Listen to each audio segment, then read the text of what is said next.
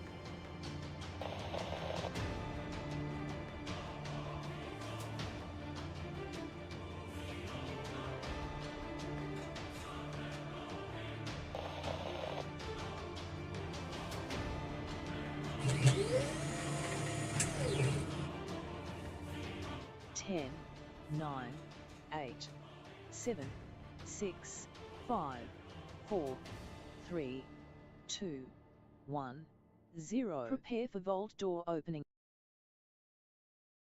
Hi, I am Sparkle, the legendary gamer dog. Welcome to Vault 45 Teamwork Tycoons. Settle in for an evening of fun with your host Kismet. Let's teleport inside.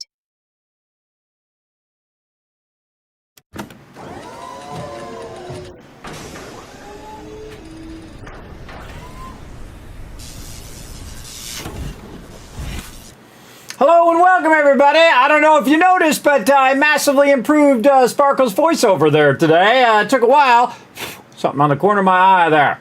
Something on the corner of my eye, always something. But yes, I massively improved that and a whole bunch of other things. I did add some commands. You can find those commands if you're watching on Twitch. You can find them down in the panels. A couple new sub commands down there: exclamation salty and exclamation bamboozled, which was a funny thing that happened in the chat. Someone's like, "This isn't whatever the name of the game was. This isn't such and such game," and someone said, "Oh, you've been bamboozled." And I thought that would be a funny command as well. Obviously, it doesn't work in this screen. Everybody got to wait for the other screen. But new sub commands for you. Working on a whole bunch of other stuff as well. Man, I was in the zone today. I redesigned my website a bit. I went in and redid my schedule. I worked on a bunch of emotes. I worked on a bunch of graphics and animations and all sorts of stuff that's coming down the line. I read hundreds of emails. I was getting tons of stuff done today, everybody. I do like to get that going. I've been working on it since like Sunday night into morning after the stream, and then Monday night, and then of course this afternoon as well. But yeah, I got it all done as well. There you go. You like that? Yes, they've massively improved that that voiceover and that syncing. It's very hard to do. But it's much better now, and I've been working on all my characters so they sync up a bit better with their voiceover lines. So again, that was one of the big dreams of mine, everybody, is to have all my little characters be animated and all that stuff.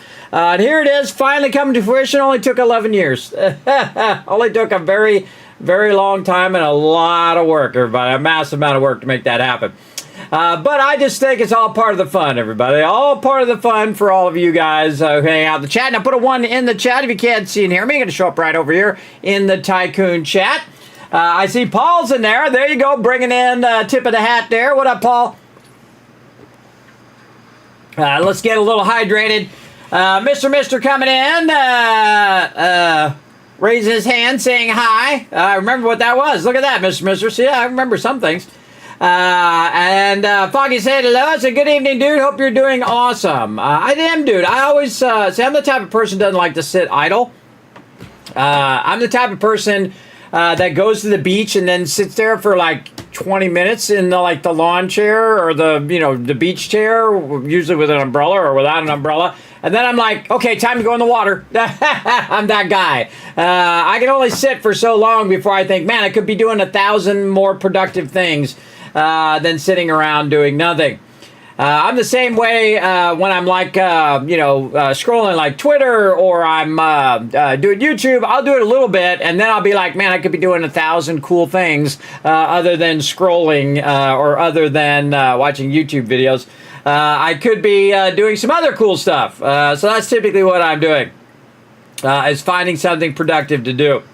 Arcos Red coming in, but sometimes you just need downtime too, everybody. Sometimes I do like to just sit. I probably watch Twitch more than anything else.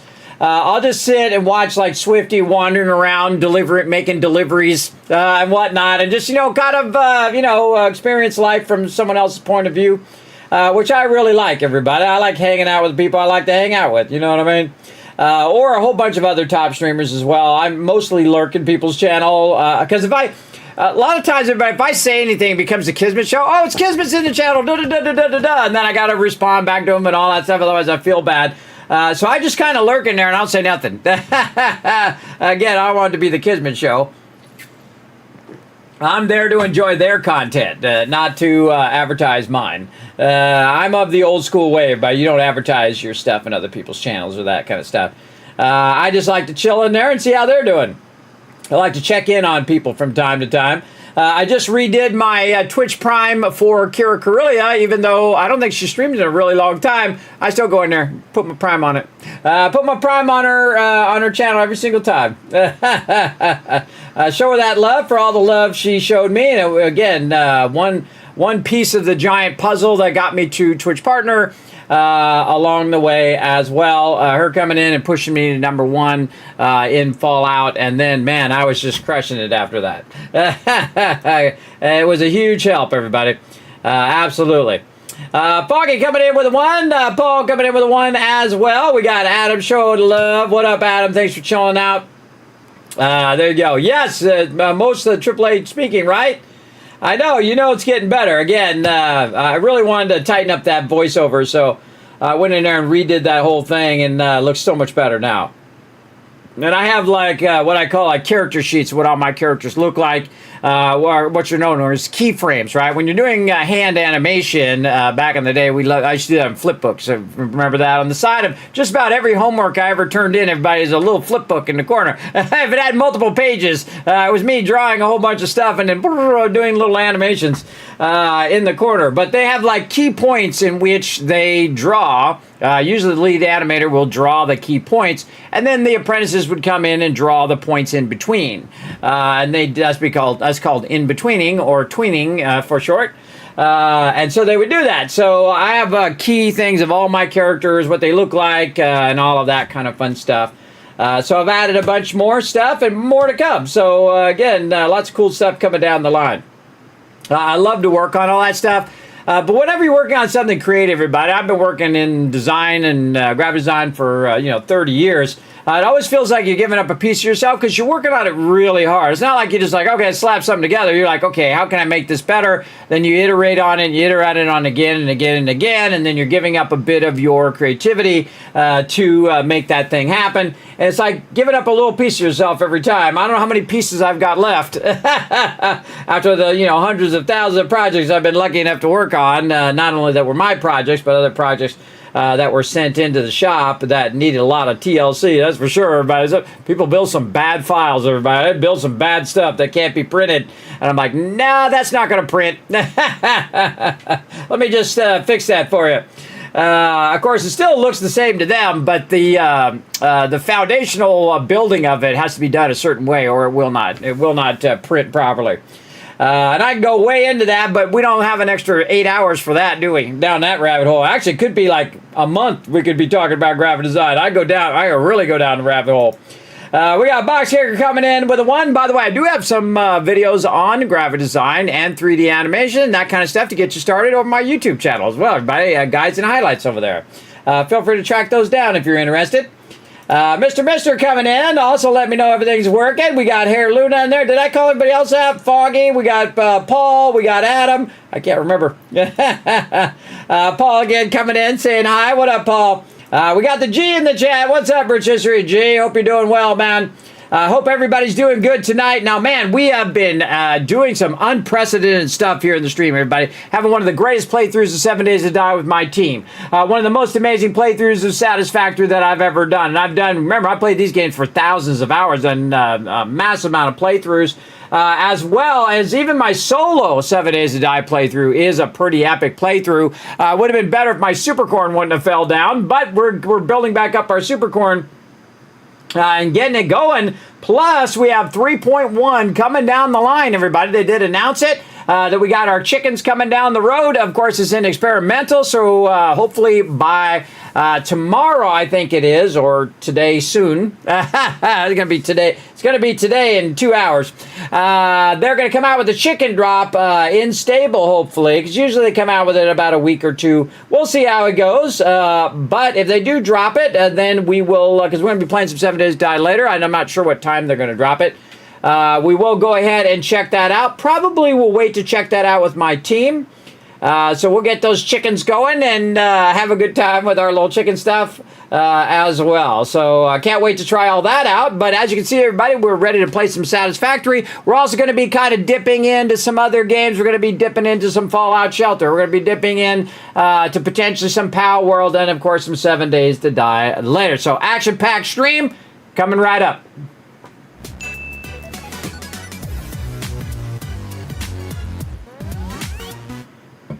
There we go. I had to rest my voice a little bit, too. I've been really pushing myself to stream a lot more. Actually, I've been doing pretty good. Pretty good. And then some days I just need time to, be creative and work on stuff for the stream.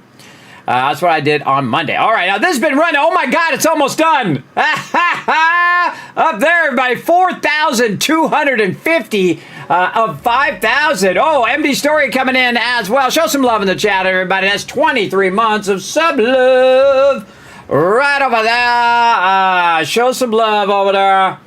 Right there. Again, everybody, you have one job. You see somebody dropping that love, everybody, they're dropping some bits. They're dropping a donation toward the Vault Van Life, or they're subbing or gifting subs. I want you to go ahead and throw a bunch of hearts in the chat because you're taking that love, you're amplifying, and boom, you're sending it right back out into the world, everybody. Let's throw it in the chat right now. Let's get it going. Big time. Now, I told you, everybody, I would find the most efficient way of doing the hardest way to play the game, and absolutely the geothermal power is the way to go. Now, off stream, everybody, I did a little bit of work to amplify it so it'd go a little bit faster.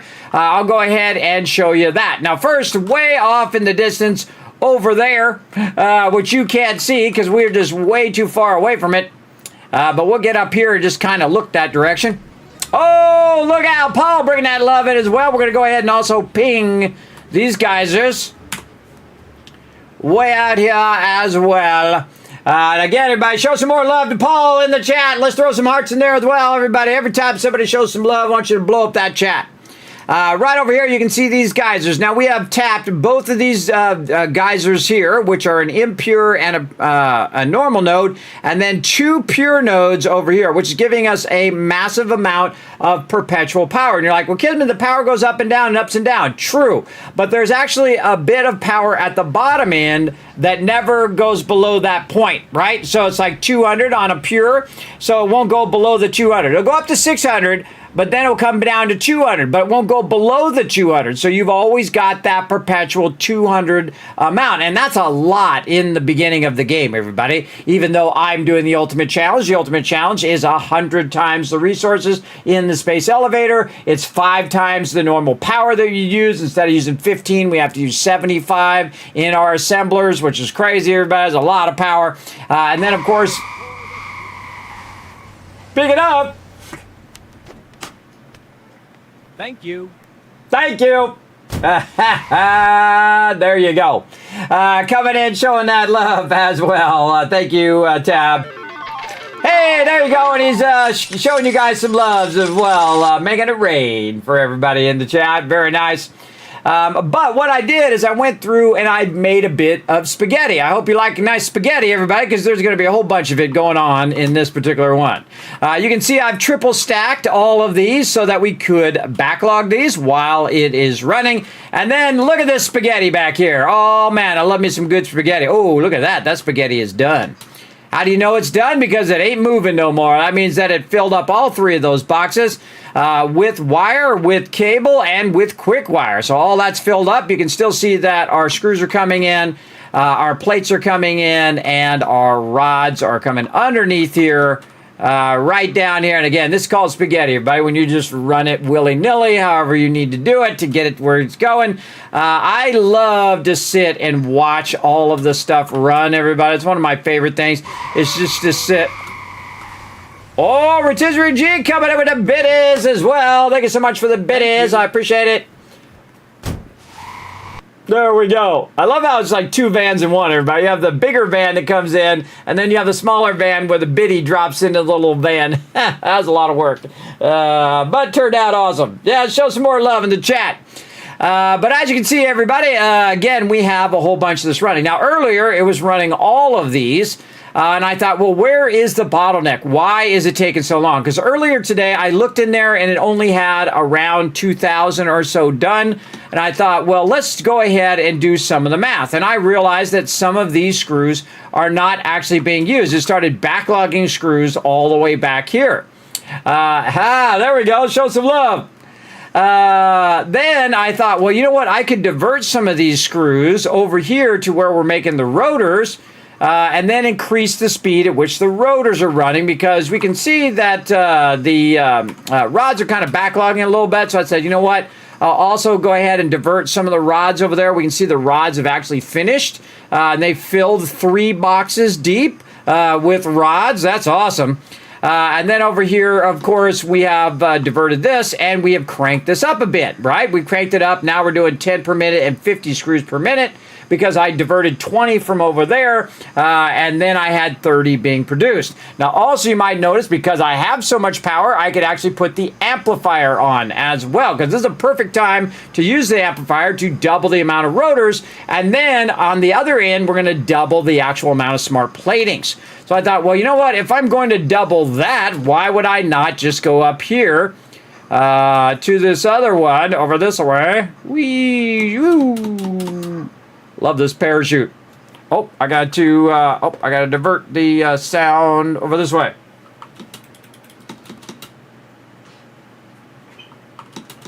Aha, there we go. I got like all the AC on right now, everybody. It was like I went to sleep. I rested up just a little bit. I've been working all day long. I rested for like an hour or two. I woke up. It was literally 90 degrees in here. Yeah. I hope you guys have been staying cool, everybody. It was so incredibly hot. I turned my AC on. I turned the other AC on here in the upstairs so that my kids don't have to hang out in 90-degree weather up here as well. And I can just cool off just my office here, but I got it all circulating so that hot air can be cooled down. It is way too hot. So what I did is I also went to the plate manufacturing, wherever that is right here. Fred in the way. I went and took the plates, which is running back and then ending up right here, which is the reinforced iron plates, right? So I thought, well, hey, I have even more power. Let's go ahead and amplify that as well. That's also 300 megawatts. So I got 300 megawatts over there, 300 megawatts here, and 300 megawatts on the final one, because that one is also doubling as well. Look at that, everybody. Isn't that awesome? And we still have plenty of power just with those 4 geysers. Now, again, you're going to see the power going up and down and up and down. Now, this one here, the orange one, who was that? Show some love. TM coming in saying the big 5-0. What up, TM? Show TM some love in the chat as well, everybody. How you doing tonight, TM? You going to do your thing? You going to do your thing? I love it every single time. I did that, and man, give me goosebumps. It's cool every time. That's when you know you've done a really cool animation, everybody. All the ones I've done for my for the peeps who have their own commands, they just turned out amazing. Very cool. Show TM some love in the chat, everybody. Now, you got these 3 different lines, everybody. You got this one right here, which is the consumption line, which you can see I'm consuming around 1,100. And the bottom of the geysers, when they're going up and down and up and down, I'm always looking at the bottom, not at the top. So the bottom of it is around 1,300. So I thought, man, I'll just overclock these. I'll go ahead and use my amplifiers, not overclock, but amplify them, and see how close I can get to that edge, and then have it keep running, because it'll never turn off. It'll never run out of resources. It'll just keep going forever. Using those geysers. And as you can see, even at the low end here, you still have a good variance there of about 200 megawatts. So again, no problem. And the actual production amount is really down at 1,100. So you've got plenty of leeway between what's actually being used and what's being produced when it comes to power. So all of that is good. It's all perpetual power, and I literally have saved myself hours and hours and hours of collecting. I mean, I don't even know how many hours. A lot, hundreds of hours of just collecting biofuel. I don't have to do that. Just because I went around to all of the crash ships and I tried to grab as much resources as I could from every single ship everywhere in the world and brought it back to my base, and that allowed me to get really far in the MAM to those geysers. And then I was able to put the geysers down. It's able to give me some power that's really solid power, and then some adjustable power up above. But that's one of the things. You can use that lower power and actually produce all the things that you need. Now, in phase 1, the things that I need are these basics over here, right? I need some concrete. I need some plates that you saw go by there. I need rods, which I now have 3 boxes full of rods. They're pretty sweet. I need screws, I need wire, I need cable. All 3 of those are full, plus the ones that are back over there too, so that'd actually be 4 boxes. We have a bunch of this that we got while we were running around. We picked that up, and then also 4 boxes here all the way back up there, which are 3 boxes here, and then all the way back to that other box would make 4 boxes of quick wire. So we've got an absolute ton of it all. And what I did here, everybody, is a little bit of a trick. All right, hold on. We got to get him unstuck. Get out of there. What are you doing, Fred? He's always doing something weird. One of the tricks that I use, everybody, is if you want to span a long way, but you don't want to use up your belts because you may not have that many reinforced iron plates, you just go ahead and make a small connection. Then you can use your Mark IIs, and then you put a box, because the box is way cheaper than to actually run the line. And you can see that it spans this distance, and then you do another connection and another box and another connection and another box. You can see that? So it saved me lots and lots of these things, because this way I could use it for these really long lines. Now, really what we need to do is to clean up this spaghetti mess. Now, I would suggest that we go ahead and let it run until it gets to 5,000, get into the next phase where we're getting our next belts and we can do new stuff. And I would actually move this over the top of there where it was in the center of all the nodes that we're using, and then we could feed them into the general area.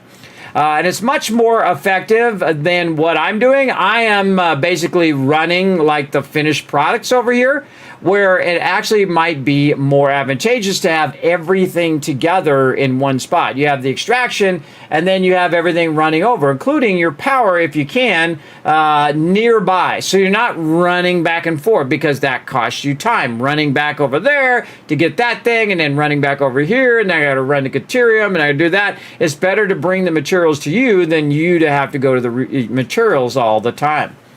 Now, I'm actually producing way more reinforced iron plates than I am rotors, and that's just because the nature of how much that stuff takes. You can see I have tons of it in there. I have another box full. Wow, okay. Oh, okay. I got 2 boxes full of that. Nice. Now, another thing that we could do to speed production along is to amplify the amount of resources that are going into this one, right? So if this one is the bottleneck, if it's not making enough, right now it's making 2 per minute. Let's go see how much. And again, by the way, if you go along these things, you can actually use these to accelerate yourself. Whee! Like this to get it to go faster. That's old school there. See, this one's making 10 reinforced iron plates per minute. That's a lot. Holy mackerel. That's a lot of them suckers. I don't think it's actually doing that because I think we have burnt up our excess, because I had a bunch of excess screws in here. So now I think it's struggling for screws. Yes, it is.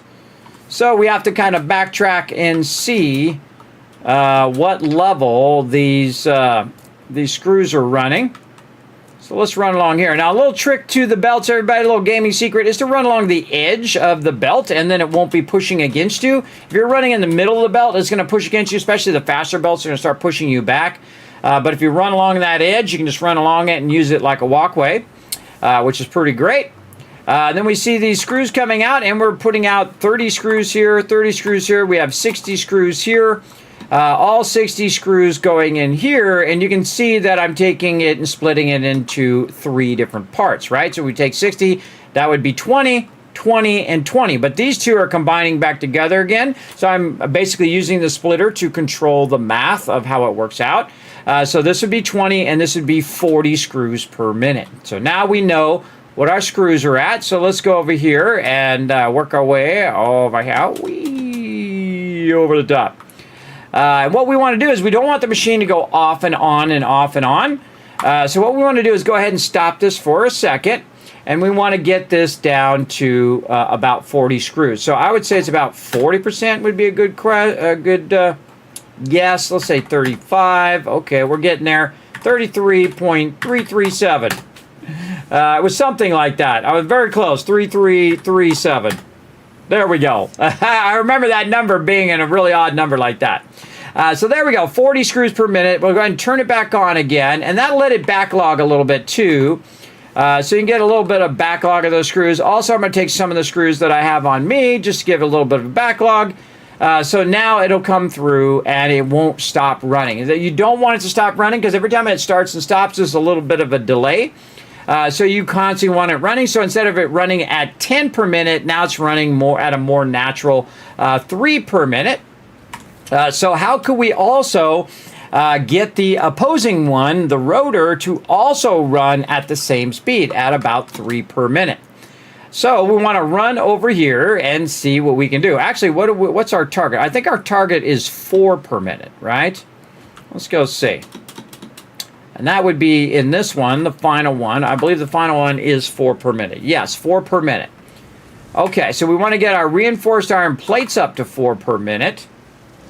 Let's see. What would we need to get that up to that? So, 50%? No, 40%.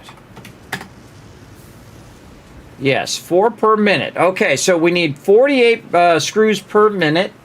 And we need 24 plates per minute.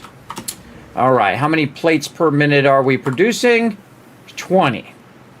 So we've got to get it up to 40. Now, one of the things we'll probably want to do before we start adding stuff and adjusting things up even more is we want to definitely go find these ones that we did mark up here somewhere. Yeah, right here. Go find some more geysers and tap some more power, and then combine all of those together in power, and then bring that power back down to our base. And that's a really high level area right there too, but we've been up there. You can see we've been there. I gotta remember how to get up there. I think it's like we go this way, yeah, right there, and then we go up here and then find our way up there somehow. And then I remember there's also a way up this way. We could run all the way around and go up that way, or we could just run to here and then maybe use a ramp or something to get up there. But I'd like to tap those 3. Now, before we do those, though, we're going to need some high-speed connectors. I see we got 75 there. That's probably what I need. But let's just go ahead and double-check. Okay, so I'm going to need to make a bunch of, where'd they go? Electronics, yes, high-speed connectors. Now, to do the geysers, we need 25 high-speed connectors. Now, all the other stuff, I have a bunch of that laying around because we went and again collected all that stuff. So really, it's the high-speed connectors that we need. So we need 25 each. I think that's why I set that up before. We'll open this, we'll add this to the to-do list, and we'll say, okay, we need 25, but we need 3 of them. So we need 75 of each of those high-speed connectors. So we need 1,500 cable, 8,400 quick wire, and 150 circuit boards. And I can tell you, we probably got that. And then we got the circuit boards because, again, we ran around and we looked for crash ships. Oh, man, we got plenty. I got 200 just in a single stack there. Then we need 1,500 of this, so we'll just keep going until we got that. See, that's what's nice about running the factory on the server, is that the server has the power of time. It can just keep running around. I'm just going to put it all in there and take one stack out just for the sake of speed. Then we'll run over here and we will make these connectors just like that. How awesome is that? And so we'll go and we'll tap some more power, because the more power we have, the more stuff we can produce, right? And the more we can amplify and accelerate our ability to do those 5,000 smart platings. Normally you only have to do 50, and we're doing 5,000, which is the ultimate difficulty, everybody, the ultimate toughness in Satisfactory. I love taking on the toughest challenges because you learn so much doing that. When you really challenge yourself in things. When I was doing this, I thought, well, I could do it manually. That's a way of doing it. And then use the biofuel for doing it. And that was very efficient. We learned that you can do it that way. But once I realized you could get to the geyser and unlock the geyser, and I know that it has an up and down of it, but I know there was a minimum amount that it would run. I wasn't sure what it was. I haven't used them in forever. So I ran out there, I put one in there and had 200 power. And 200 power is a lot. That's a lot at this stage of the game. And so at least it would let me run some plates or some rods, or let me run some stuff. And then I thought, oh, wait, there's another pure one right there. Boom, let's hit that one. Now we got 400 power. And then we have another 100 and 150 power that we added to it. And then, of course, they're amplifying each other. And so the high end is up higher because they're kind of alternating in the way that they go. So we have this kind of higher middle area of where it's bottoming out. And the more of them you add to the system, the higher that kind of bottom edge is. So the second we get these done, we can run out there and get it done. Now, we want to make sure we do bring a lot of stuff for our running of our wires and whatnot. And that might be a good idea to do here once this is done, too, to put some wire and some quick wire and plates and all that stuff in the dimensional depot. But let's get all these done first. And you only have to have one of them that's right on target. Like, we got just enough of the cable so that we could do 75. And this way you don't end up doing, 200 or 50 or whatever. You can actually aim it right toward what you need. Because, again, I don't want to burn up any extra resources if I don't need them. But I really like these because now we can just go around the whole world and just find every geyser we could find, tap it into some power, run those power lines, and GG's. But this is a lock now, everybody. This is an absolute lock on getting this done, because I could just let it run. I just come back next week and that'll be done. Absolutely. You've seen we already went from like about 700 or 800 to about 2,000 earlier, and then I went and updated all the production so that it is actually doubling the production, and then it went whoa, and then it made a whole lot, as you can see.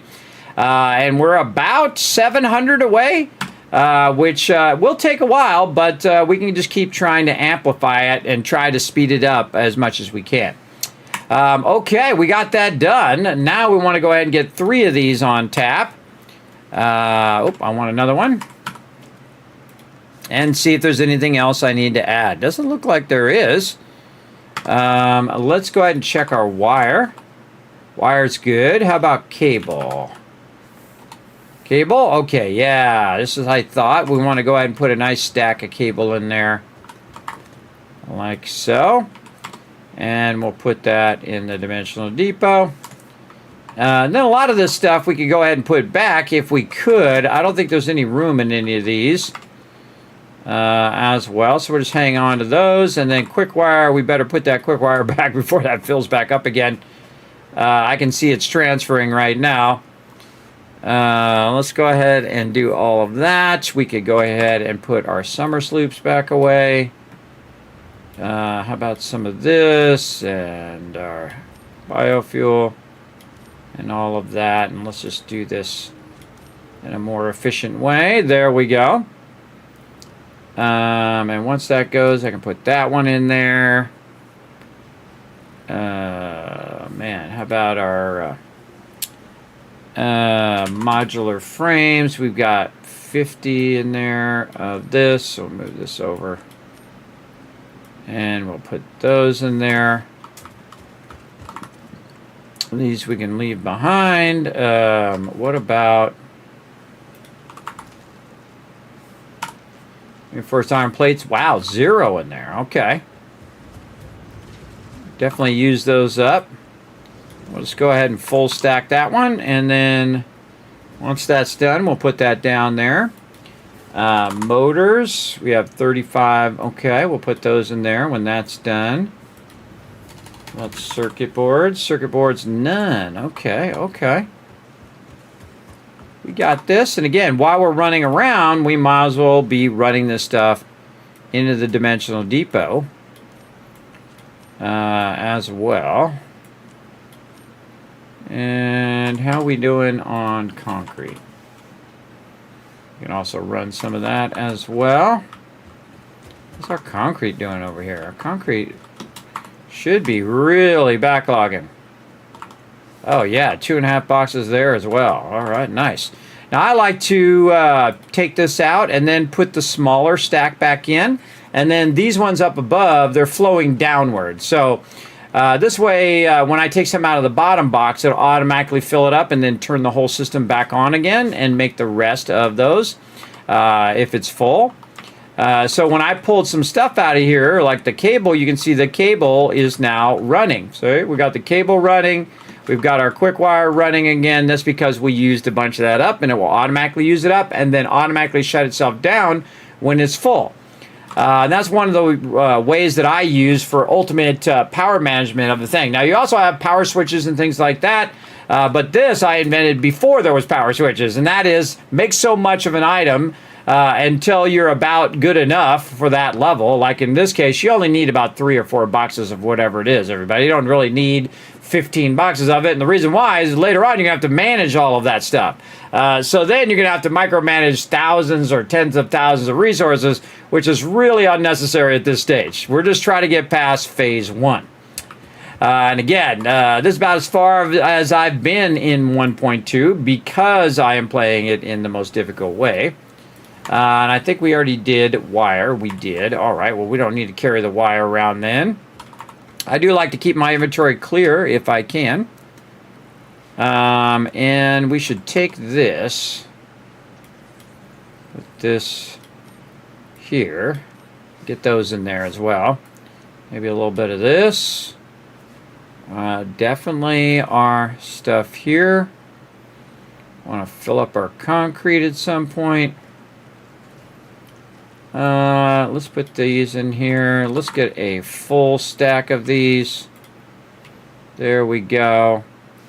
We're already doing rods.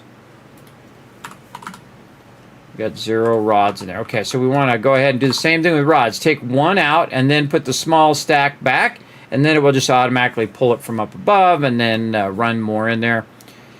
So these need to go in there. This needs to go in there. We already have a stack of cable going. Might be able to sneak some cable in here before it fills. Yep. Because these belts are going really slow. They're going at 120. So it's not like it's going to instantly fill those boxes. It should be fine. Let's see if we can organize these in such a way that... there we go. And then we can just pull these... pull this one here, and that one there, and this one here once these are all done. And I kind of feel like also we could take this out and put the 51 in here. Like so now. So we'll put 38, 50, 50, 51, 75, 100, 94, and then the rest of those. Should be good. And we might put some of those barrels in there too. Yeah, put some barrels in there while we're at it. I wonder if we have a nice stack of barrels somewhere. Stack of barrels somewhere. Not really that much, but we have a little bit. We'll go ahead and stack those in there as well. All right, we're ready to go. I'm flying around in here. All right, we're ready to rock and roll. Yeah, see, now it says I don't have enough wire. Even though I have 500 wire. Oh, I need 750 wire. Oh, okay, glad I looked. I always double check before I leave the base that I have enough. Now I have another stack of it in here, but it needs around 1,000 or 750, so I'm going to bring about 1,000 wire. Motors, we got those converting right now, so we've got plenty of those. Modular frames are going in there right now, but I think modular frames only stack to 50. So we might want to get some more of those out. I see we need 75 of those. We've got 16 more here. Maybe 79. Yes. Okay, good. Oh, and we already have as many of those as we can put in there. So let's put those back over there. Alrighty. Anything else? Because we're not going around and... oh, modular frames are full. Let's see. So let's move these up. Put all those in there, and then, oh, this is 35. I try to do them based on how many there are, because this one will get it done a little faster. And then this. And then these over here. Yeah, and that just puts it away in the thing so that we'll have it when we get there. We have the high-speed connectors on us, so we all good. All right, now what we want to do is track where that's at. Actually, we need to go this way. And we could probably just drive our way through there. Yeah, I think we could do that. We might want to actually take this out. And just make ourselves a little bit of biofuel. Now, the cool thing is I don't have to make that much now. Before, we would have to make a whole bunch because we would use the biomass burners, but we don't need to do that right now. And we're going to need a lot more than just 8. Let's check that bio. Solid biofuel here. We have 3 in there. Yeah, not that much. Not that much in there.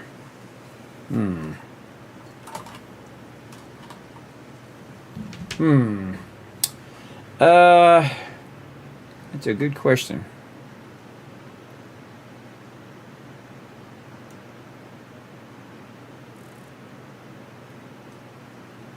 Probably should go collect some. Let's go collect some. We're using the biofuel that we just got. Now, last time when I was using biofuel, I literally went and cut down just forests full of trees. Every tree that you could see that currently is still alive right now, because again, we did a new playthrough, but you couldn't see any trees anywhere. They were gone. I mean, all back in there, all back that way, this way, the other way, all those trees gone. But again, this time we don't have to cut that many trees down, just some trees and some resources for our vehicle here. I think if we put a nice stack of 200 in there, it should be fine.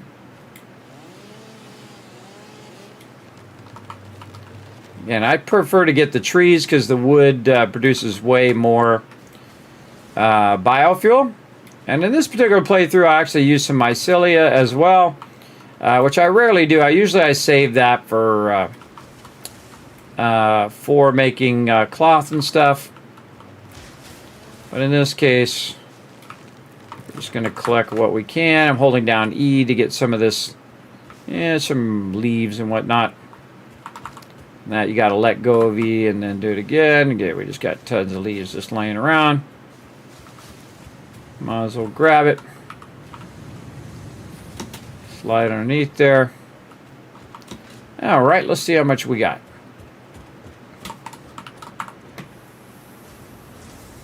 Oh, that was a bunch. I could use alien biomass there, but I don't like to do that. It uses up my protein, and I could be using that protein for making heal stuff.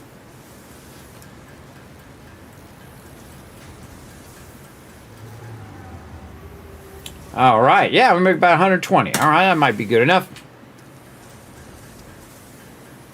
I did unlock the buggy as well, which is pretty crazy to do it this early.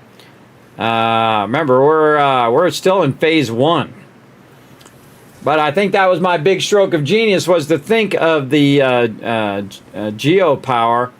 geothermal power, because I've never really used that for my base ever. I mean, I used it just to see what it was, and I go, oh, cool, and then I went and made turbo fuel instead. And whatever else I did, nuclear power or coal power, because normally that's what I beeline straight toward. But if you think about it, the geothermal generator has no overhead. There's nothing, you don't have to extract any resource or anything else. You just put that down and bam, that's it. You've got a certain amount of power from that.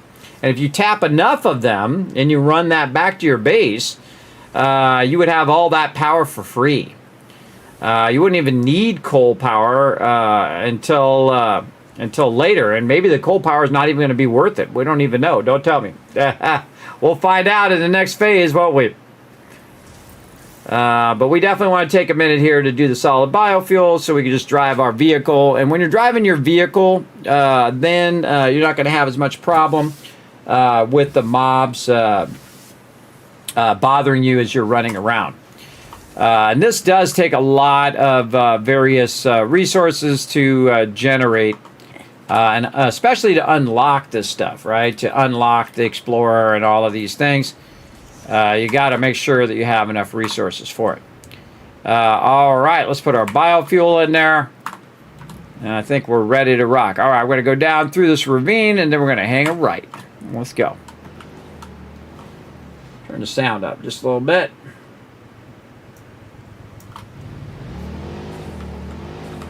There we go.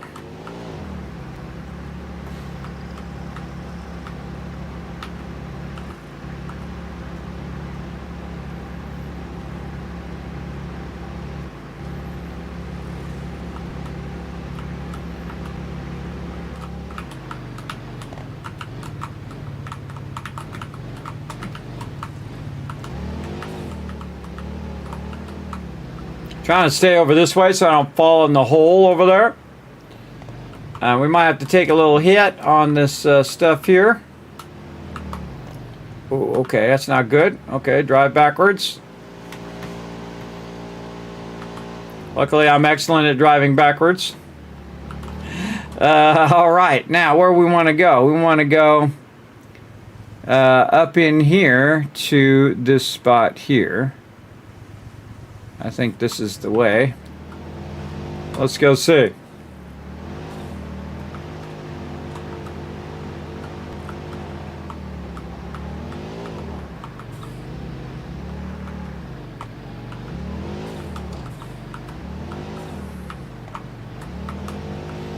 Yeah, we want to kind of seek the higher ground.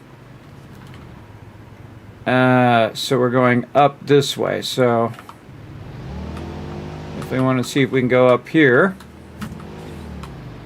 Oh yeah, see this is going, oop. Thing loves to spin out for some reason. And you can see there's kind of like a natural road. It's letting us kind of cruise through here.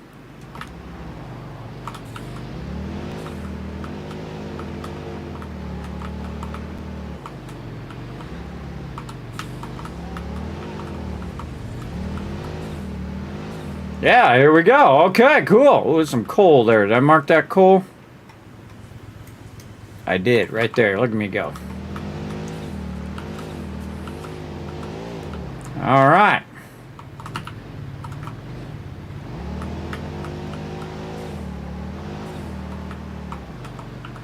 Okay, where we going now? Now we're going to this one.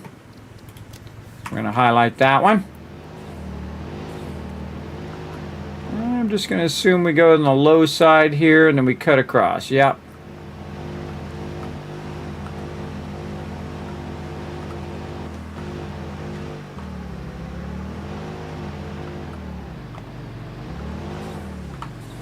Okay, we got a bit of a problem there, but I think we just kind of dipped through here with our vehicle. Whoa, why does it keep doing that at the worst times? Okay, wow, okay. I don't know if that's the best way to go.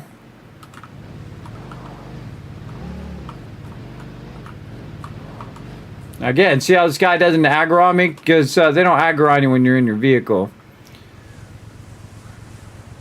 I feel like maybe we might want to go around the other way. I think we went over this way before and then made our way up on the edge. Let's go take a look.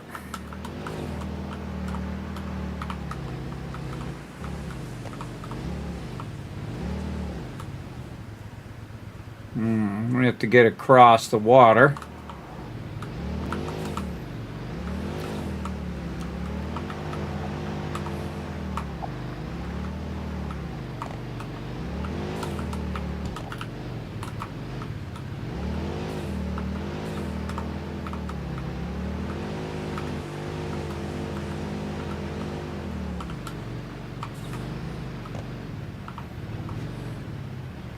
Summer sloop right there. And that outcropping right there. We'll be back for all of these things later.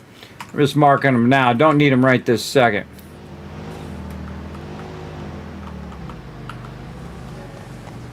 Oh, comes Kismet Love Trade.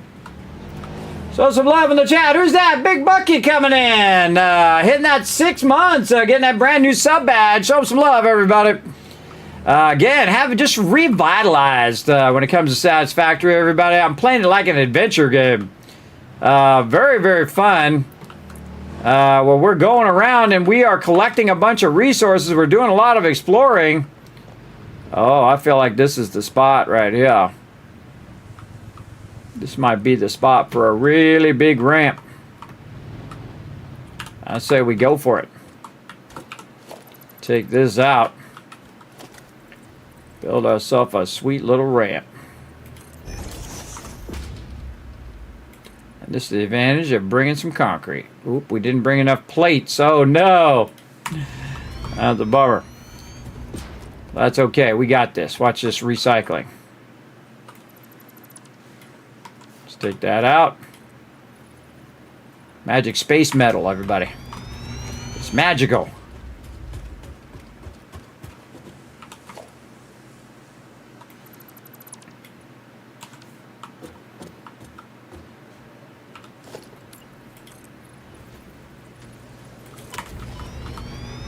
Oh, somebody's hit me. Over there. Whoa!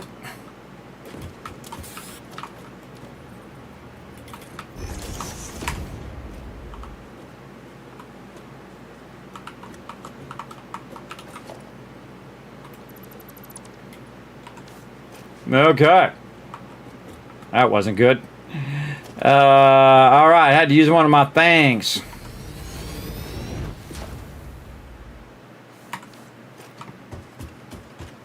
Might as well just use another one. Got one left.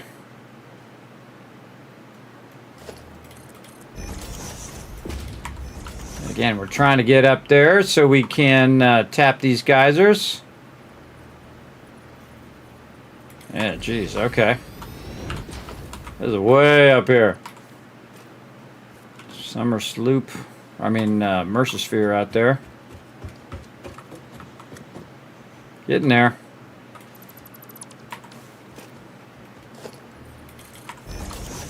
Again, the power of building.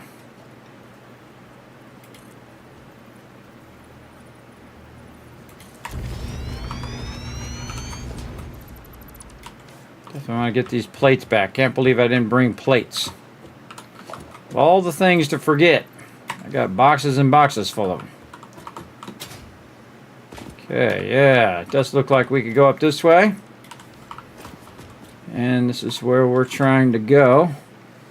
Oh, actually, it's behind us. That way.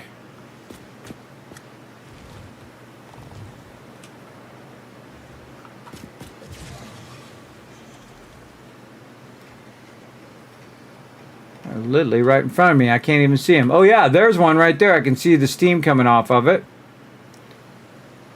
Can we stealth our way in there? Maybe.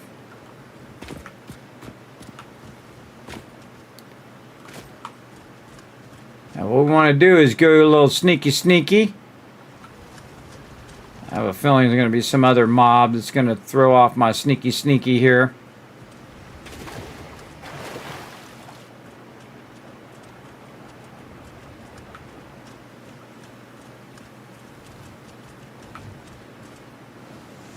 Where'd it go? There it is. Yeah, there's a big boar over there. And what I want to do is sneak over to this without that boar seeing me, so I can get rid of this.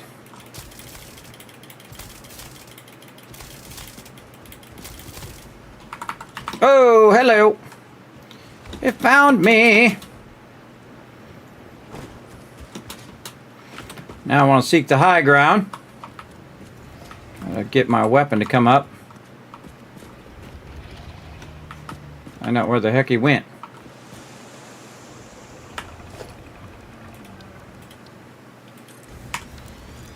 There's number one.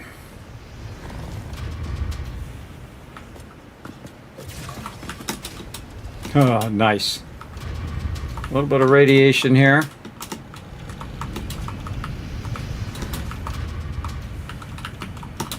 Stuck. There we go. Trying to get away from this radiation if I can.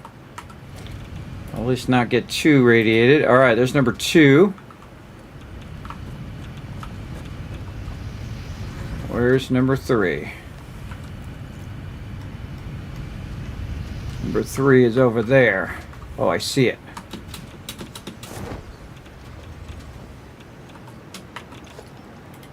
Bingo.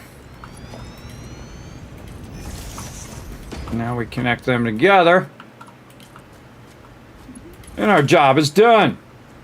Alright, now we want to go home. We want to bring all this power with us.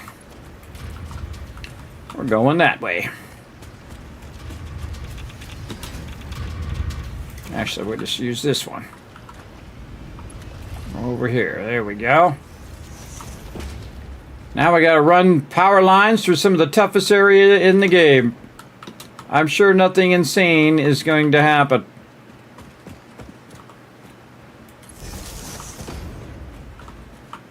There is a Mercer sphere over there, which hopefully I did mark.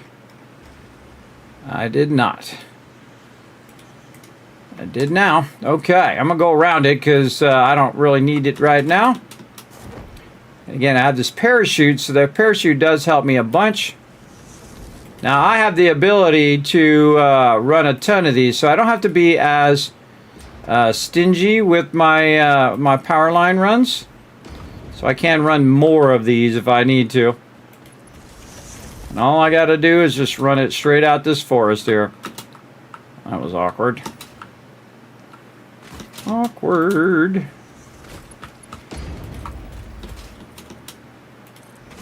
And don't really care about the stuff right now. Trying to get this power run. Later on we can use the bigger ones too that span a much further distance. That's not a priority right this second.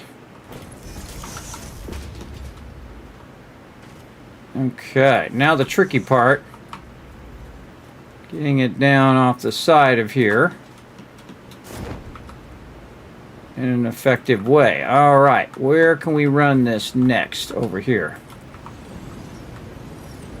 Down there, and because we have the parachute, we can just parachute down. Now, later on, we can get the zip line, and we could actually use this as a way of transporting. I'm going to say to the left here. Really difficult to do this, by the way, when it is kind of shaky like that, but you do what you got to do. And just look at it as a way of cheering it down.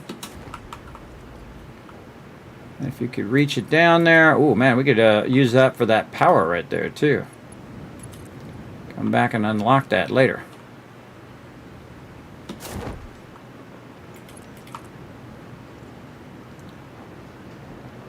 Okay. I'm pressing C to drop down with the parachute. So I can just kind of see what I'm doing here. And then we're just going to move across here. Now this is normally what I do in the later stage when I have my hover pack. Is just basically float around using the power lines. But again, we're in phase 1 here, everybody. We got a lot more smart platings to go. And sometimes they're really awkward to actually hit. All right. Speaking of awkward, get on up there. Now we got to make our way up the side here. Bring this back this way. Might be able to get up via the corner here using the parachute. You try to ride the edge line of this, but it doesn't always work. And luckily we got our plates back so we can just use our ramp.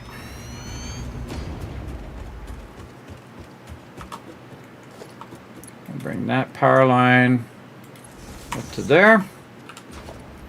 Don't like to leave my... Whoop! Took out one too many.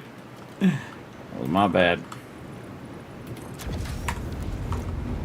Gotta figure a way to turn that server restart off. Ooh, went right over the top. Alright, alright. Okay, come on. Land on the thing, guy. There we go. Alright, make sure not to take the one that's out from under you out of there, but luckily we had the parachute, so we were able to recover. There we go. Actually, I could have just done this and floated over here. That works. Also, by the way, you do have the ability to go up the line if it's not too steep. So you can use your thing and actually go up. As well, which is pretty cool, I think. Yeah, I got some stuff over here too. Looks like water. Looks like the aguas. That's a lot of power, but those are pure nodes. And so that's like 600 power right there, which is basically as much as we already have. So when we tie this into our system, this is going to be really sweet. And we'll check it before we tie it in as well. Most likely we should tie it in right here. Now here's a little trick also. Say I wanted to make a separation right here in this middle one. Great little gaming secret for you. You just go ahead and get your pole. You aim at the corner here or at the wire itself, and then it will automatically split the wire. And that will make it easy for you to go ahead and bring this down. Now I'm going to leave a little bit of a gap here. Just so I can see how much power is being produced here. Yeah, so on the low end here, it's actually about 1,000. Because again, some of them are going up and some of them are going down based on which ones I put down. So it's going to give you that extra capacity because we have them matched together. So just this alone is 1,000 power. And then we tie it into the rest. And then our power is just going to jump, everybody. Look at that. Holy mackerel. All right. And then we want to see it on the low end. Wow, it's barely recognizable right now.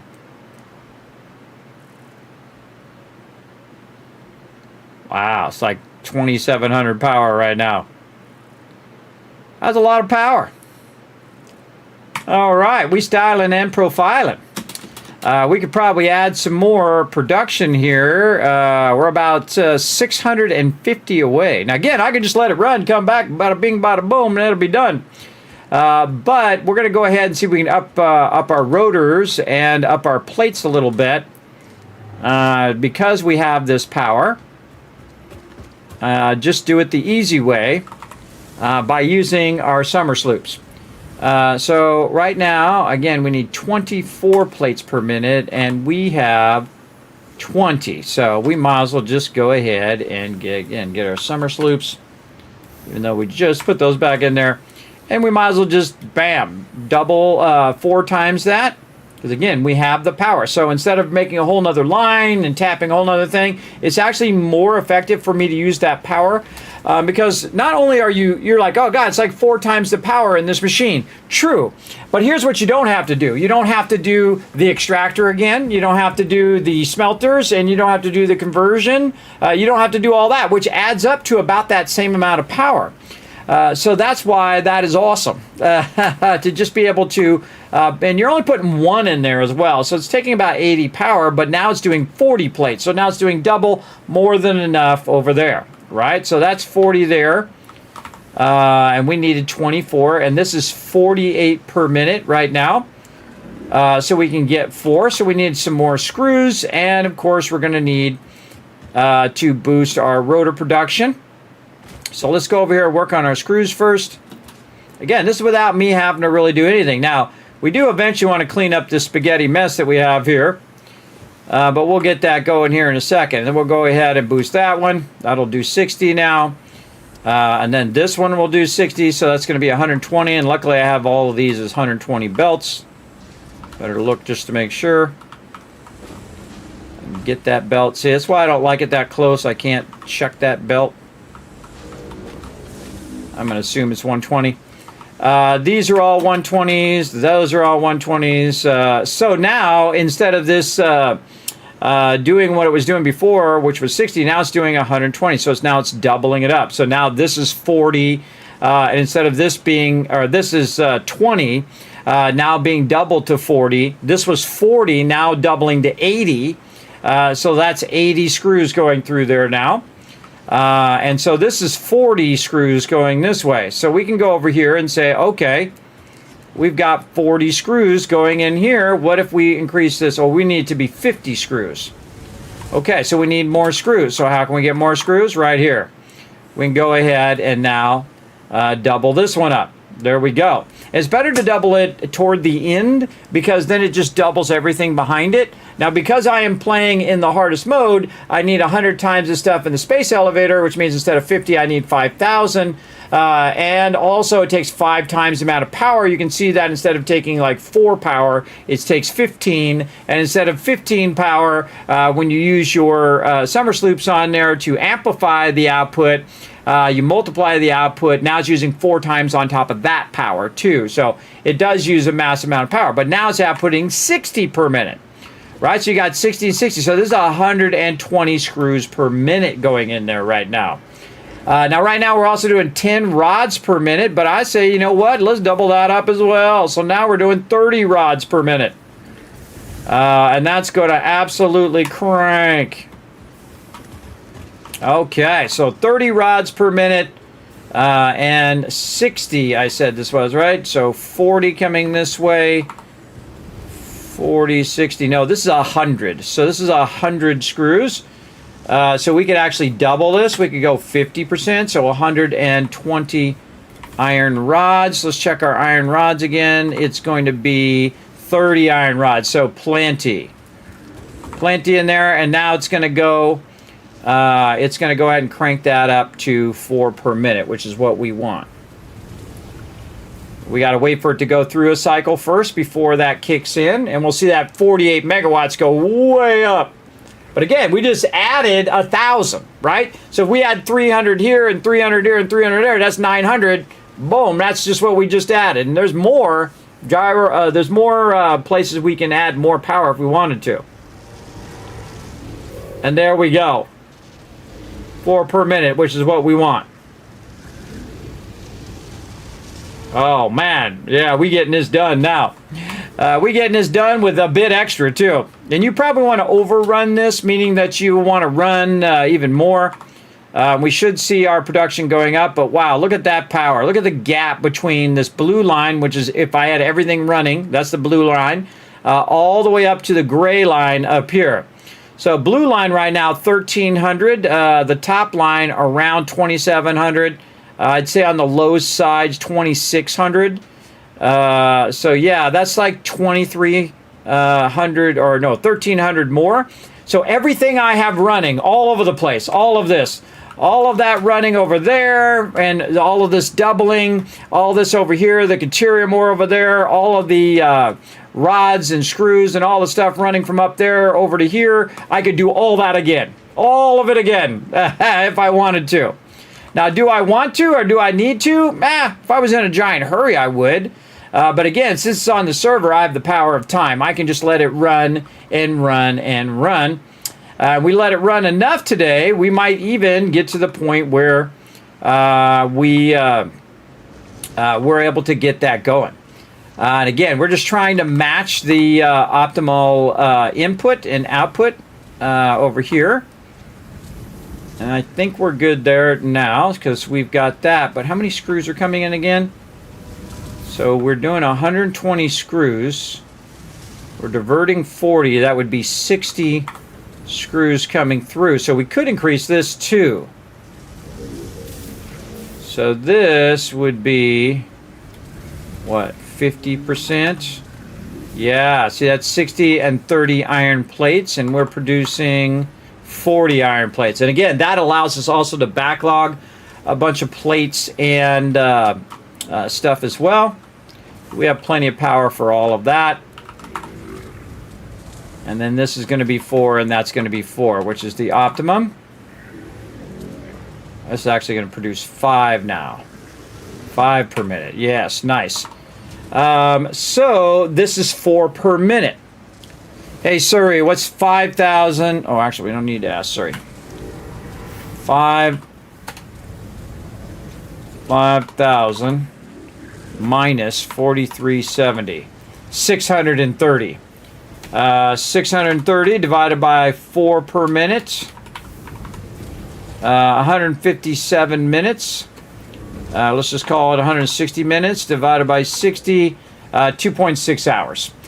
So instead of it taking another 100 hours, which is what it was going to take, I've now gotten it down to 3 hours, roughly. So it's going to take about 3 hours, and that'll be, we're at 5,000 plates, which is awesome. Now, I do want to come in here and clean all this up and get it going, but we'll wait until we get to the next stage.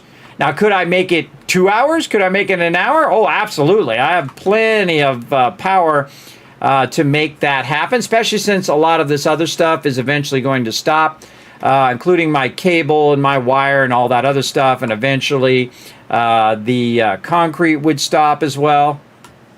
But there's really not unless you're in a hurry, there really consistency is the key. It's just consistently bringing in that concrete right now. It's not really fast, but it's consistently doing it, and it's doing it 24/7. It's just going to keep running that concrete as much as I need. Now, again, I could go around and get the rest of the geysers, but really it's like a point of return, right? So is it going to be worth my time investment to go get all those geysers right now? Probably not. Probably better for us to just let it run for a bit until it hits that 5,000 in a couple hours, and then bam, we good. We good. So we're going to probably lock that in today, everybody.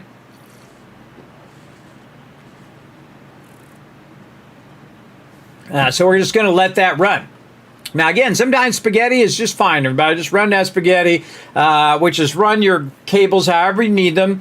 In the beginning, a lot of people were like, Kismet, don't use the spaghetti. Well, you can in the beginning, and then what I like to do is clean all this up in the next phase, though I could do it right now. I go through and just run all the rare resource or all the base resources over here, flatten out a base, reorganize all of that, and have it all in straight lines and make it all pretty and all that stuff. I feel like it's really not that necessary, everybody. It's working, it's running. There's nothing else I really need to do. I love to watch the resources run, though. See how the resources are coming by. That's very cool. You can see the plates down below. You can see the concrete going by. This is probably one of my favorite shots of Satisfactory when all the stuff is running. And we can get this other stuff running, too. All we got to do is just take something out of here. We take a stack of this out of here. Take a stack of that out of there. Now we got everything running. And then also on the rods over here, too. My rod's at right here. Yeah, I'll take a stack of that out. Now we got it all running. It'll run all that stuff in there. Yeah, see? I proved it's possible, everybody, to play the game in the hardest mode. Pretty awesome too, man. Again, I don't know why I never used those geysers, but again, usually I just go straight for coal power. But this is forcing me to play a different way because you really need to think outside the box. Because again, collecting hundreds of hours of biofuel, everybody, is going to be rough. Or even you doing it manually when you only have to come over for a minute or two and queue it, but it still takes time. It takes like a half hour, then you have to come back, queue it up again, wait another half hour, queue it up again. That takes time too because you're stopping and starting whatever else you're working on at the same time. So that's pretty awesome. So we're just going to kind of let that run. Now I think we should just take a little side trip over here. We're going to go ahead and launch some Fallout Shelter and see how our shelter is doing. And again, we're going to be playing multiple games at the same time because Satisfactory doesn't really need our attention. In fact, I don't even need to be in Satisfactory. I actually can just log out. And I'll show you. We're at 40, well, obviously, because we just logged in and there was thousands of them done. But 4386 is where we're at right now. Hey, Siri, set a timer for 2 hours and 30 minutes called Smart Plates. All right, so we're going to check back just in case I get sidetracked, everybody. Just in case I get massively sidetracked. So I'm just going to drop to the main menu. Now, the server will keep running even if I'm not on there.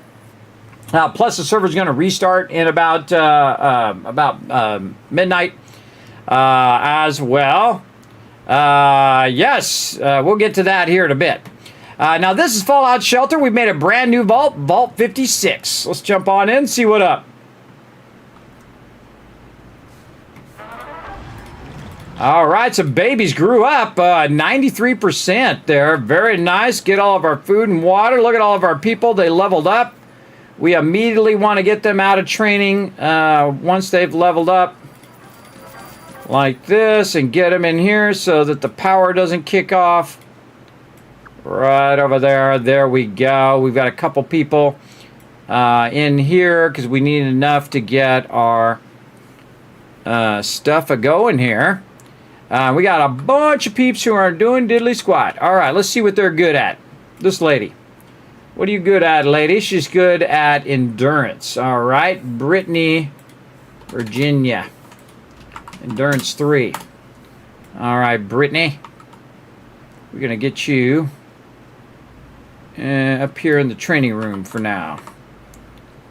All right, let's get this lady. Put her in the training room and this one in the training room. And while you're running, I'm going to see what you got special stat. You do, okay. She has got perception 3. Okay, we'll wait till she gets up there and check her stats. This guy is a strength guy. He's strength 3. Again, I look at any of them that are level 3s, and then I can go ahead and say, is there anybody better than this particular person? Definitely looks like it. So I'm going to go ahead and put him here in the strength thing first, though. And that's just to keep them from walking around or wandering around my base, so I can go ahead and just kind of look at them as they're walking around. This girl is also strength. Let's get her into here. There we go. So she's strength 3. Awesome. She better than somebody in here? Yeah, see, she's better than somebody in there. So I'm going to go ahead and run him in here instead. Again, we got a power problem right now. We got to get our power popping off here. There it is. All right, nice. Okay, what's this guy got? He's got strength as well. So we got strength 3 on him. Oh, I think I hear the mysterious stranger right there in the vault door. Nice. I think the sound is down. There we go. I got some level ups. Okay, so this guy... Oh, this guy is what? He's charisma. Okay. Charisma 3 on that dude. Okay, he's not very useful right now, but we'll do what we got to do. All right, this lady, she's a E3. This lady is charisma 3. Perception 3. All right, let's see if this guy's better in perception. Oh, that's my guy from down there.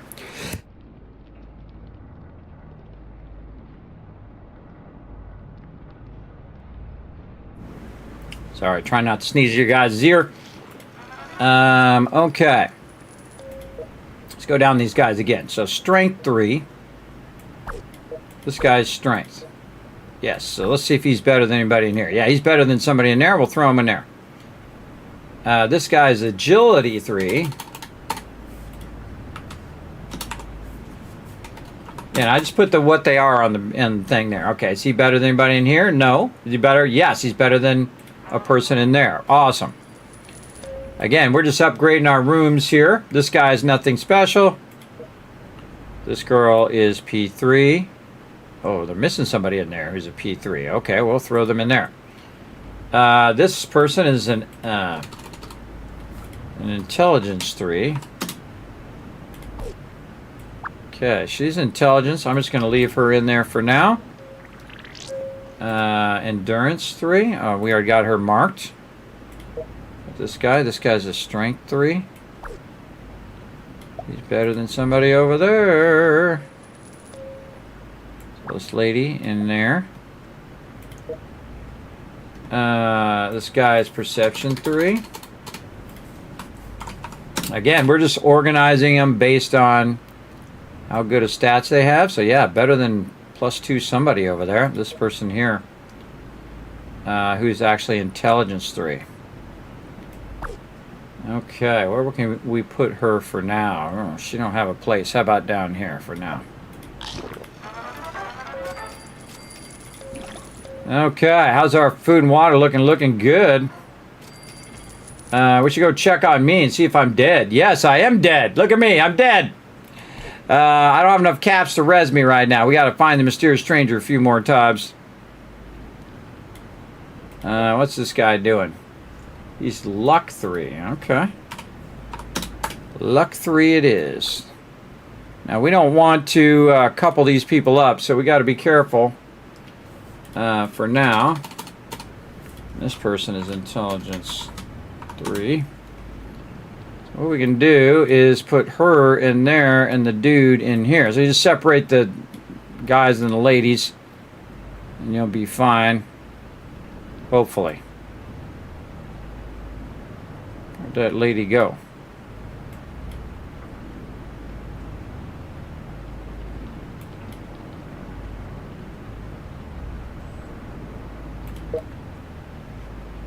She's a strength 3. They're just wandering around, so I'm just trying to track down who's good at what. No good there, and actually worse off there. Okay, so this lady I'm going to put right there. And then instead of resing me in the wasteland, what I'm going to do is go ahead and add a little bit more to the power generator here. Since she is a strength 3, we can put her up there to help with that power generation. Alright, anybody else a strength 3 in here? Yep. Intelligence,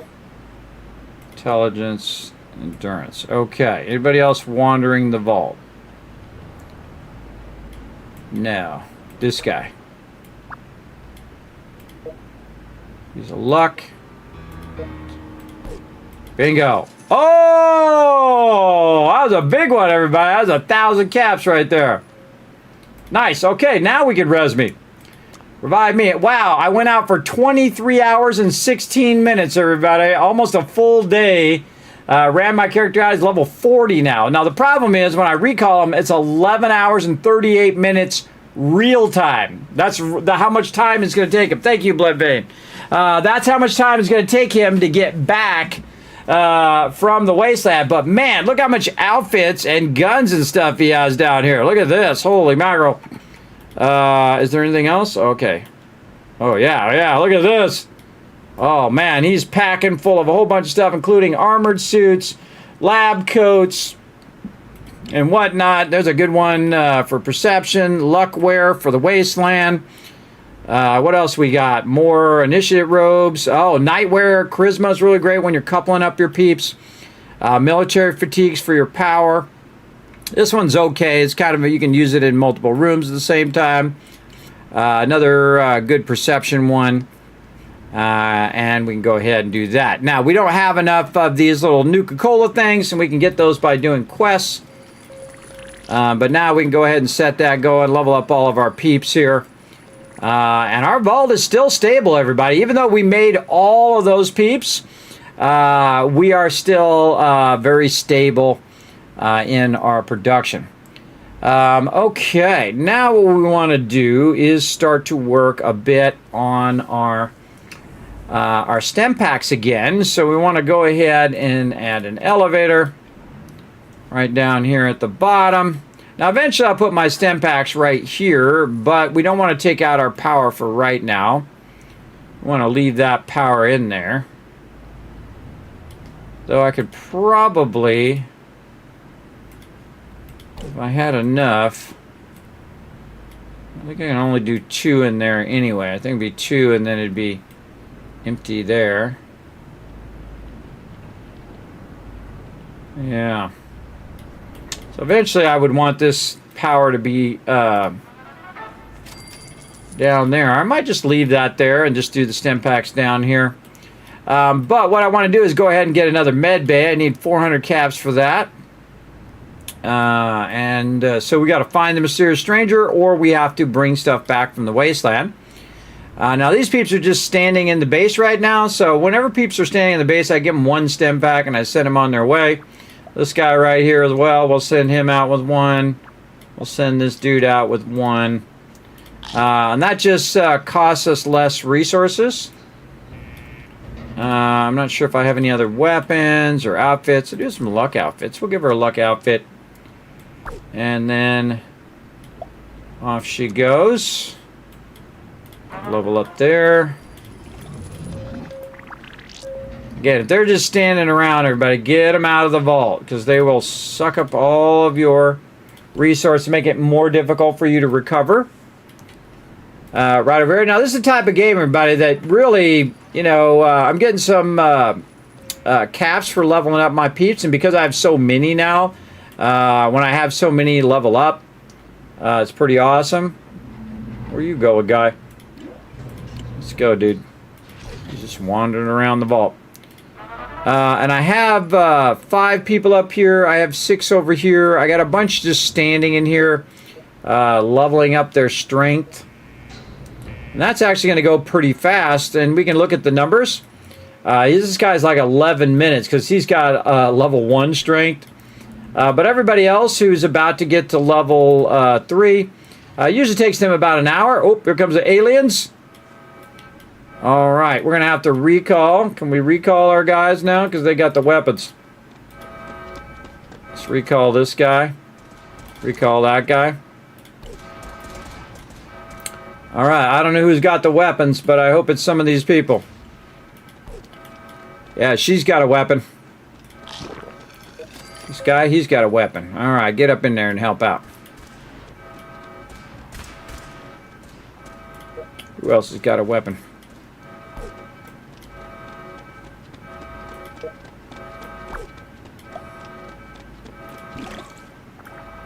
Honestly, I can't remember. Usually my peeps at the top are the ones with the weapons.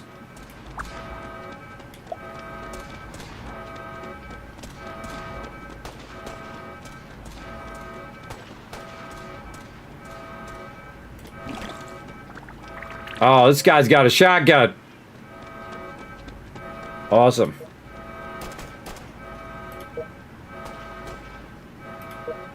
This one. Get her down there. And whoever had that shotgun, we'll put him there. This guy with the shotgun here. Definitely need to work on these weapons. The reason why I'm putting them in here is because they're eventually going to run that way. We can wipe them all out. This gives us some caps too. Then he's going to walk in that room and that dude's got a shotty.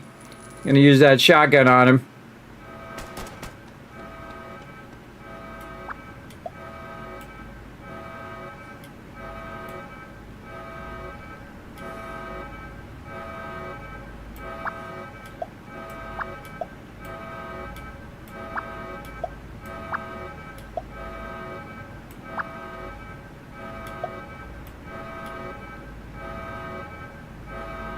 I don't know where this guy's going. I think he's going here and then he's going to go there.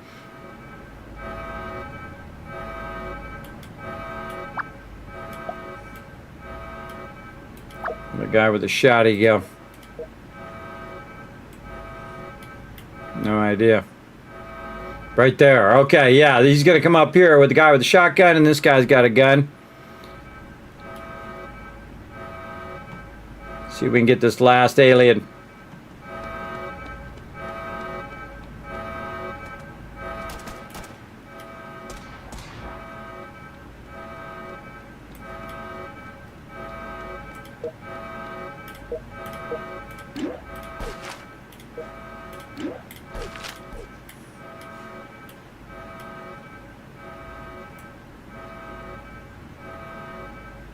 Where'd he go? Oh, he's running out now. All right, almost got him. Is he going down or is he going up? He's going down.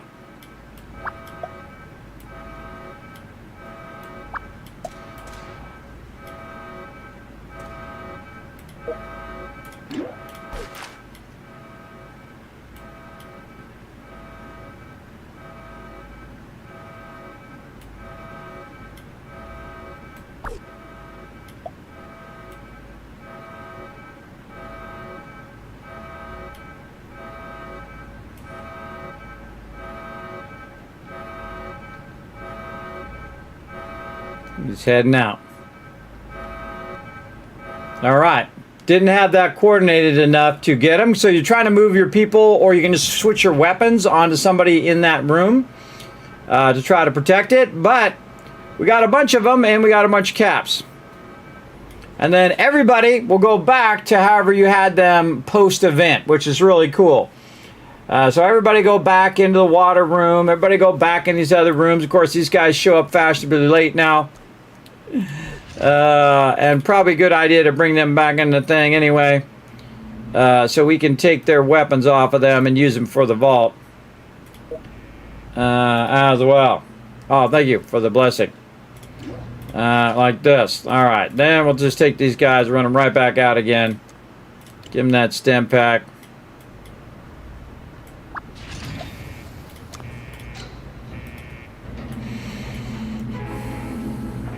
Oh, I heard the mysterious stranger there. We missed him. That's okay. Run them back out of the vault to try to recover our water and our food. Then we want to go through and take all the weapons and switch them to the peeps up here. Also, we want to bring our strongest peeps up here at the top. So we're going to bring this guy here, and we're going to give him... we should be able to show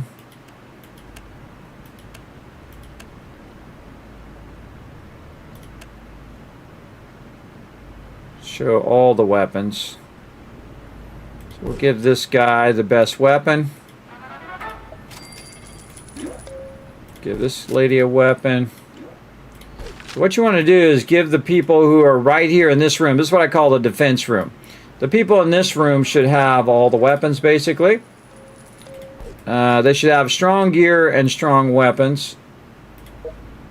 And I forget how to show all the weapons. Yes. This will show me all the ones that are equipped. But I can't remember who's got what.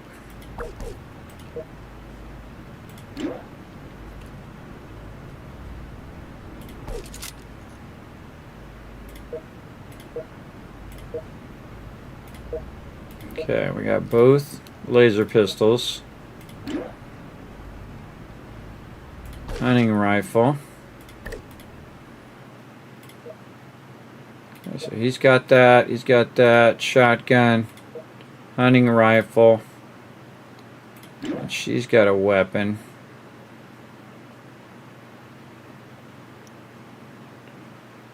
This guy, lever action rifle. Okay, so now these guys have got the best stuff. Now again, when they're getting attacked, you can just take it off of them and put it on the other ones. We definitely need to get all this stuff going. There we go, catching up a bit. Again, our goal is just to go ahead and let all these peeps run. Then also, when my character comes back, he's probably going to have a massive amount of caps. Yeah, 1795. Now, each time these guys die in the wasteland, it costs me 1,000 to res them. What I really want to do is kind of let some of these people go ahead and level up. It's kind of annoying, that thing in the way. Okay, she's 7 minutes. He's 3 minutes. You really want to keep this full. So you put people in there when during the day, and then you put your primary people in there, what I call night mode. So the people who are going to take like 4 or 5 hours to get 1 point, you throw all the toughest, strongest peeps into that room there. Which is why I had them down here, but I really want to put them all up here now. So this is S3, S3, S3, S3. All right, those are all real strong contenders there. These are S2s, S3 there, S2. Now she's an S3, and she has... Oh, she's a strength 4 now because she leveled up. Yeah, okay, so she's strength 4. She's pretty strong. So we're going to put her back. On an inventory. There we go, country girl. Okay, we'll put her back in here, and we'll pull whoever it decides out of there. And then we need to take her weapon off. Put that weapon on her. All right, there we go. Again, these will be my tops peeps.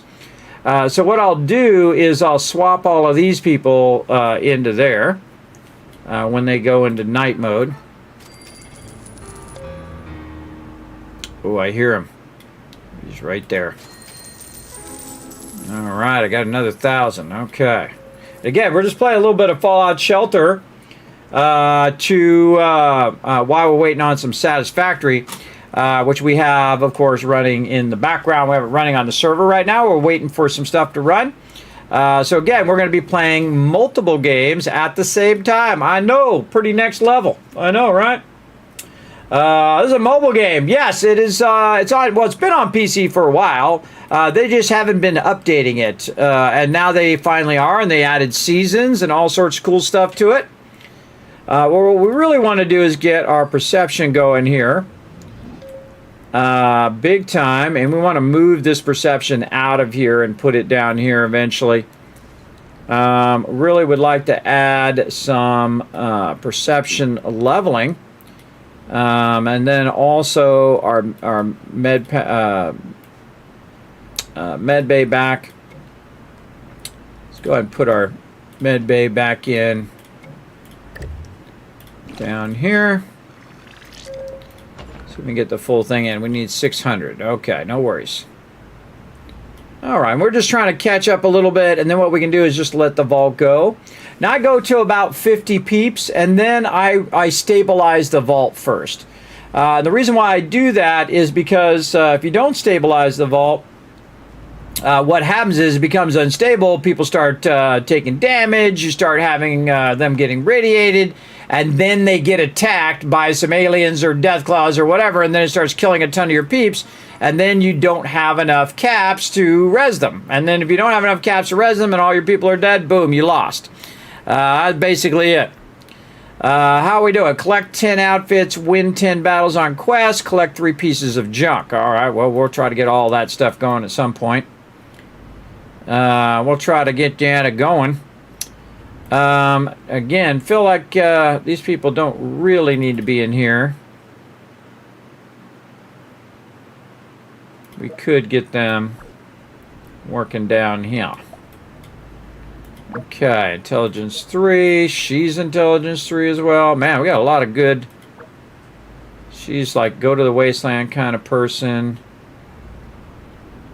Intelligence 2. Another intelligence 3. Wow. All right.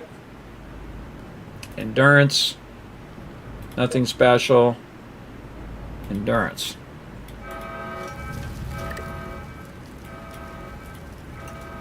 Okay, definitely want to recall these guys again. So we want to use these guys in there. This guy's luck. She's intelligence as well. So we call those two guys back. That'll put us at that. Yeah, we need that other person back. We want to get our intelligence thing maxing out so we can get that going. That's a lot of intelligence. Oh, another one too. That's pretty crazy. All right.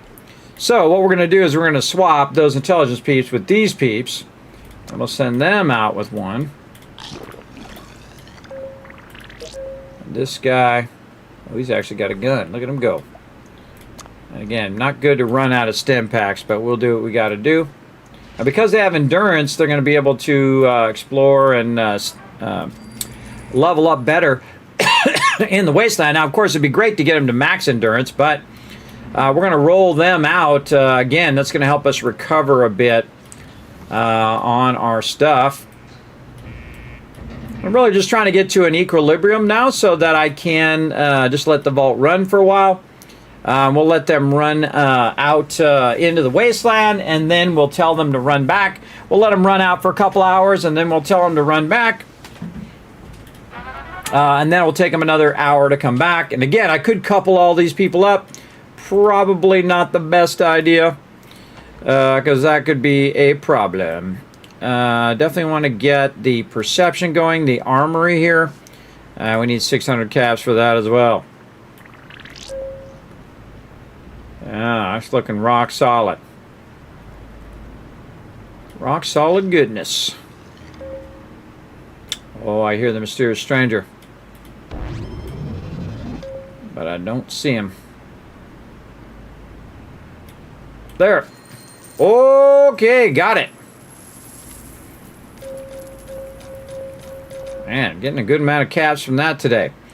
I say we go ahead and finish our science lab. No, our med bay. Science lab is rataways. We need stim packs right now. And there we go. Full stim pack room. Very nice. We get our peeps to come back here in a bit. We'll be able to fill that whole entire thing up. And we'll be making tons of stim packs. How are we doing right now? 14 minutes. But we are going to get 4 stim packs, so that's good. We definitely need more peeps in there. And we definitely want to move our stuff down. And actually probably start putting this down the side here. Right here. Probably double stacking it. And just kind of stack it all the way down the side. Keeping it away. Now what I eventually will do when I have a lot of caps is I'll just drill this straight down to the bottom of the vault, and then I will work my way up on the side with storage and with the living quarters, and that's so I can keep it separate from the rest of the vault. And sometimes I'll just put it right at the very bottom down here and just kind of work my way up while I'm working my way down with this vault over here. And of course you got a lot of rocks and stuff you have to take out to keep that going. Wow, okay, our food's looking real good. Our perception definitely could use some love. All right, here they come. Let's get in here, guy. You know, right where to put him. Right in there.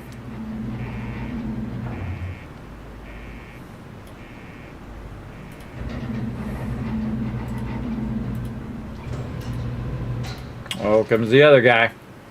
She's a couple minutes. Look what he got. Take him. Him in there. All right, now down to 7 minutes and 30 seconds. Let's see what it is when he gets in there.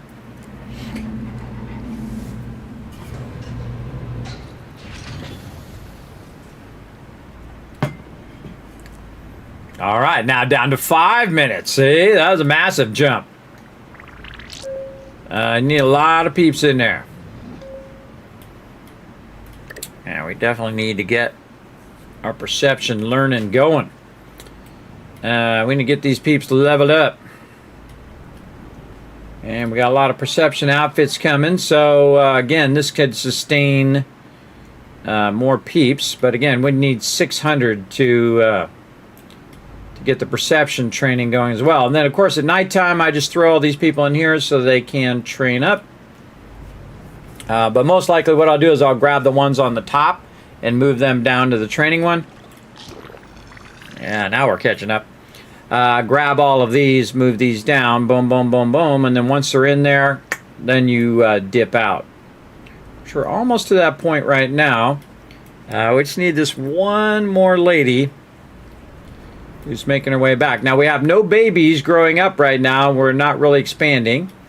Again, I usually go like 24, and then I go almost about 50, and then I stop there because that's pretty much all that I need to unlock a bunch of this. And you can see I have a ton of stuff unlocked, including all the way to the game room. So we have all of our training available. And then these ones are the higher end of all of the stuff, your nuclear reactor, your water purifier, and your gardens. So this will help you get more, but really not necessary to rush to that.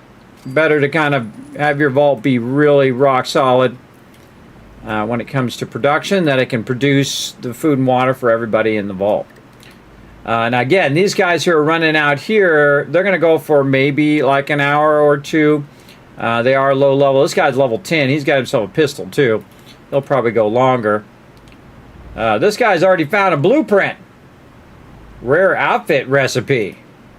He's only 5 minutes out. Hey, you know what? Bring that back, bro. Actually, never mind. Give a hold of that. I can't make it anyway. I need the thing. It just dawned on me. I would need the weapon workshop. Oh, I heard the mysterious stranger disappeared.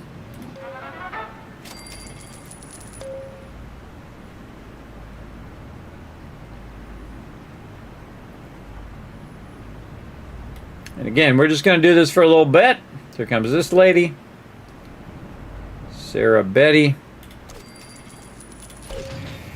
Let's go ahead and take this luck outfit off of her.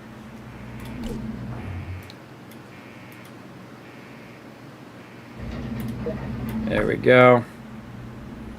Get her down here, and it's going to go from 2 minutes and 20 seconds. Now, it doesn't count till she gets down in there. Boom, there we go. Just cut like 20 seconds off of there. And now they're going to pump out stem packs like crazy. 4 each round. And there we go. Pretty rock solid. Anybody else coming back? We've got 6 peeps in the wasteland right now. Other than my character, which is making his way back. She hasn't really found much, and she's taking a lot of damage, but she's about to level up. See, when she levels up, she gets all that healing back again. Plus, she also has a stem pack. Already got 11. Now, obviously, you're trying to catch them before they die. This person does not have a stem pack, and got a long way to go on that level. Still got a stem pack. Probably will level up before needing the stem pack. Great there. Oh yeah, definitely level up before needing the stem pack. So they're going to be going for a while. All right, now what we can do at this point, we got everything set up. Everything's looking good. We're going to wait for this one right here to come up. We're going to click it, and we're going to put people in what I call night mode, meaning that they're going to sit there and level up a bit. Especially you're going to be out for a while. Like if you're going to sleep and you're going to come up back in like 8 hours, boom, that's the time to put your most leveled up ones in there. So say like this guy here, he's pretty high level. He's an S5. So we're just going to grab everybody in here real quick, drag them into here. And then you're going to get ready to dip out.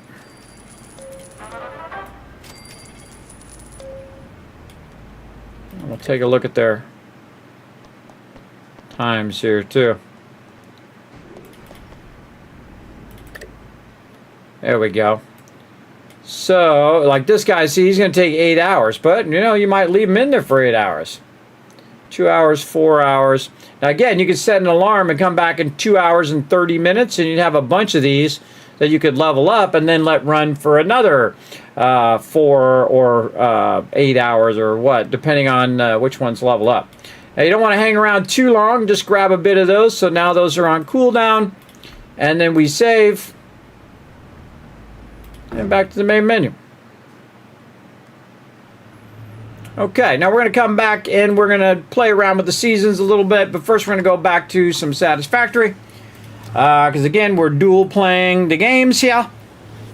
So we're going to jump back into Satisfactory. We've been letting it run in the background. I want to see where we're at now. Oh my God, 2 hours have already gone by. Let's see. Oh, look at that, everybody. About 475 away from unlocking the hardest mode possible. 5,000 of these. And again, I say that's a perfect time probably to take a little break. We'll go ahead and let this run. Let's go ahead and take a little break. And then when we come back, we'll go around and maybe get some more geyser power. Because that'll give us something to do while we're waiting for the rest of that. Also, I could get out of Fallout Shelter for right now, so we don't hear it in the background. There we go. Like this, and I don't actually need to be on the server because the server's going to restart me here in a minute. So I'll go back to the main menu there. Then we're going to go ahead and get some words on stream going. Let's go ahead and press all the buttons, flip all the switches, and away you all go. All right, so enjoy some words on stream. We're going to take a little break and come back and do some more Satisfactory.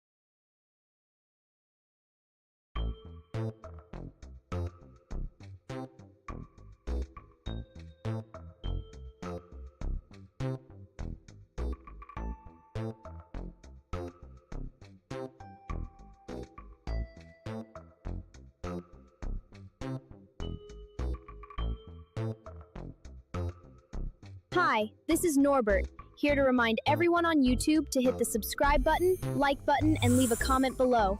All good vault dwellers and dragons leave comments. You can also become a member on YouTube. If you're on Twitch, drop a follow and consider using your Twitch Prime. Thanks, Kismet will be back from AFK soon.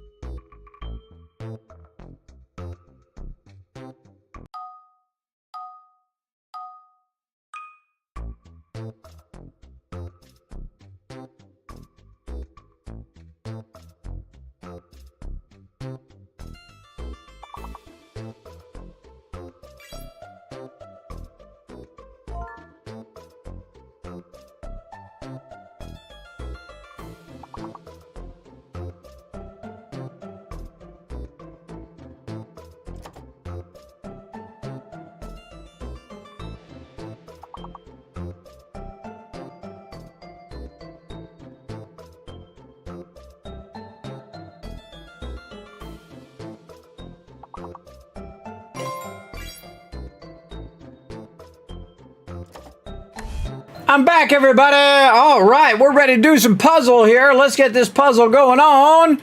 Hopefully you're all doing good tonight. We get every one of these words. Everybody going to give you 5,000 caps right now. What do we got? We got division. So we got vision is a word. You got that one. Scion. What? Void. You already got void. Ions. That's a good one. SNOD. SOIN. BION. DION.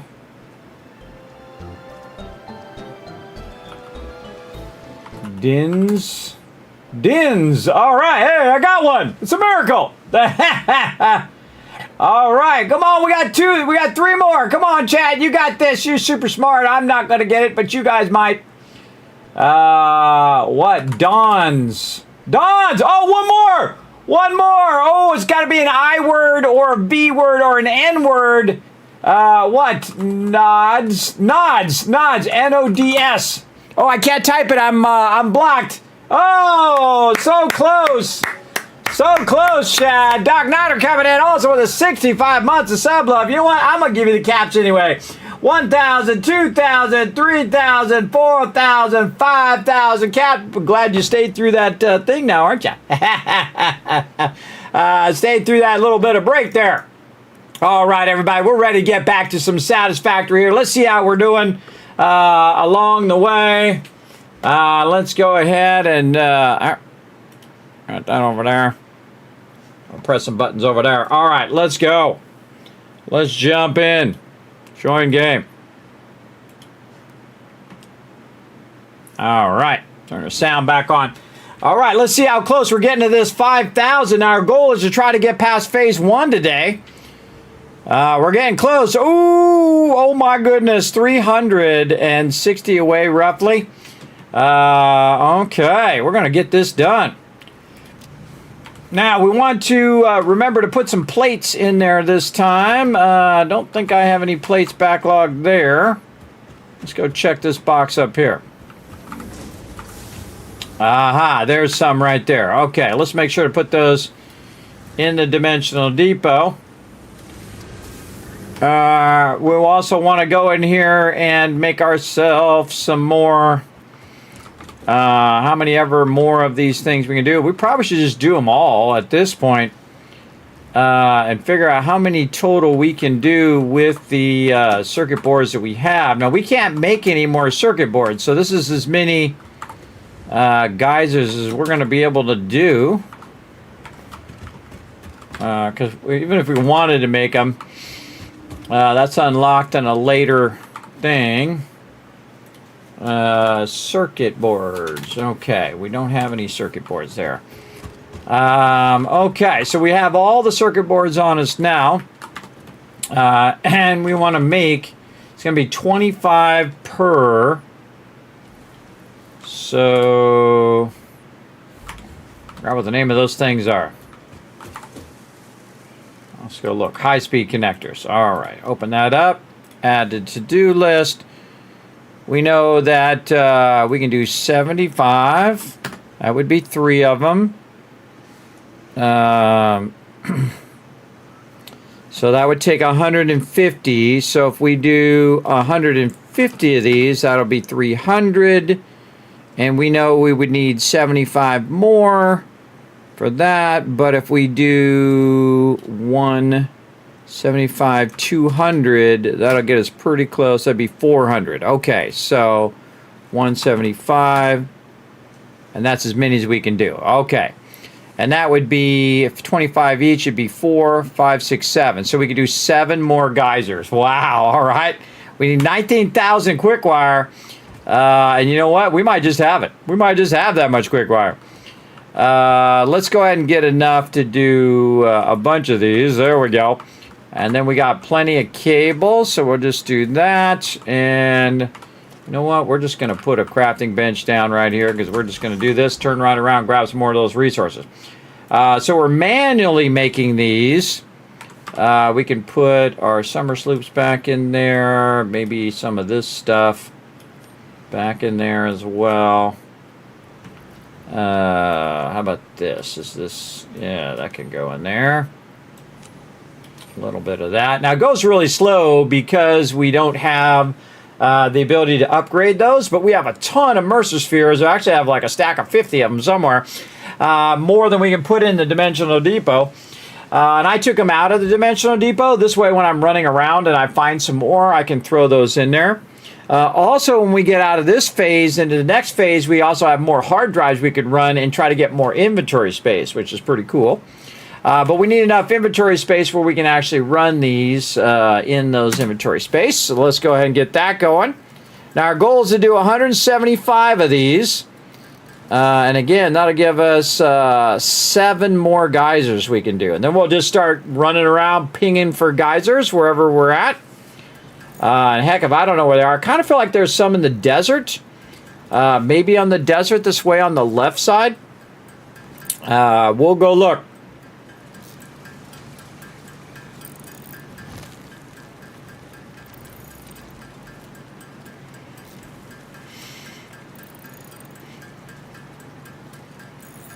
But you guys are going to be here in the epic moment when we cross phase 1 in the hardest mode. That's going to be awesome. Again, this is one of my favorite playthroughs ever. Probably one of my best playthroughs ever as well. And again, thanks everybody for coming in. Oh, there's some people brought some love in. I just want a hug. Oh, well, thank you for the Prime sub love. And we also got Doc Nutter in there as well. By the way, did you like Norbert, who comes up automatically? Did you guys see Norbert? Put a 1 in the chat if you saw Norbert while I was taking a break. He comes up and, reminds people to sub and all that stuff while I'm taking a break. I don't know if you guys saw that. You wonder what that was? Yes, I added that. Again, this way I don't have to remind people, to use their Prime and all that stuff. Norbert comes up and he'll do it because I forget. I forget to remind people and stuff. Oh, the Dragon Hammer. Yes, drop that follow over there. Very nice. Yes, so yeah, Norbert comes up and just reminds people, hey, don't forget, to do that. And I actually had that from before, but I really wanted to get it where the lip syncing was really good. And so now the lip syncing much better. In there. And again, I'm working on tons of other stuff, lots of upgrades for the stream, a lot of more fun interactivity for you guys. Has anybody done exclamation salty yet? Did you guys do that while I was AFK? Give it a try, subs, exclamation salty. Because, Saltbutt, he does love to get salty sometimes. Sometimes he'll block when you're playing words on stream. He'll block stuff. Take that, chat. He threw some salt at you. There you go. Yeah, and also there's another one called exclamation. Chat. There he is again. So anytime he does that, oh, there. Oh, it's your cute. Take that, chat. There's a cooldown on it. And then Bamboozle coming through next.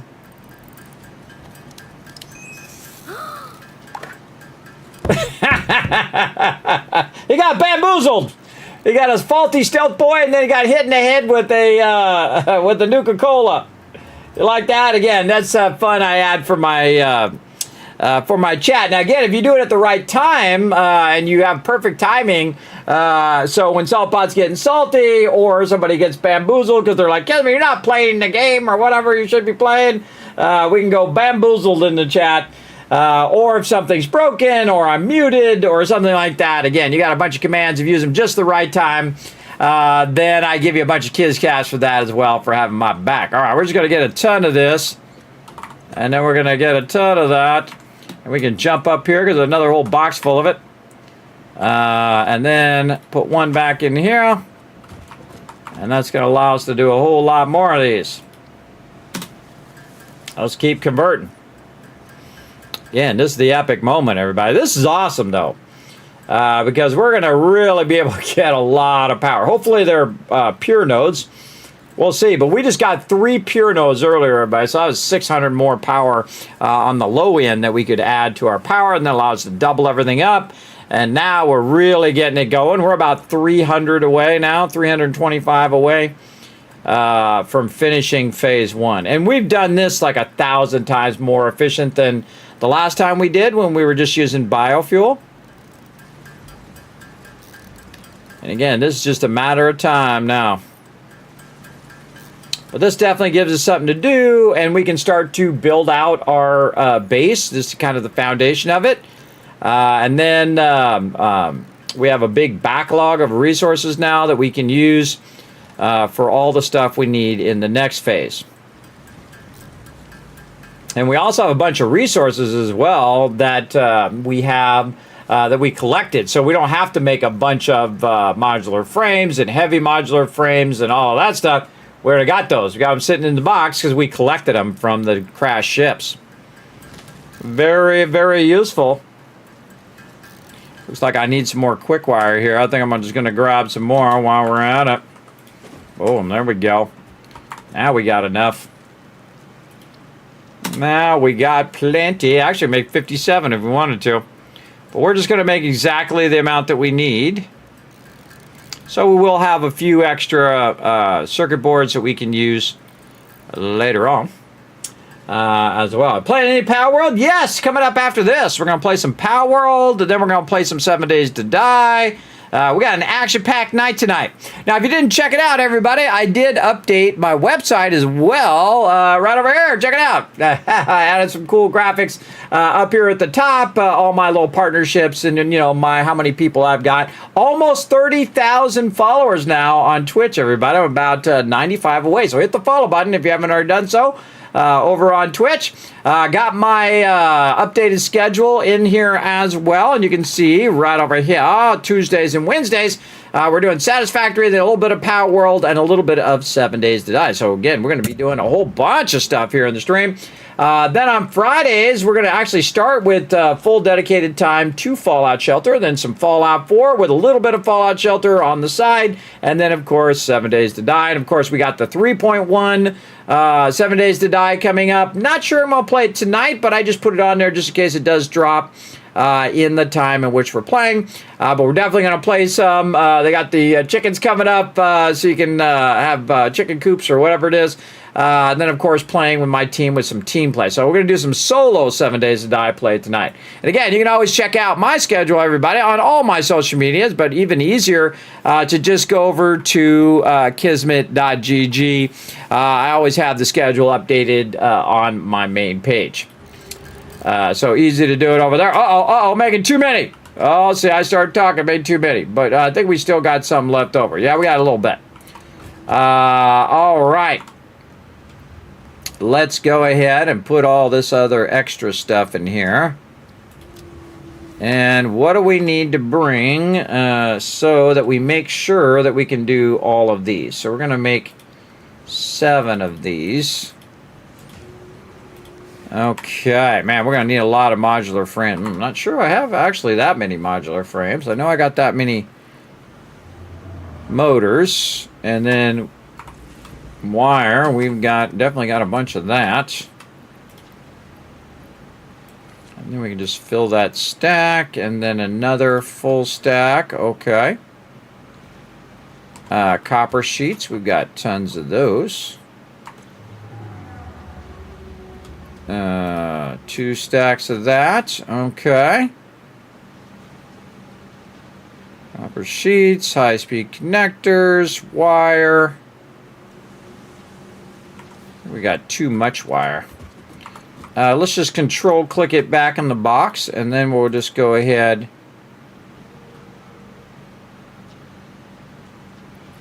Oh, this is what this wire. This is cable. I think we need any cable, but we'll take a cable out, and we're going to need a bunch of cable for running our lines, including some more of our stuff there. Plates, how we doing? All right, plates are almost full. Maybe we can go ahead and do some quick wire in there. How much quick wire is in there? Not enough. Okay. Again, we don't need to carry the quick wire, so we'll put the quick wire away. And motors, we've got an extra stack there. Try to optimize my stack so I'm not carrying around. If I'm going to carry it around, I might as well bring a full stack. Like that. But I think we might have to make some modular frames. I think we might be out. Nothing in that top one. We'll just take that out. Nothing in this one. But a whole bunch of stuff in this one. Alright, let's sort this. Grab all of that. Put all of this in this bottom one.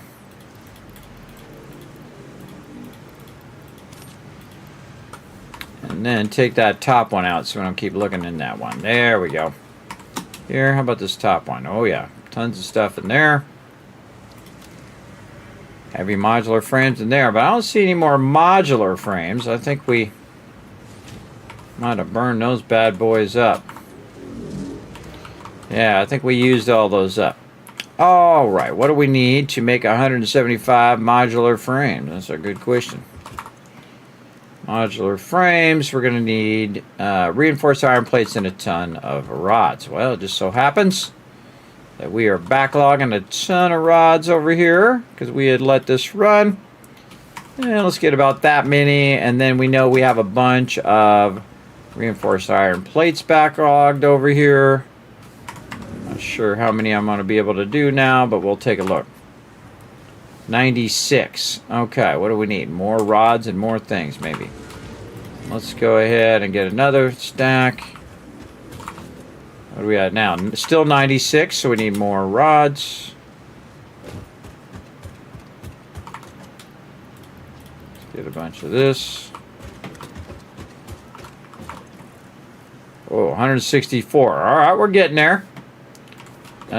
More rods.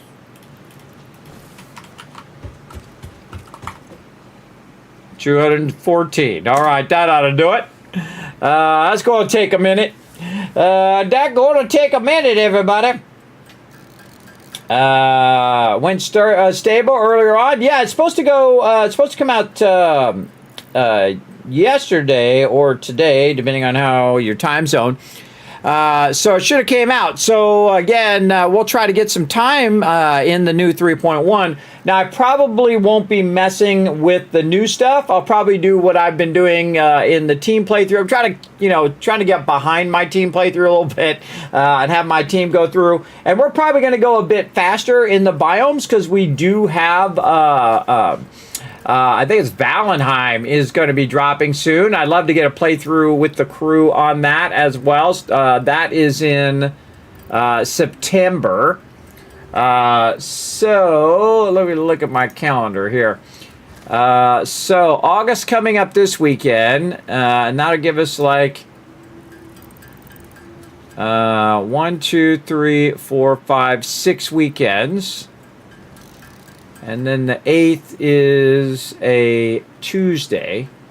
So then it'll be more like the 12th.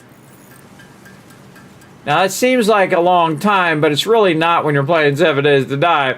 1, 2, 3, 4, 5, 6. 6 more weekends, yeah. So if this weekend we get to the desert biome, and then the next weekend we prep for going to the winter biome, then the weekend after that we go to the winter biome, then we prep for the wasteland, and then we go to the wasteland, and then we would have one more weekend of the wasteland, and then it would be Valheim time. So yeah, see, I try to pre-think that stuff out, everybody. Now, it never goes to plan, I find. But about the 12th of September, I feel like we're going to go ahead and fire up some Valheim. So we're going to aim for that in September. So if you don't already own Valheim, everybody, that's an instant buy for me. That's a really fantastic game. And again, it is going to come out in full release. We definitely want to do a playthrough because they added a bunch of stuff since we played. It's going to be super fun because we'll play very much like we do with 7 Days to Die. We'll build a central base. We'll go and get everybody's upgrades. We'll go into all the new zones. We'll fight all the new bosses that we haven't fought. It's going to be pretty fun. And then we'll let 7 Days to Die, of course. And of course, we'll check out all the chicken stuff. We'll let 7 Days to Die upgrade a bit. And then when it comes out with a big upgrade, then we'll, of course, play through again. We also, on top of Valheim, we also have Enshrouded coming out in October. So we would play Valheim for September, for about a month into October. Ooh, maybe we might have to go a little bit longer and do our Valheim playthrough, then Enshrouded, then probably back to 7 Days to Die. I know, there's a lot to be done.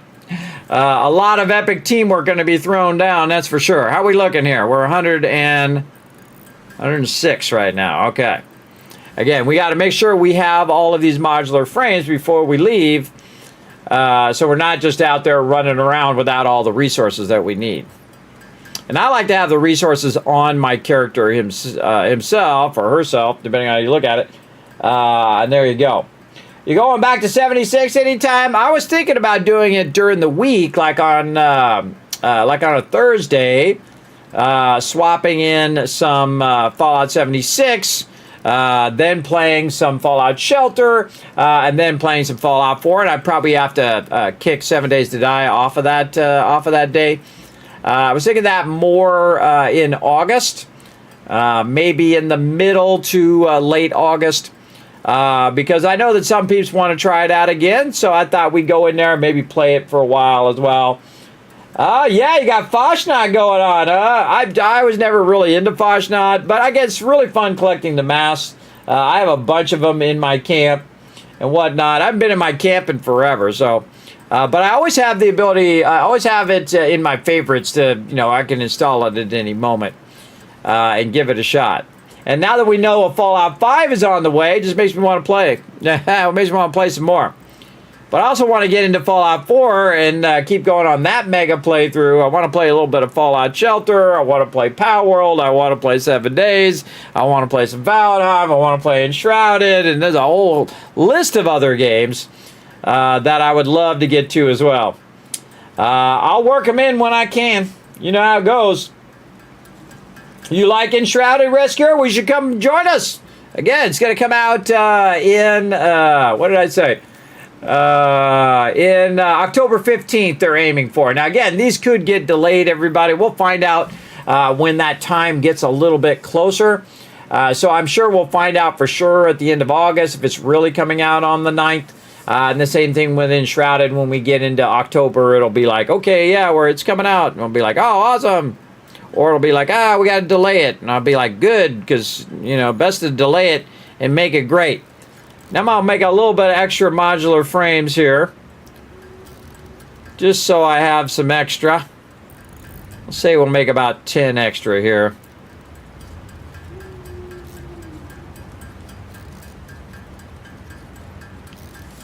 All right, that's good enough. And then put those in there. We got all of our plates going good.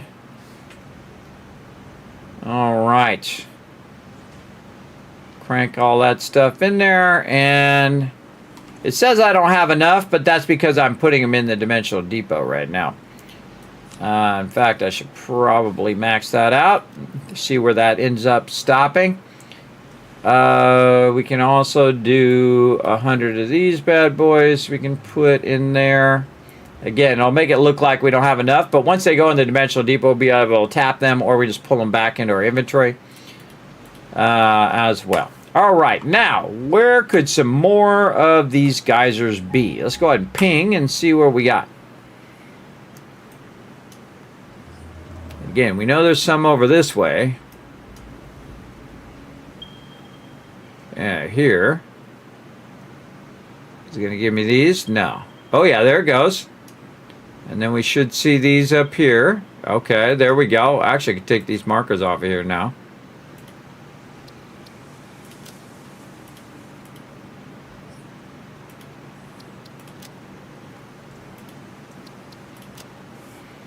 Okay.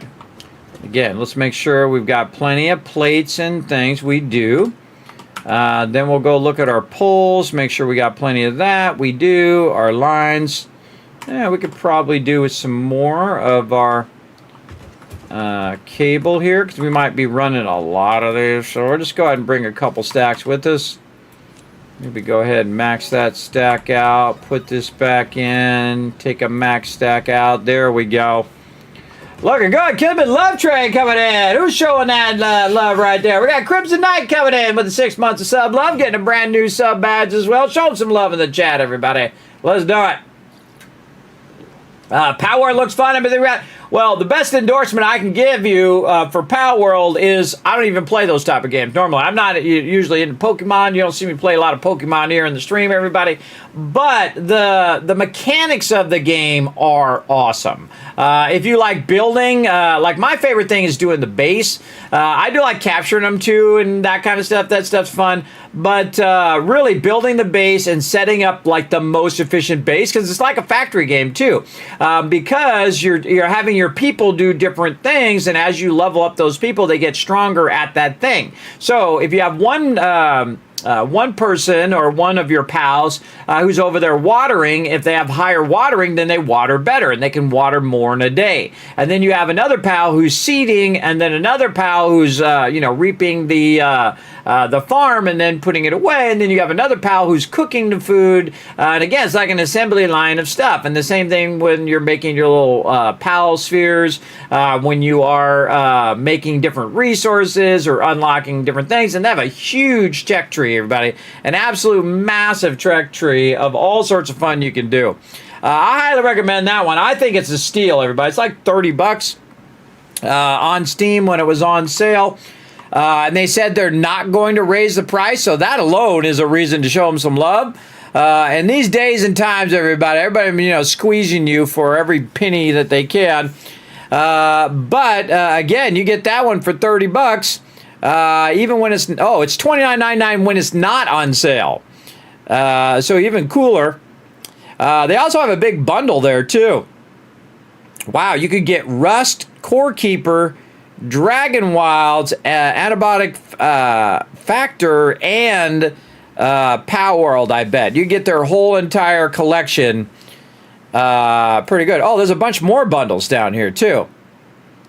Power World plus Cassette Boy. Wow, Power World with a bunch of other ones. Oh, we played this Necessity. We played that one. That one's a fun one.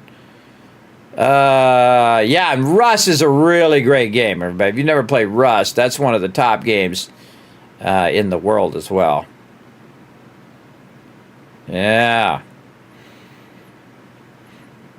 You get Power World and Enshrouded, and come play some Enshrouded with us. Yeah, complete bundles. All of these bundles are in your library. You get Power World plus Valheim. Come play some Valheim with us when we play that. in September, and you can get Pal World and Shrouded Valheim and play all the stuff with us. Now I have a server up for everybody right now, and I think I'm going to probably extend it for another month for everybody to play on. So you have your very own server that you go on and play on all day long. So you can set up your base and then just let your base run on the server. Pretty much what I'm doing with Satisfactory right here. So I could log out, and then this will still go. This will still get those 500 done. Now, I didn't see any additional ones here, so let's go ahead and ping these again. I didn't see any ones nearby, so I kind of feel like they're probably pretty far away. Because we already got all of these ones, and this I could take out too. We know where those are now. Then these two. And then the 3 up here that we found. Anything else? No. Okay, now we can run out this way, but this is the harder zone out here, though there's a big desert out here. It might be out here in the desert. I kind of feel like where it would be is probably in this desert, in this upper left-hand corner, maybe in the backside here. But one of the cool things we could do is go up here and then go across, get in our vehicle, and we could drive right through the middle of here. And we can check for any geysers there, and then we can end up over here. And I'm sure there's going to be some in this kind of really hard area over here. But I think that's the smart thing to do, is just drive our vehicle down there, because that's really easy to do.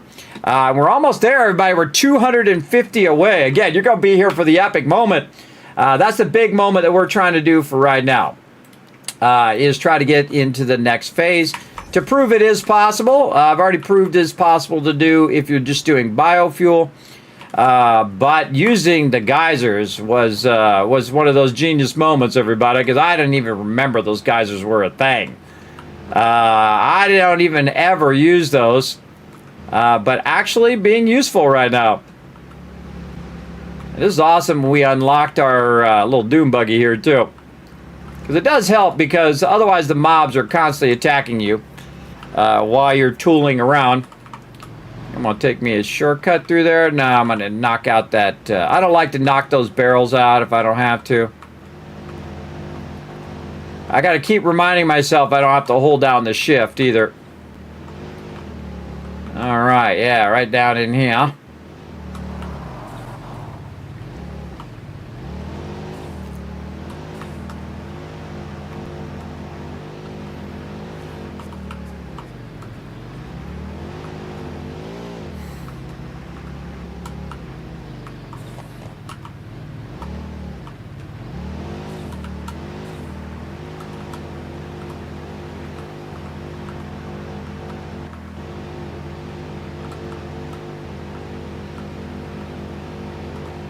That'd be a good spot to ping again.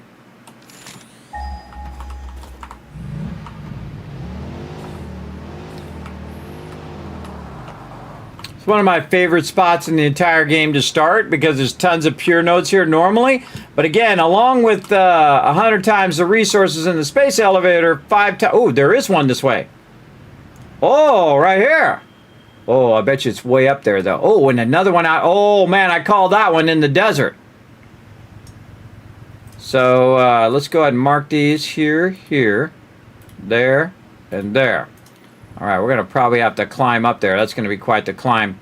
What kind of nodes are these? Okay, get off of that thing. Get off of it. Ah, I hate it where it doesn't get off of there. I got to ping again.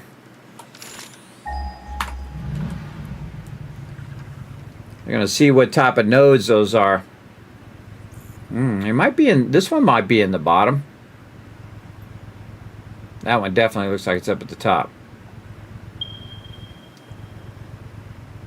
Normal node. Normal node. Normal. Pure. Okay, that one's pure. We have a thing over here. Is there a geyser there? Why do I have that there? That's a good question. But now we kind of know where it is. The cool thing is when you mark it like that, eventually this is going to go away, but you can highlight it, and then you're just kind of aiming in that direction now. Because this is a desert, really easy to just kind of dip along here in your vehicle. Meanwhile, by the way, in Pow World, it's collecting me tons of resources. Also in Fallout Shelter, a bunch of people going out to the wasteland collecting me a bunch of resources. Also, back in my base here at Satisfactory, it's back there producing a bunch of stuff too. So again, I'm the ultimate in multitasking, everybody. Even when I'm not playing those games, they're still making me resources. I love to play multiple games and having multiple things going on simultaneously. And again, we've been kind of jumping around. But now that we've kind of gotten to this stage, we can go ahead and really focus on some Satisfactory here. Because again, we found these geysers and we found the ability to unlock them. I have proven that you can unlock them in phase 1. If you just go around, collect all the crash ships. One of my suggestions, get the parachute. Collect a bunch of healing stuff so you can heal yourself, as well as get the rebar gun, because that's going to help you as well. All right. Oh, I think I went past it. I did. Hold on. Let's turn around. Now, again, see how that guy's not aggro on me? Because, again, when you're on the vehicle... Oh, no! Ah, took out my barrels.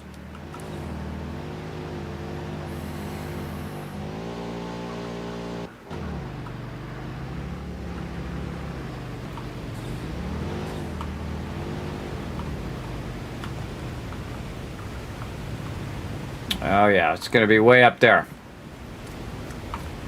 I don't think we can go behind here. No. No way up there from behind. No worries.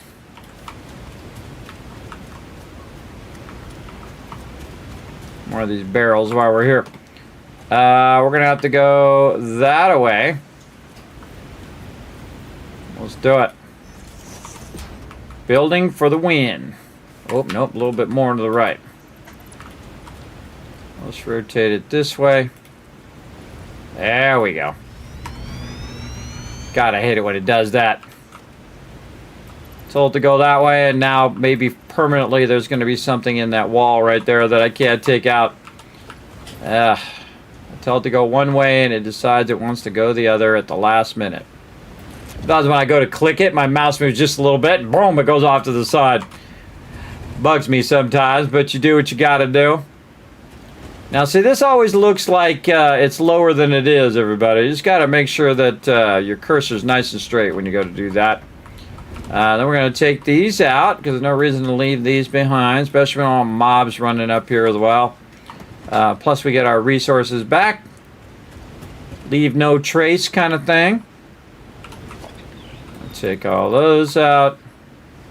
Nice.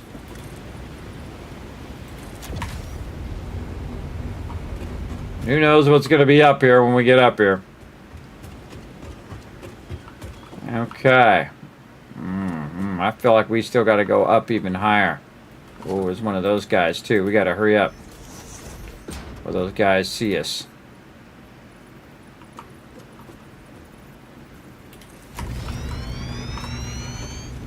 Uh-oh. They saw us.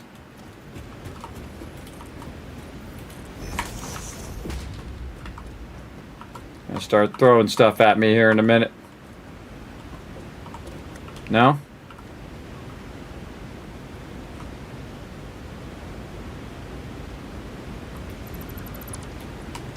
Just wait till I get better weapons. Just wait till I get better weapons. I'll be back. Get those baddies.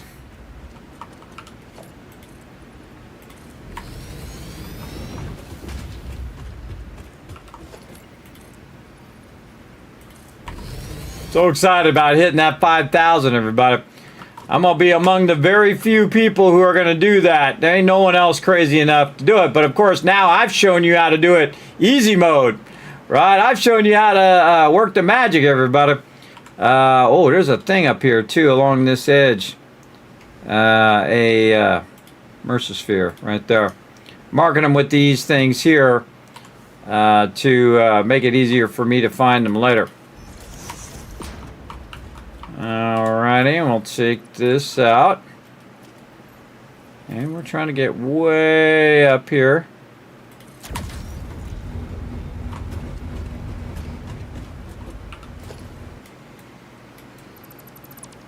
And again, we could go get it, but there's real no point because I really don't need them right this second. But I do need these geysers, and then I got to find a way to run this power back down out of here. And I bet you they're way up here at the top. I'm just going to guess that they're at this very top level. Somewhere over that way. Let's go ahead and ping them again. See if they show themselves. It doesn't show, but I feel like they're over there somewhere. Again, the parachute being incredibly useful, everybody. I don't think I've ever bothered to use it this much, and now I absolutely love it. I love the parachutes. 'Cause you can just slide over these guys and then just dip like this. Maybe move a little left, right, just in case. Oh, still got me. Still got me in the back.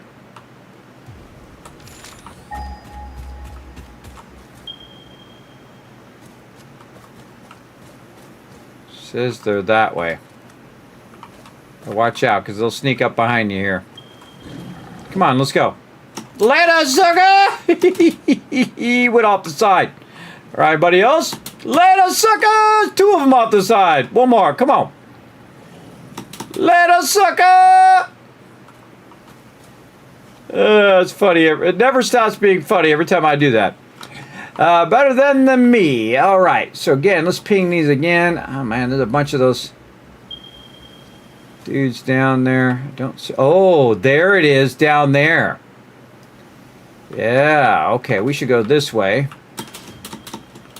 Kind of dip over this other side away from these guys here. Oh, it's there and it's over there. Okay, we might be able to work it from up here. See what we can do. Oh, right here.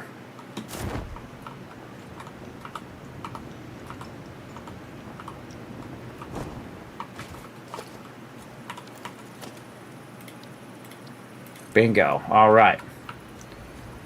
Oh, man, I can do that one way over there, too. Awesome.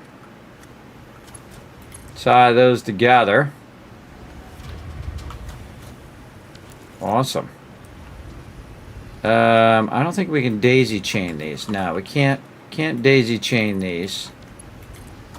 So what we want to do is maybe do this toward the thing that way. And then where was those other ones? Up here. So we can tap these, run these along this edge to connect into these ones down here. Then we can run it all the way along the edge here. And then down that edge, up the side here, and bring it back to our base. That would be awesome. Okay, now we just go this way. Again, we're trying to kind of avoid fighting the mobs because we don't need to fight the mobs if we do this right. Put that right there.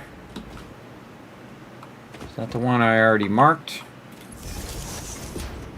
Yes, the one I already marked. Okay, now we want to work our way down. Find some ledges. Yeah, this way.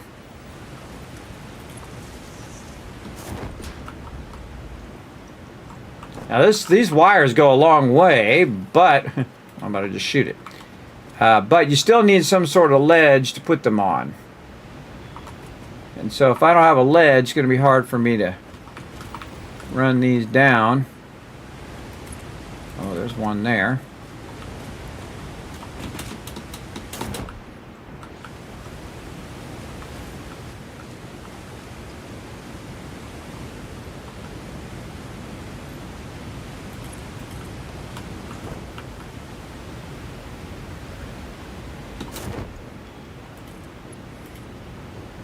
Oh, perfect. We'll just run it way out on the beach edge here. And then we can work this one back, or even smarter would be to just walk this forward now. So we'll walk this down the beach that way and walk this one forward so we're making the connections as we're going, and then we can just drive our way back later. Fred approves. He's like, yeah, Kismet, I knew that the whole time, man. I would have done that at the very beginning of the game. He's so smart. Kind of figure out where to rotate it at times. Yes, it is kind of hard to figure it out sometimes. But we do what we got to do. Again, we got a lot of resources now because we've been letting this stuff run. Because we have that other geyser power, and that's now letting us to get even more geyser power. And so on. Probably good to do these at the top of these dunes. And then again, we want to go and we can turn the highlighting in this one off and turn this one on. So that way. Okay, well, it might be way up there also. Now this guy's going to probably want to get up in our business. And we're just going to keep running this way and hope he doesn't shoot us. Kind of use this lip for the edge here. Now they might be way up there at the top again. I don't know. We'll just keep going this way and see where it leads us.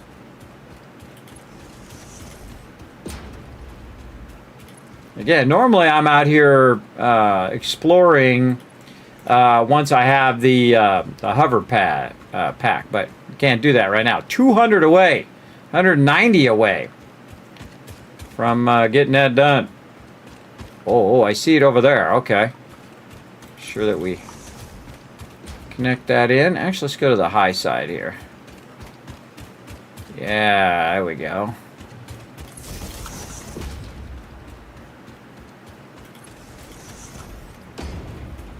Running this through the desert. Again, this is all because we let that production run for a while. And we have a bunch of this in our inventory, plus we also put a bunch in the Dimensional Depot. Even just unlocking the Dimensional Depot in Phase 1 is a pretty epic achievement, I think. But not only did we unlock the Dimensional Depot, we unlocked the augmenter, or the multiplier.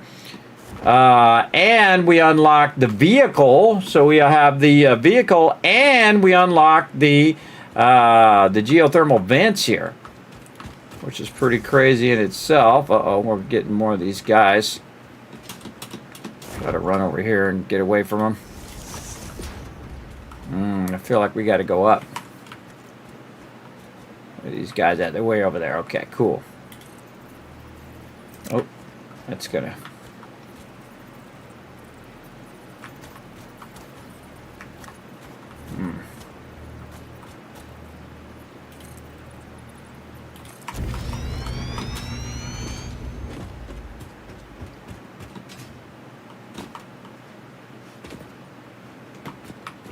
Lucked out, there's nobody in that spot.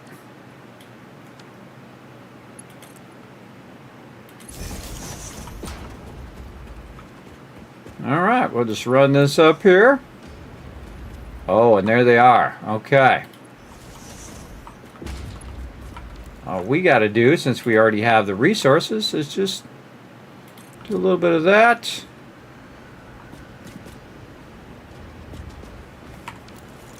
Okay, how many do we have up here? 2. One was that way. Oh, I see it over there. Okay, we might be able to do some sneaky. Let's just do some sneaky.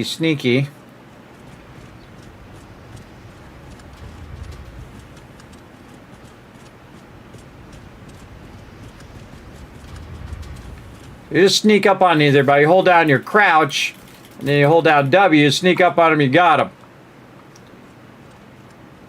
Takes a little bit to walk this slow. The thing that can mess you up is if there's any other mobs. If there's like hogs or ones that shoot fireballs at you, they'll mess you up while you're trying to do this. So usually best to pull them away and fight them and wipe them out first. Then come back and sneak up on these guys and get them. Of course, if you have a really nice weapon, you can take it out much faster. But that gets it done. All right. Right over here. Yeah, bingo. Nope, not together. What am I doing? You can't actually chain those later, which I've never done. Because this is the farthest I've gotten in 1.2, because of course I would switch it on the hardest mode and change it to the hardest thing. I'm sure some people have played it all the way through about 5 times by now. Not me. All right, so we're going to stop highlighting first, then remove the stamp. If you take it out while it's highlighted, sometimes it'll still stay there. So we can take all these out because we already got those. And now, since we're here, let's go ahead and ping and see if we can ping some more.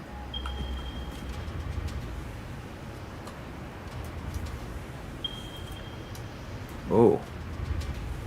Where's that? Oh, right here is one. Got those. Anything else? So right here, normal node. Well, heck, we're here. Let's go do it. So I put a little marker on it, and then I highlight that marker, and that allows us to see where that marker's direction is up on the map up there, or on the radar. And then we can also see where it's at. It's way up there on the top. So we have all this chained together. Let's go ahead and do some more of this.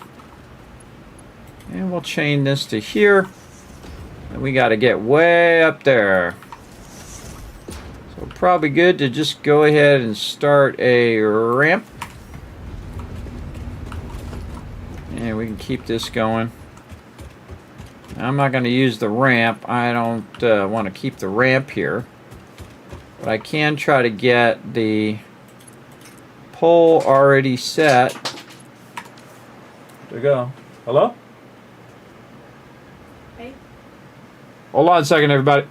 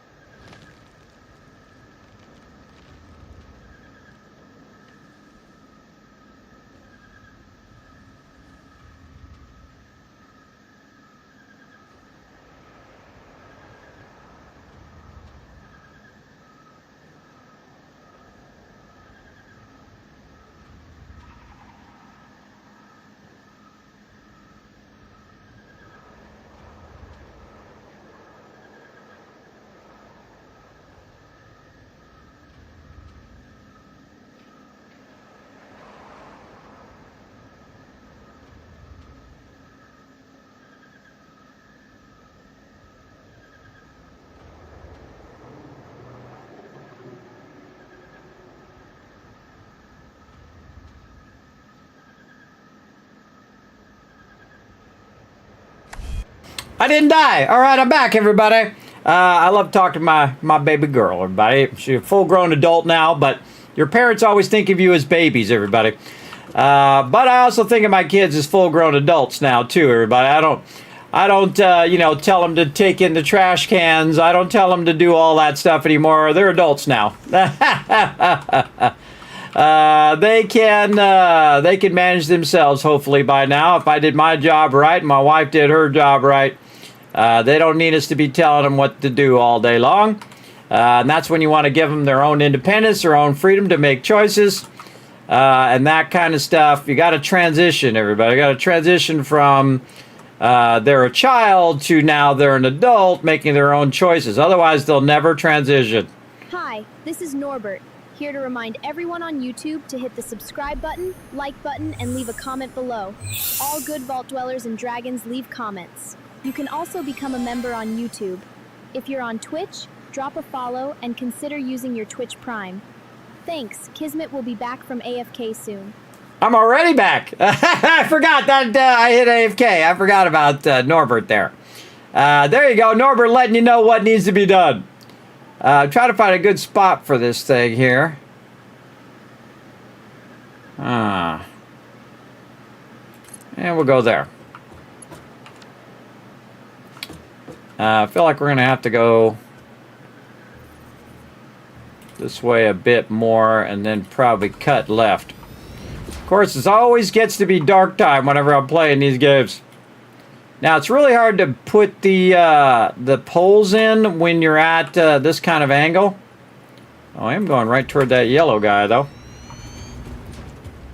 Again, you can see I take this out behind me so I don't end up with this just sitting here as well. Now, we could actually just go up and over and maybe just go connect it with the one over here, because there might be more in this direction. But I definitely feel like there's one up here. And we're here, we might as well grab that one too.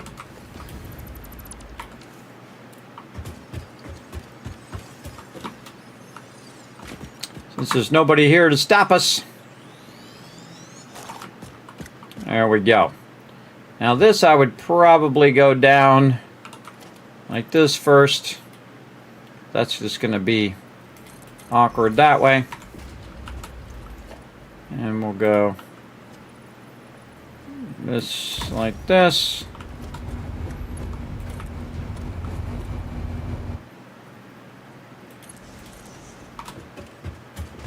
And up we go. Oh yeah, okay.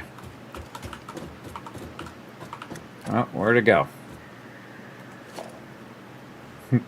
Forgot where it was. Okay. I was up there. Let's run it this way so it's easier for us to run the next one. So there. Then up there. Nice.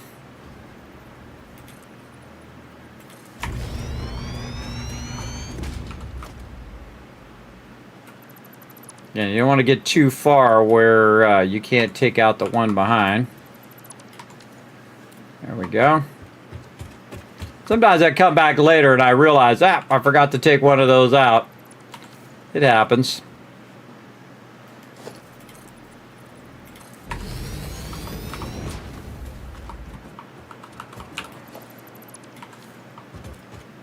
We are way up here now. Almost as high up as you can go.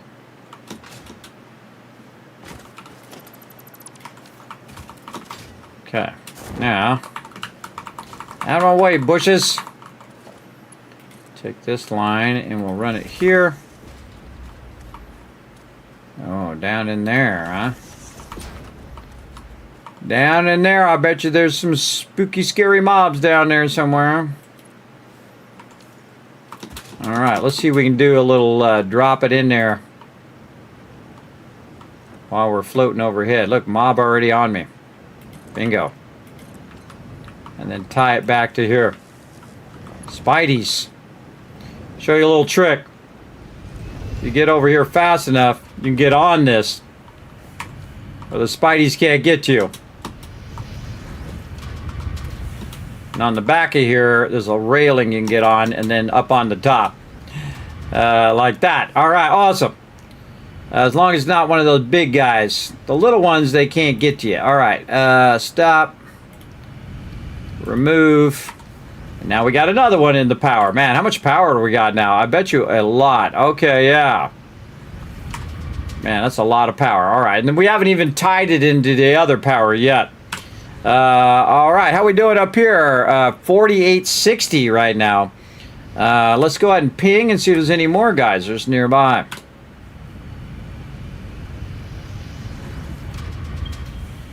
And we know those ones. Oh, there's one over here.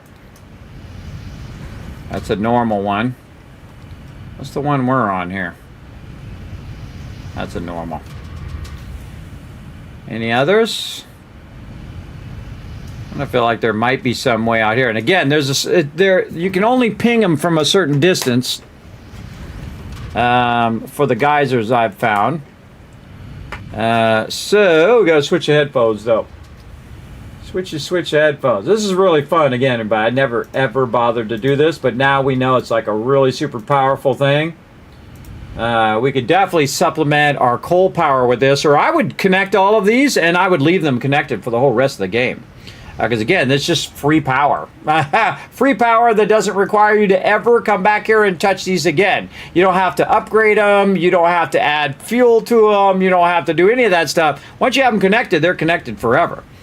And that actually makes them probably one of the most powerful things in the game. And we have the means to do these, so we might as well. Yeah, right there. So we'll go ahead and mark that one. And then we'll highlight that one. And that's in this direction. So we want to bring this one forward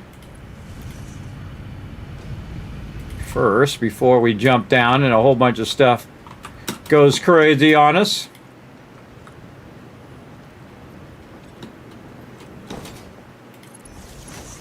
Pretty hard to run lines with a bunch of mobs on you. Oh, there's some. Something on me. I say we just go for it. Oh man, we got to get up there.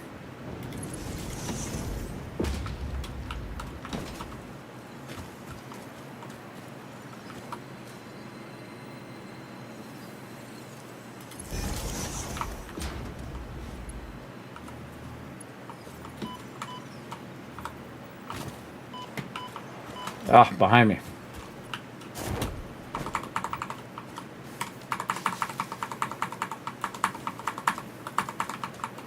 Can't wait to unlock some stuff to blow those things up.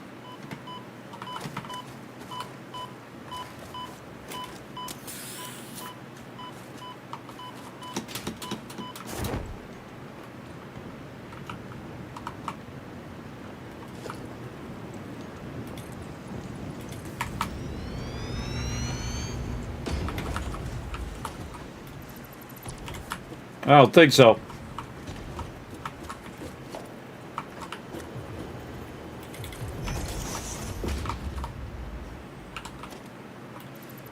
See, I took the bottom of that out. Got to get around this way. Over here. All right, and I think we might have used our last thing, so we definitely want to start using our barrels now. And luckily I put a bunch of these barrels away, so we can just use those. Oh, I'm already good. All right, and I brought it across to here. And before anything attacks us, we'll build ourselves a ramp out of here. And then take the ramp out so Spideys don't end up, or whatever, don't end up behind us. All right, now we need to bring our line up, though. Over there. Oh, I see. Who knows if I even need to bring it up this high, but kind of feels like I do.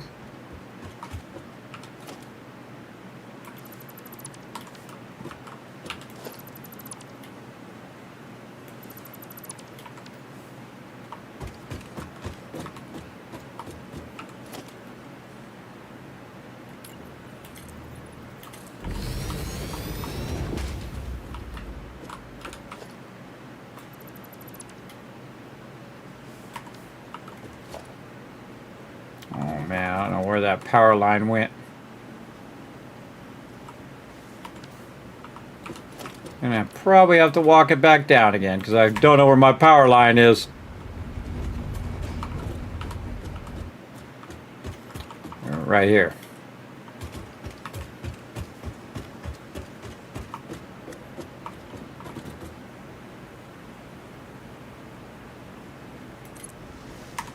Kind of feel like it's going to be down below over there. We're just running a convoluted power lines here. We can always clean these up later. Anything else down there? No. Yeah, I feel like I just want to go that way and then end up flying off the side there, no doubt. Oh, there's coal power right here too. I mark this as coal. Nope. Let's just mark it.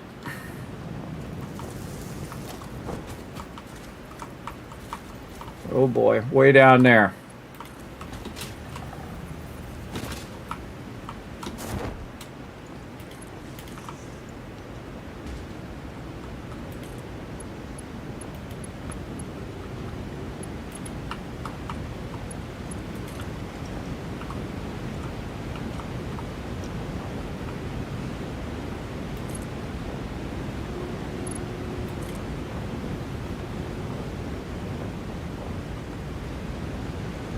Says it's right over here somewhere. Oh, there's that guy. Again, look how useful this parachute is. So incredibly useful.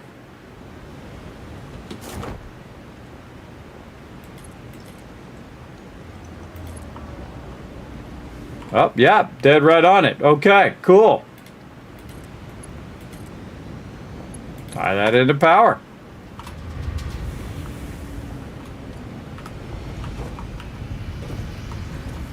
Okay, more pinging.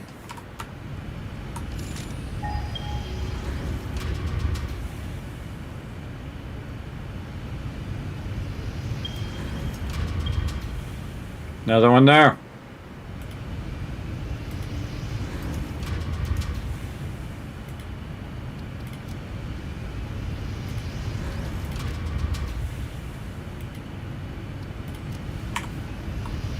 Okay. So we want to get this one here and run it that way. Okay, that was not using my parachute, but sure, we'll run along the ground. I'm sure nothing horrible is going to happen.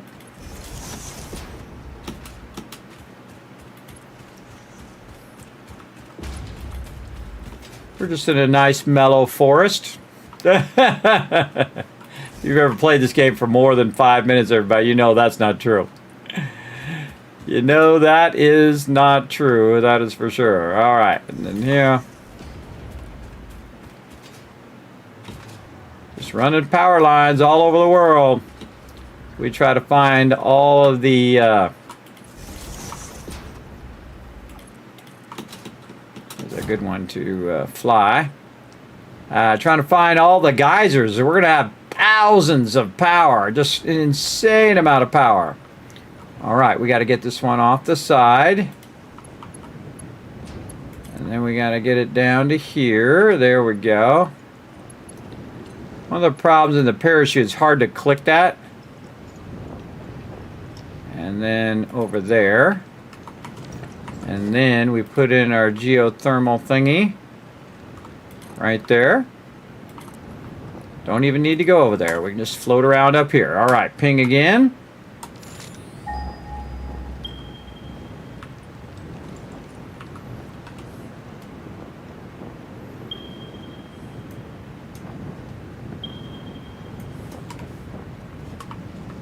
Uh-oh.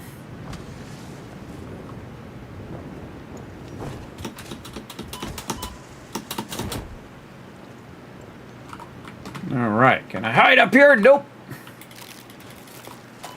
Bees coming at me too. Can't get my thing. Can't get my thing.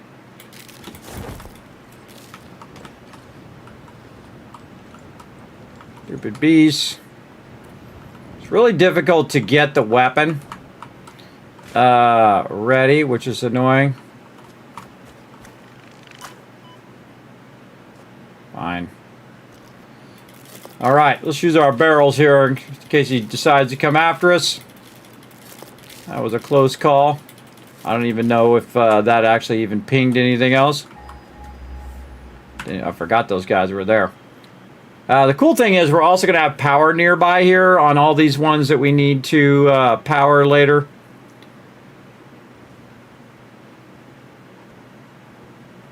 Trying to see if there's any over here.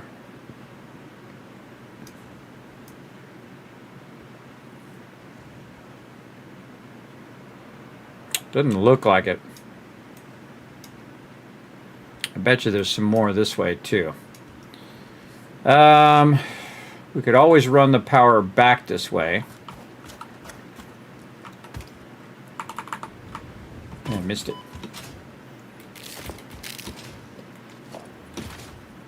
Let's go ahead and grab the power.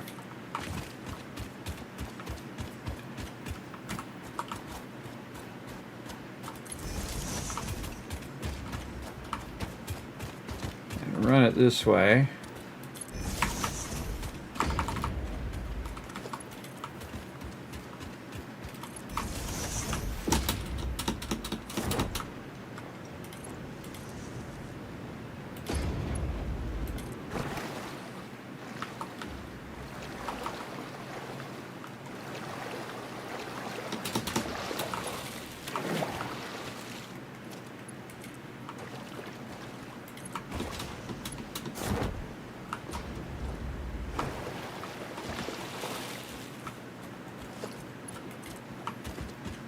Mob trying to get me.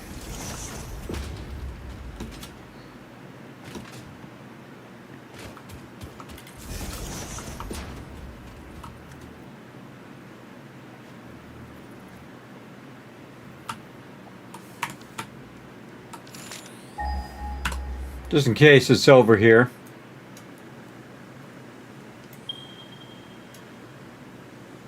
So we know it goes that far, we know it goes this far, we know it goes that far. So if you think about that in a circle,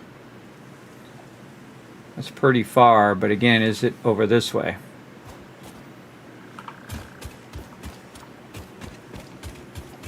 Let's go for a little walkabout.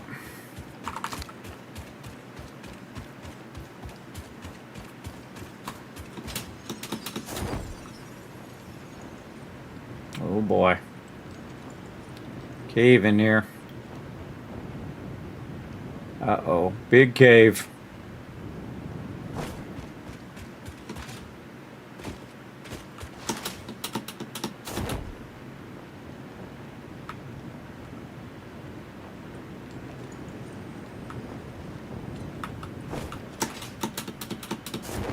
Oh, I hear somebody.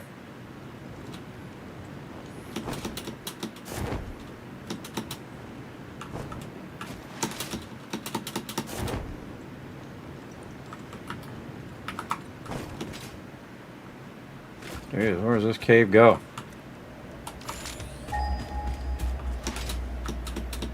We get out of this cave? Yeah, that way.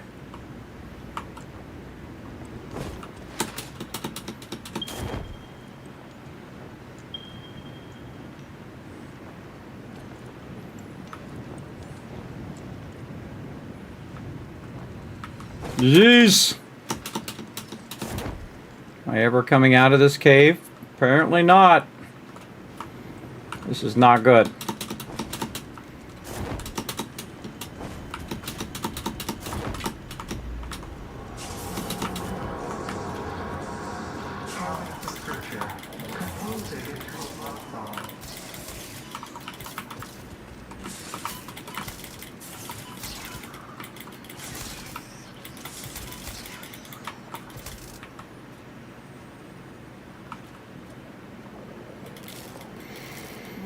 Okay, that just happened.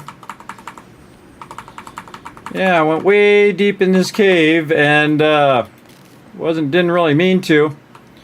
All right, let's ping this again. Oh, geez, there's another one. God, shit made me jump. Yeah, not built for these games, but not built for these scary games. Spideys. Oh yeah, no, there's some right there. Alright, I was right. There was two over here. How do we get out of this cave, though? Well, we might as well get this now. Oh, way over jumped it. I mean, we're here.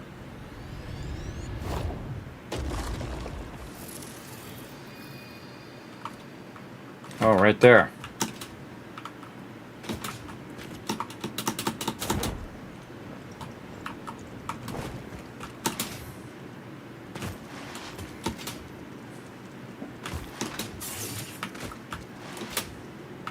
Sliding helps a lot. Ooh, this is water.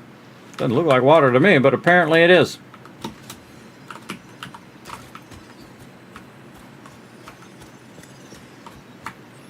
over here. Might as well grab it. Okay. All right, we actually survived that. Oh, almost. Anybody else coming out of there?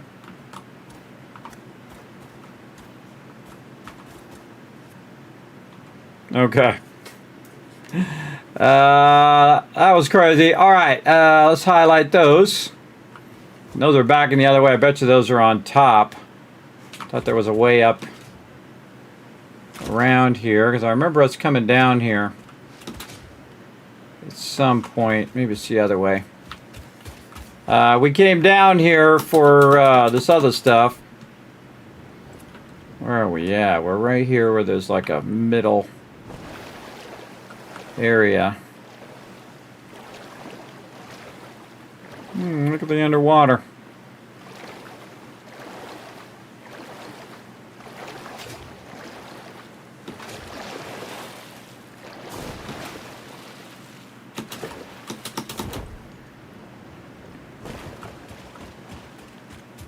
All right, yeah, this way.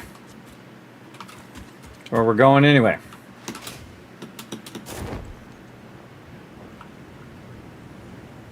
Over there.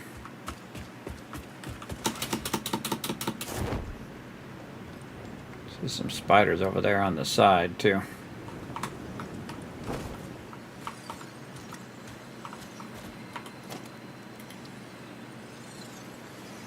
Oh, we're out of, oh, we can't do anymore. We are out of stuff anyway.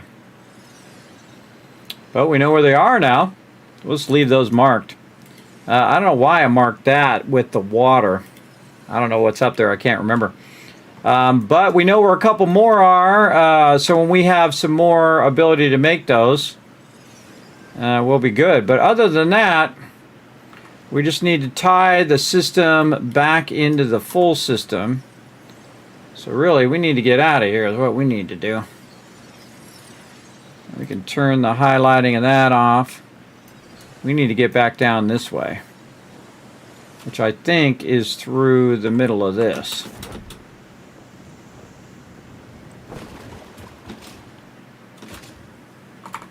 And for that, we got something we can use.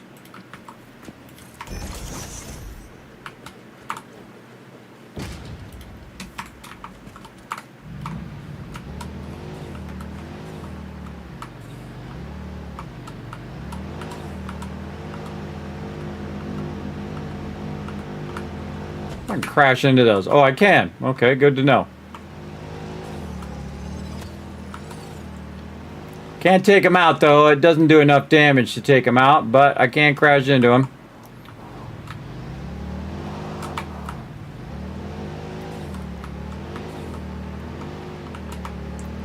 All right.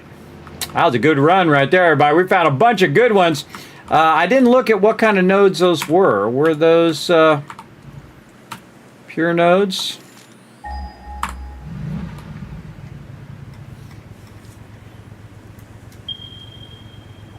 Normal.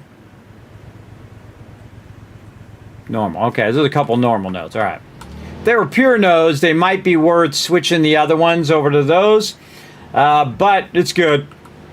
Now, we just tied all of those together. Ooh, popping wheelies. We just tied all of those together. And we left a connection way out here on the side. So we should be able to just dip over here. Woo, why does it always spin out right by those guys? It's like prone to spin out on those guys. So all we should have to do is go down here along the beach and then run that the rest of the way.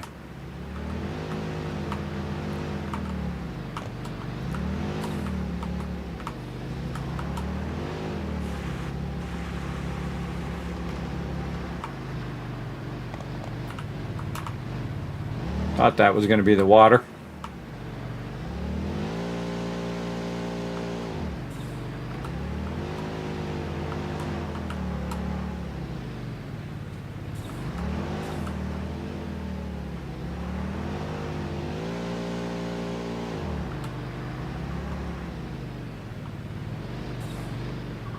feel like I'm playing a little GTA right now. All right. Kind of hard to figure out where to rotate. Yes, I already answered that question. I already looked at that one. All right.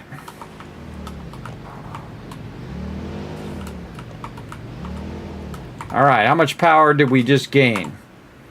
We gained about 2,000 more power, or about 1,500 power on the low end. Yeah, about 1,400. Yeah, about 1,400 power. 1,400 is better than 0. Remember, it's perpetual power, so it just will never stop running. We can go ahead and pick this up now. And now we're just home free. We just got to run down this beach. Try not to die in the process. And connect this power to our primary base. Whoa, we are 50 away from unlocking the hardest phase 1 in the actual hardest mode. Everybody, again, you're going to witness the epic moment here in just a few minutes. This is going to be perfect timing. I'm going to get back just when that's ready to go. And then we'll do some preliminary work on our updated base that we're going to create. We'll probably be able to unlock a ton of stuff because we already got a bunch of resources from before. We're just going to absolutely ignore all of these guys. Run right past them. Actually, you can use the post also to protect your back. We'll just dip this one out this way. Sometimes the tricky part is clicking the next post.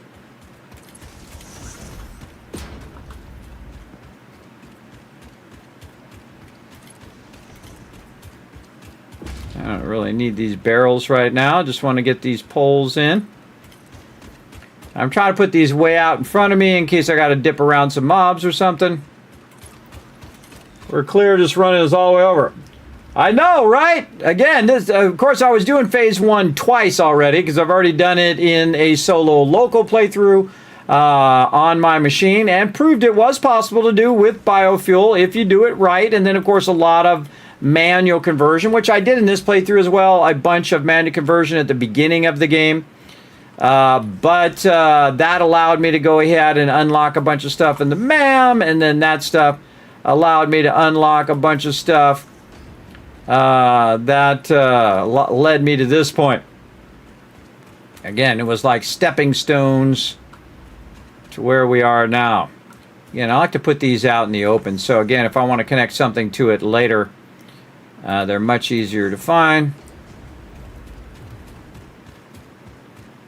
Just put it along the road. Now, of course, if you're driving down the road, they're going to be totally in your way, but it is what it is. Just avoiding that guy over there. And this one we'll just kind of put through here. A lot of mobs out today. Let's go this way.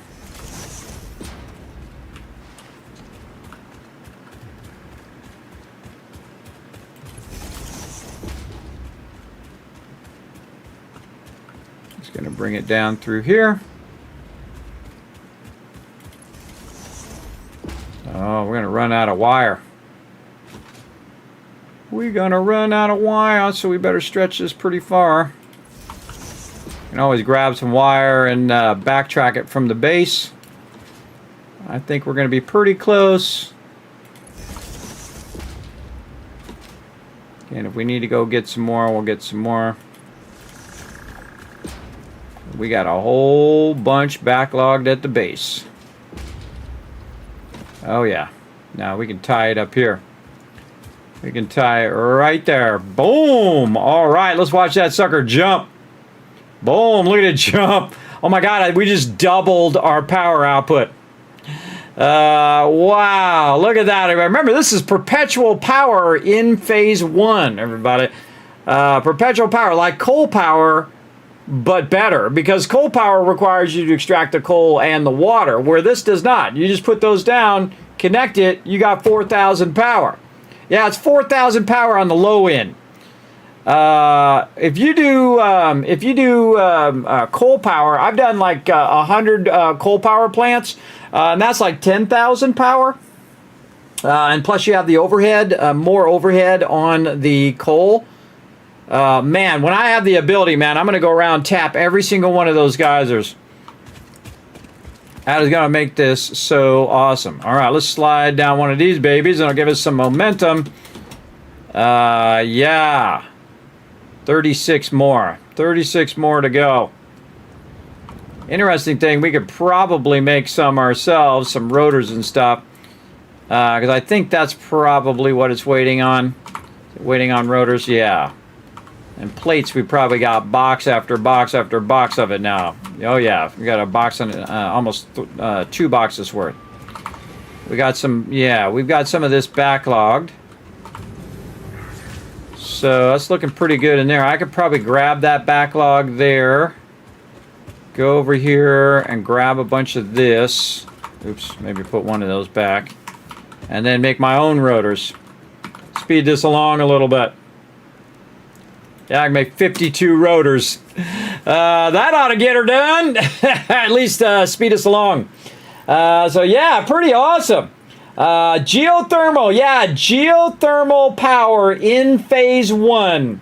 That's nothing short of a miracle right there. And again, all of this is possible because I played it more like an RPG game and more like an adventure game than an actual factory game because it requires so much resource, right? 100 times the resources. So instead of 50 smart platings, it's 5,000 smart platings. Instead of it taking 4 in the constructors of power, it takes 5 times as much. So it takes 20 power instead of 4 power for your constructors. So obviously it takes a massive amount of biofuel in the beginning. Plus, when you double things up, like with the augmenter, which is very hard to do too, because you don't have any steel pipes that you can make. So you have to go around and find all the steel pipes in the world, which I did, unlock the dimensional depot, and then I thought, oh man, I should unlock the augmenter. So then I went and unlocked the augmenter and then realized that I would have had to collect just an insane amount of biofuel. So I said, well, what other stuff can we do in phase 1 that provides power? And the only other thing, if we were lucky enough to get the resources to get us there from the crashed ships, would be the geothermal. And guess what? I proved that it is possible to do it because that's what we got going right now, geothermal. We don't have to collect any of the biofuel again other than for like our vehicle and stuff like that. But other than that, don't need to. Now let's go put these rotors in here and speed this along a little bit. That's why I always have a box here so I can just kind of super feed that in there. Right over here. Now also we found a bunch of rotors and we found a bunch of plates, so we didn't have to make those either manually or in the machines. I also have a bunch of these machines doubling up because I have so much power. The only thing I care about right now is making this go faster, right? Man, well, I don't even know why I put it in the box. Why don't I just put it directly in the thing? Just speed it along by putting it directly in the thing right here. There we go, smarter. And now that's just going to cook those out. This is 55, so that's 10 of those.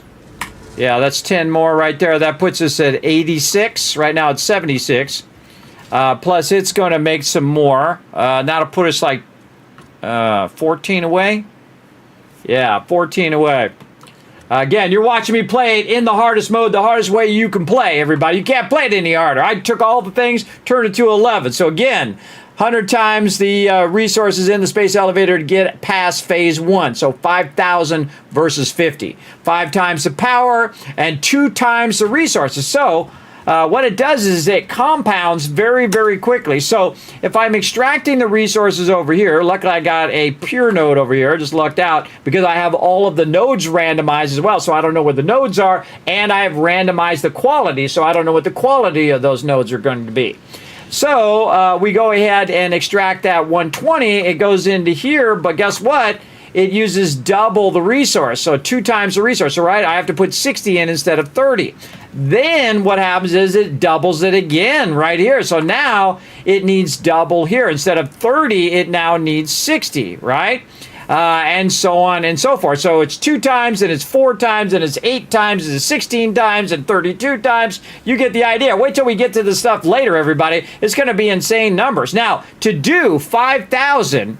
in phase 1, 5,000 smart plating is over 1 million items that you need to make. You're like, no way, Kismet. Oh yeah, let me get the spreadsheet ready for you right over here. Bam. Check it out, everybody.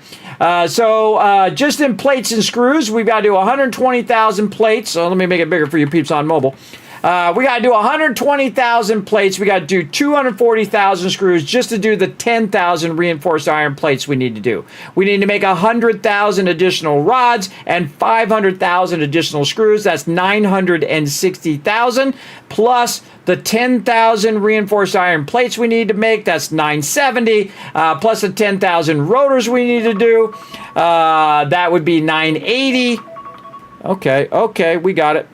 980. And then we're just going to round it up, everybody, to 1 million because, you got another 500,000, pretty close to 1 million. So about 1 million items you have to make just to get past phase 1.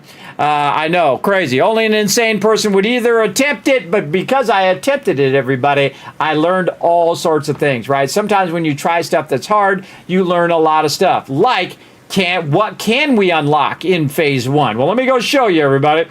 Let me go show you the massive amount of stuff that you could unlock if you worked at it hard enough. Right over here. Let's go and put the MAM. Oh, I need some more wire over here. In fact, I should probably put some in the dimensional depot right over here because I think we burned it all up. Right in there. There we go. I'll get this out of here. We probably burned all those up too. No, we didn't. Oh, okay, cool. Those we could put away, and this we could put away, and our Mercer sphere, and these guys, and that. Walk that around. There we go. Oh, I forgot to make my mouse wireless. There we go. Okay, we'll grab another stack of that out of there too. So if we go look in the MAM while we're waiting for our, 10 to go, everybody. 10 to go. Nice. We might have some screws running around back on that other side too that we might be able to use. Oh, 8 to go now. Look at this, everybody. Now, I could unlock this as well, but I didn't want to use my high-speed connectors for that. I wanted to use that for the geothermal power. Also, the alien technology here. Again, we need those steel pipes, so we can't really do much because these things right here, the SAM fluctuators, use steel pipes. Also, you have to use the manufacturer typically to make those automatically. And that's going to use a massive sum of power. But also, you can make them yourself in the workbench. And there's a whole bunch of stuff here that we didn't really need. But right here, geothermal generator. So we had to make 100 of these high-speed connectors, and to do that we had to go around and find a bunch of circuit boards in the crashed ships, and we found hundreds of them, everybody. We found probably about 600 to 800 of those just at different sites, and there's probably more because some of them I didn't do because it was all radiated, a bunch of mobs there, and I was like, it's not worth going in there and getting them because I don't need them right this second. Because I didn't know that I was going to get the geothermal unlocked. But now I got it unlocked, I could probably go back and get those. And I got them marked so I can go back. Mycelia, we did a whole bunch of stuff. And again, there's some of these things we just can't unlock because we don't have those particular things unlocked yet. Like great example, this thing will let me go back up. Great example is under sulfur. Is right here, the Nautilus. See, we didn't want to burn 100 steel pipes on the Nautilus because we wanted to use that for the augmenter so we could actually unlock the augmenter as well, which we did. We unlocked the augmenter here, or the production amplifier. It's called the multiplier, really. And that allows us to double up. So instead of having to make 5,000 of them, everybody, we made 2,500. We got 2 more to go. We made 2,500 as well as we unlocked the dimensional depot and then unlocked our personal dimensional depot and also unlocked the dimensional depot itself, the uploader, which we could do. Also, mycelia, we did as much as we could do. Nutrients, we went here again, didn't want to use our steel pipes. That's way later game, really far into quartz here. I'd really like to get our radars going, which I do have those resources and I could do that, but we'll just wait until we have enough power to do it, which we do now, of course, with the thing. And then all this other stuff I can't really unlock until I get the Nautilus, until I get the ability to make those things there. So we unlocked every single thing. That's it. We're done. We did it. We unlocked every single thing you can unlock in phase 1. At least I feel you can unlock in phase 1. And it is time, everybody. It is time to prove that Kismet is the ultimate, the one playing the hardest mode in the hardest way you can play. 5,000 smart platings Going up there, everybody. You are here in the epic moment. Let's see some GGs in the chat. Oh, man. We're going to unlock tier 3 and 4. Ada's got something to say. Project Assembly Pioneer Progress Presentation.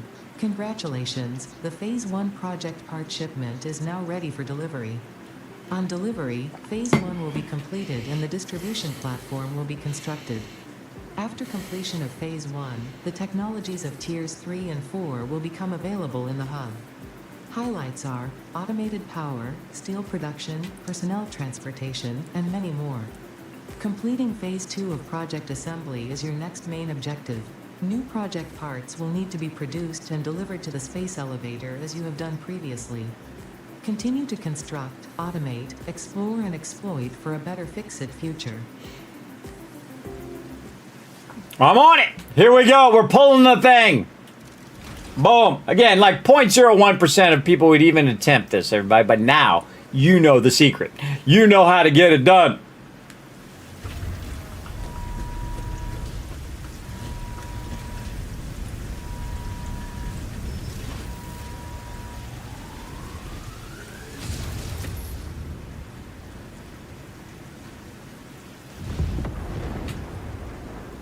Oh, whoa. It made all the stuff move out of the way. Oh, that's cool. Assembly completed. This is only the beginning of project assembly, the first step towards saving the day. You have performed adequately so far. Reminder, not only is Fix-It saving humanity, it is saving all of Earth, including kittens and puppies. It is statistically likely that you appreciate the continued existence of kittens and/or puppies. Continue the work for their sake. Continue the work for Fix-It. It is time to start the work on Phase 2 of project assembly. That was cool. I never did it when it was raining. I've never done it when it's raining. It actually gets rid of the clouds when you're doing it in the rain. That's cool. See, now it's got this rounded clouds. It actually cleared the clouds out. We just learned something else right there. Pretty neat. Awesome. So we got that done, chat. Oh my goodness. Yes, we need 100,000 smart platings now. Well, we already did 5,000. We're obviously going to do 100,000. Now, here's the thing, everybody. I've already got all these processes set up. We know we have enough power to make these happen. This is just a matter of time. All I have to do is let this run on the server. We can come back in a week. Those 100,000 there. We already proved that we could do 500,000 or 5,000 within now probably like 2 or 3 days because now we have all the production ramped up. But you can see, look, it's already done 16 of them already. So you might as well just, again, when you get in this phase and you have your smart plating already running, you might as well just let it keep running. But we've also got the ability to augment even more power and most especially make these darn steel pipes. These steel pipes is what we really need. So let's go over the hub here. I love how everything's all wet too. It's pretty cool. Except for in here, it's not wet. It's wet out there. Neato. All right, now actually tier 3 and 4 are among my favorite, everybody. And you know we're just going to go right for the coal power. So what we're going to do is go ahead and select this milestone. Now we need 50 rotors right now. Now here's the smart thing to do, everybody, and that is to actually turn this off. And you're, well, Kismet, you want to do a bunch of these. Well, I do, but not right this second. What I want to do is backlog and make me a bunch of rotors that I can use to upgrade the hub, right? So what it's going to do is it's going to send some more rotors down here. They're going to go right here, and then they're going to stop, just like that one there. They're going to start to backlog in this box. Now, we also have a bunch of reinforced iron plates in there, which we need, and a bunch of wire and a bunch of other stuff that I've already backlogged because we've let all that stuff run, right? Because we were super smart and let that stuff run at the same time, so we would have a backlog for our upgrades. Now, let's go ahead and go in here, and we're going to go control-click, and control-click, and guess what? We are good to go already. Bam! Coal power! Milestone reached. Power production can now be fully automated by burning coal, which has been added to the resource scanner. Water is also necessary to run the coal-powered generator and will require a network of pipelines to be transported from a water source. To assist with locating and identifying water, Fixit has compiled this guide. Water is a somewhat reflective liquid and it may have thick vegetation growing nearby. To test if something is water, try touching it. If it is not solid and does not corrode your suit, it is probably water. Well, thanks for that deep insight, Ada. She's so funny. Water falling from the sky. Let's collect that. Oh, look at the manta ray. He's like, oh, this is awesome, Kismet. This is awesome. So now we got to do 100,000 smart platings. We got to do 100,000 of those frames, whatever those things are called, and 100,000 or 10,000 of those other things. Again, it's just a matter of time. But we have the power of time. You know why? Because we got a G Portal server. That's why. In fact, you could get one too, and you can get 10% off. You're going to find that link right there in the chat, everybody. And then you can let your stuff run in the hardest mode in the game. So pretty awesome. Now, we definitely need to get our basic steel production going. Now, we have most of this, but we definitely don't have the rotors, so we want to let that backlog as well. We're also, over here, we can get some new stuff, which I've just been waiting for this new Xeno Basher. So I'm just going to go ahead and jump over here. Actually, what was the last thing we had to do over here? Yeah, we had 50 rotors over there. I'm not doing that right now. I'll backlog some rotors and do it later, but right now we want to get these steel pipes going. We get the steel pipes going, man, we're going to be unlocking a crazy ton of stuff. So let's go ahead and start on that first. So we will put in, we need some concrete, we need 1,000 of our wire, and see, now you know why I got all this stuff right here, everybody. We got 1,000 of that. We take the small stack, put it back in, and then over here we have crazy ton of wire. When we take this out, guess what happens? The wire just starts right back up again and makes me more. It's pretty awesome. All right, put all that in there so we know we got that locked. Put it in there. Oh, I got 5 minutes and 30 seconds. I got to wait for it to come back. All right. Well, we can make some modular frames. That's not what we're looking for in here. Oh, man, we can make a ton of those.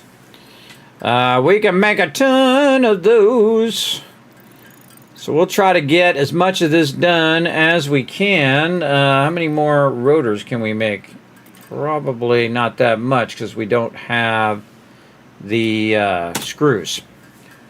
Now, screws is one of the #1 things you're going to be out of. Now, remember, everybody, I only tapped a few nodes, so I could go and we doubled the power so I can make everything I've already made again.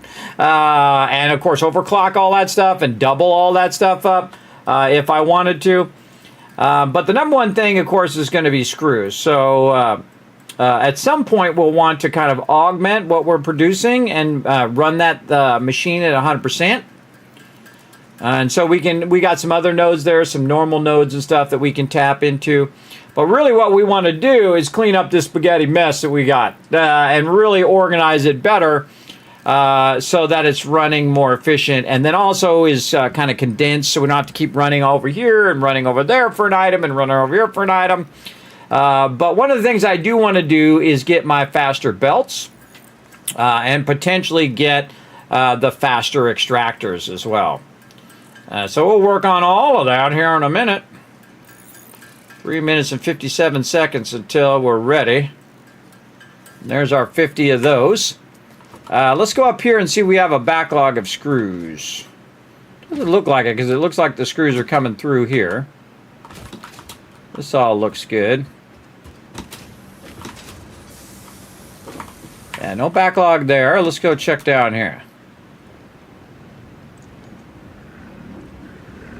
And no backlog of screws there. Oh, he's got a lot of screws in here, though. We're just going to snag those out of there. I'm going to help out with these rotors.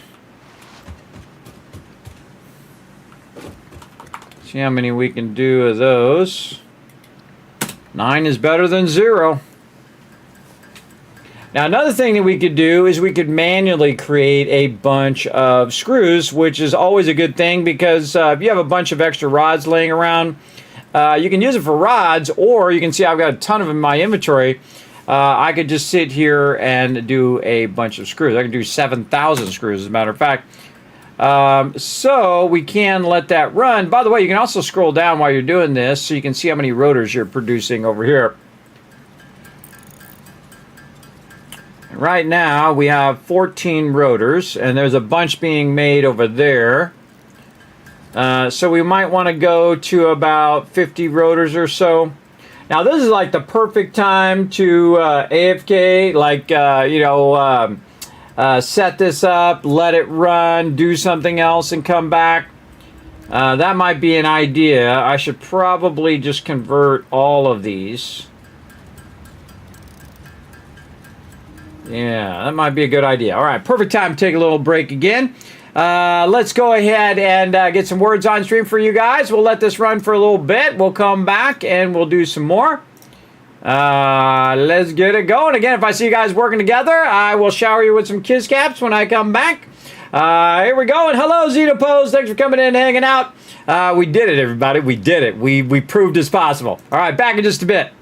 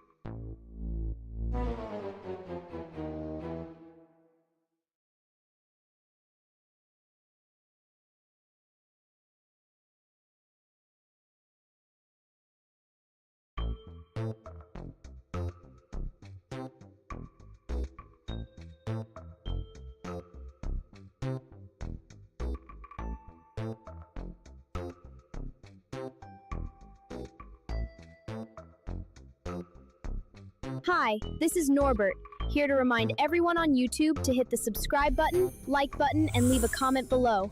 All good vault dwellers and dragons leave comments. You can also become a member on YouTube. If you're on Twitch, drop a follow and consider using your Twitch Prime. Thanks, Kismet will be back from AFK soon.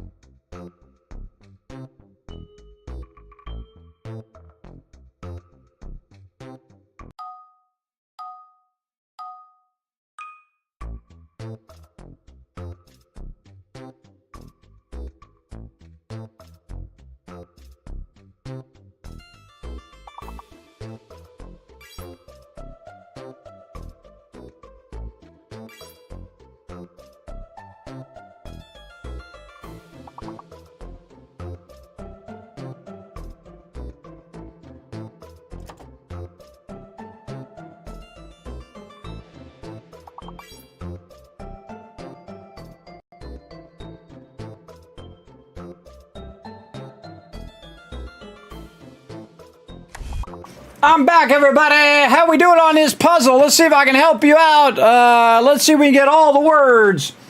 What? Biome. Did you guys get that? You already got that. Mole. Good one. Loam. Liam. Leim. Lome. Momi. Mole.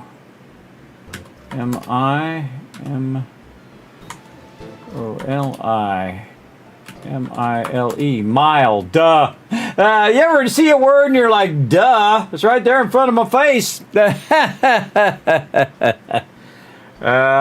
like that sometimes. Let's see. I think I'm locked right now. No, I'm unlocked. All right. L-E-I-M. No more L words. There's an M word in that second row there, everybody. Second row, there's an M word between M-I and M-O. M-O-E-L. M-E-O-L. M-O-I-B. M-O-I-L. Wow, moil. What does moil mean? And learn a new word, moil. Definition. Means to work very hard, to drudge or toil. Moil. Okay, I had no idea. Look, I learned a new word today. All right, everybody, great job. Great job working together. Let me give you a bunch of Kiscats for being awesome. Oh, also, we got the retweets as well. Let's give you another 1,000 for crushing those retweets, everybody. If you don't know about the retweets, everybody, you can follow that link right there in the chat. Go up there, hit that like button or hit the heart and retweet over there. If we get 5 more retweets, we're going to give you a bunch more Kiscaps as well for future giveaways, which we got a bunch of them coming up as we go throughout the year. You won't believe this, but it's still doing those screws, everybody. That was a lot of screws there. We can do 99 rotors right now. All right, let's go see how many rotors we already have. Let's turn it. No backseat gaming. This is any suggestion to Kismet on a course of action, such as click this or do this, or even the sneaky. I'm just saying. Thanks for understanding. I also added Sawbot to say no backseat gaming. I actually hit that on accident. I wasn't aiming that at anybody. I added that for potential need later on. All right, let's go ahead and get some more of these rotors out of here. Grab them. If you do it just right, you can grab them like that. All right, what are we at? 100. Okay, so we need about 46 more. So let's go over here and just get these going. That's not it. Over here. Rotors right there. And again, while we were converting those screws, it was making more rotors at the same time. And that's because I turned that production off so I could start to backlog the rotors for my use. And there's less of them I need to make. And again, we'll scale all this up at some point. But what we really want to do is just get a bit of everything running. So we want to make rotors running. We want to get, all of our other stuff running as well. Backlogging. Until we end up with a massive backlog of just about everything. What we really want to do is get steel production going. We can get steel beams and steel pipes going. Then we'll really be styling because we'll have a bunch of those backlogged.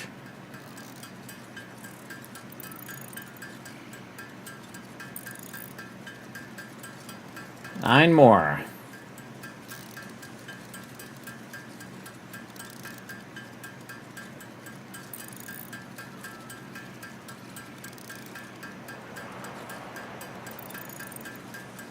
There we go. We're good.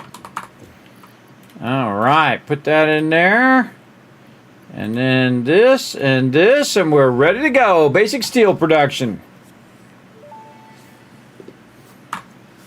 Milestone reached. Coal and iron can be combined in the foundry to start steel production.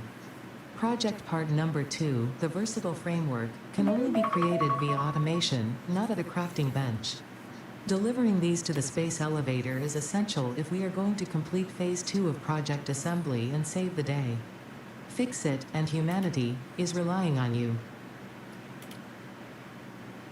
All right, now I'll probably do the security one next, and then in phase 4, we're going to be able to do some blueprints. Logistics, I don't know if I still have my blueprints in there. I probably want to take those out and just do some from scratch. Just for the fun of it. Man, I can't wait to get this one here too. And I actually probably have enough steel beams, but not steel pipes. So really the number one thing we want to do right now is steel pipes, then eventually get our automated wiring. And I would start this automated wiring, start your versatile framework, all that stuff as quickly as possible so you can just let that stuff run. And again, we got hyper tubes there. All right, so really logistics 3 would be great. but we're going to need those pipes. So we want to do that. Now, you might think the first thing I'm going to do is run and do coal power, which is not true in this case. And the reason why is because we already have so much of our ability to use the power that we already have.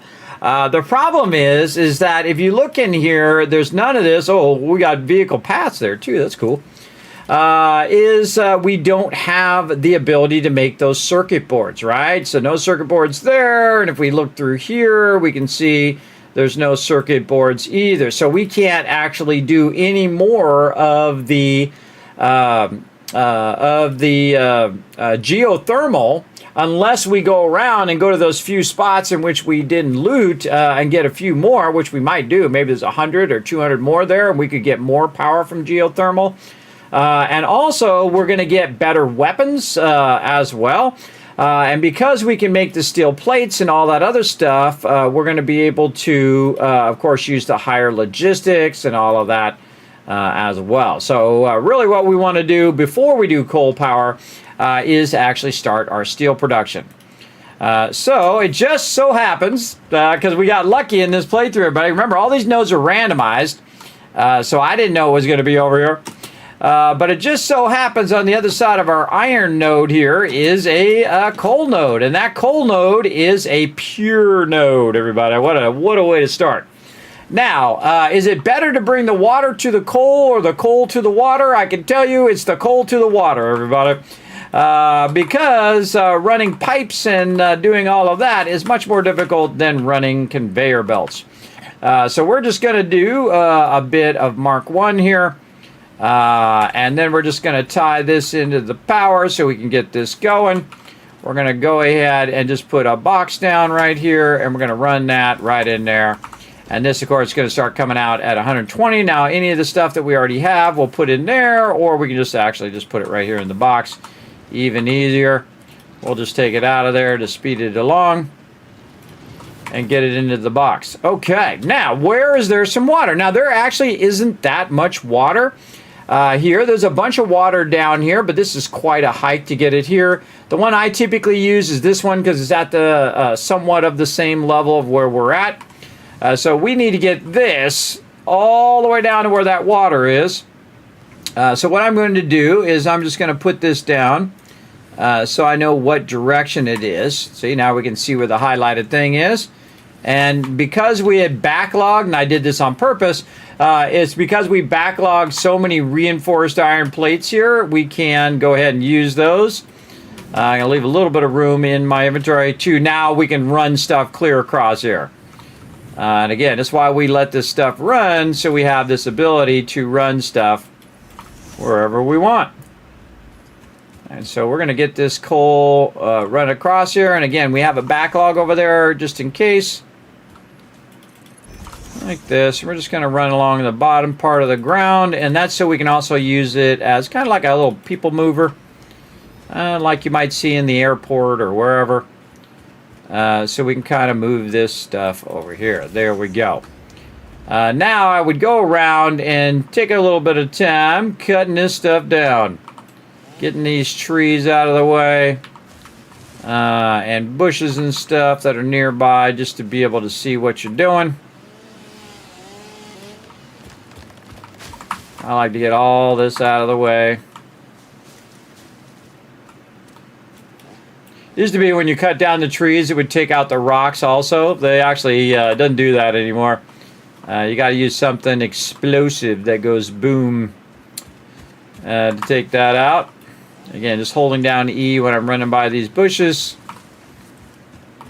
And this also AoEs the area. Any bushes that are close nearby, I'll get those too. I'm just going to clear all this stuff away from my working area here.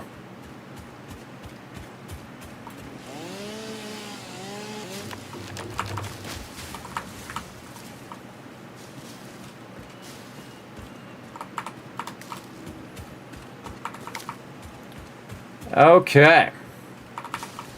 Now, what we need is we need to build ourselves a bit of a coal plant. And normally I build it on that side, but I kind of feel like building on this side this time. Nice little flat area right here we might be able to do something with. Now what I'm going to do is hold down Control, and what it's going to do is snap it to the world grid. And that means that it's snapped also to my other base, so if I were to run this over there and run over there, it'll snap to that.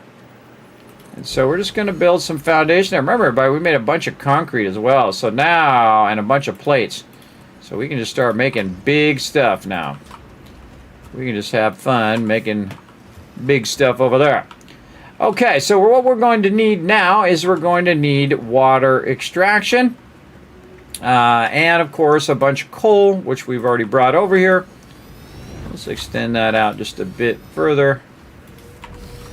Like that. Okay, so now we want to utilize as much of this as we can. And we'll want to go ahead and find our production water extractor. There it is. What a surprise, we need more rotors. Well, let's go ahead and run back.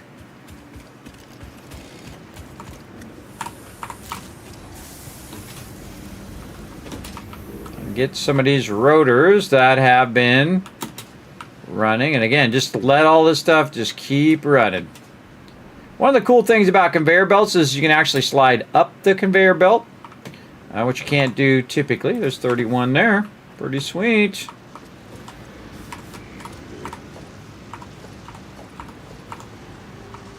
And you gotta find that magic spot to grab these. There we go. How many we got? 39. Okay.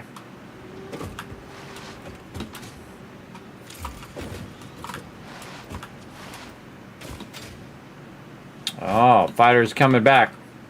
Landing back over there. Deal with that in a minute.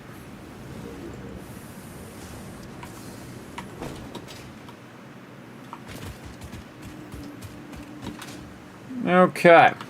Now, we've got our water, we've got our stuff there, but also what we want to do is our steel production here. Eventually, I'm going to use this coal for the coal power, but right now, we want to go ahead and look for some more iron ore. And I bring up the map so I can see what the nodes are. Impure. That one's impure. This is a normal. That's an impure. That's it. That's all we got over here. A normal. I feel like there's some over here too. Somewhere. But these are the ones that are the closest by. Yeah, let's just ping those again. So I feel like if nothing else, we could go tap maybe this normal node right there. And so we're bringing the coal in. We're going to bring another thing of iron in. Boing, boing, boing. My buddy Fred.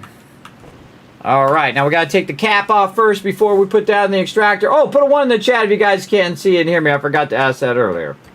Just to make sure that I'm not talking to myself. Wouldn't be the first or the last time I would have. But just in case, you guys can let me know. And I appreciate everybody that does. All right, and then we'll tie this into the power right here. And we're going to take this.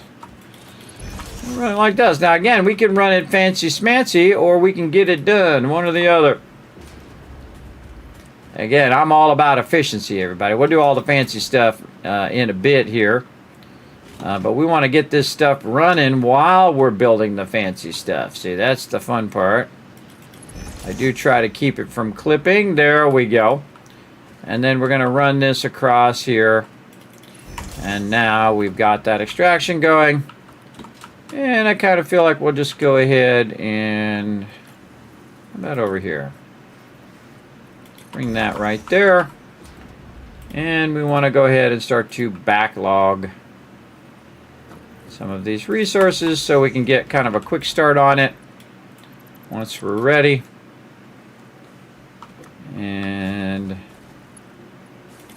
make that over there, right into that box. And then that's going to bring the bring all the raw iron ore up here for us to use. Get all that stuff out the way. There we go. Very nice. Okay, so we're going to have a power plant here, but the first thing that we do want to do, like I said, is to do our steel work here. Get those leaves out my base. To do some steel work. So we're going to need to bring our foundry here, and we're going to need some modular frames. All right, we own it. We'll just put this right over here in case we need to make stuff. A bunch of modular frames. In fact, we only really need one of these, but we're going to put 2 of them down just so we have this constantly running. And so 2 of them is going to take 20 modular frames. Now, another thing I needed to do is make modular frames too, so I don't have to make those. And again, because it's on the server, even if it was making them 1 per minute, and I let it run for 1,000 minutes, I'd have 1,000 of them. Or if I ran it for 10,000 minutes. Thank you, Xenopause. I appreciate it. There's a bunch of cats for everybody in the chat. Again, if I ran it for 1,000 minutes, it'd be 1,000. If I ran it for 10,000 minutes, it'd be 10,000. You get the idea. Because the G-Portal server runs 24/7, we don't have to really worry about it, right? We can just let it run and run and run, which is awesome. All right, now we can do our 2 foundries. We're going to put them right here so that it can process all of these goodies. All right, now our extraction is going to be 60 there, and we're going to do steel here. So our iron ore is going to be 60. So this is going to get turned way down. So we're going to do 1/3 of this. So we're going to do 33.3337. It's like a weird universal number that happens there. So 30 in this one will be 1/2, and then 3333 in this one. And that's because I'm going to be making 2 separate things, and so I want them to go ahead and basically cut that in half, all this stuff in half, making 2 separate items. Okay, now the iron, we're going to go high with the iron. Or man, we should go low. Maybe with the coal we'll go high. We'll go high with the coal. All right, so we're going to do this. Then we're going to take our splitter and aim it this way. We're going to triple stack it like that. Now it's going to line up to our lifter here, but we're definitely taking that lifter out because that's going to definitely get screwed up. And then we want to make another box over here. So like this. So we could have another buffer for our coal. Like this, and then we'll bring this up and turn it this way, and then we'll bring this coal and run it in there. Now this is 120 coal, so that's definitely going to backlog a bunch of that. And then what we got to do is match the coal versus the iron. The iron is extracting at 60, the coal's going 120. So we could use 60 here and another 120 for our coal power, and see how that goes. Now, since we already have this other one here, we can just go ahead and line that up from this one like this. And then again, put in our lifter afterwards so that we know that's working. We're going to run this across to here. We're going to look in there and see if some coal comes down. There we go. And then we'll want to probably put the power forward like this. And like that. Okay. How much power is that taking? 80. Wow. Okay. Even at a reduced rate, it's still going to be a lot. It won't be 80 though, but it'll be 1/3 that, so about 20 or so. Okay, so we got that, and then we want to do a splitter, say right here, just so that it goes like this, and we'll say straight.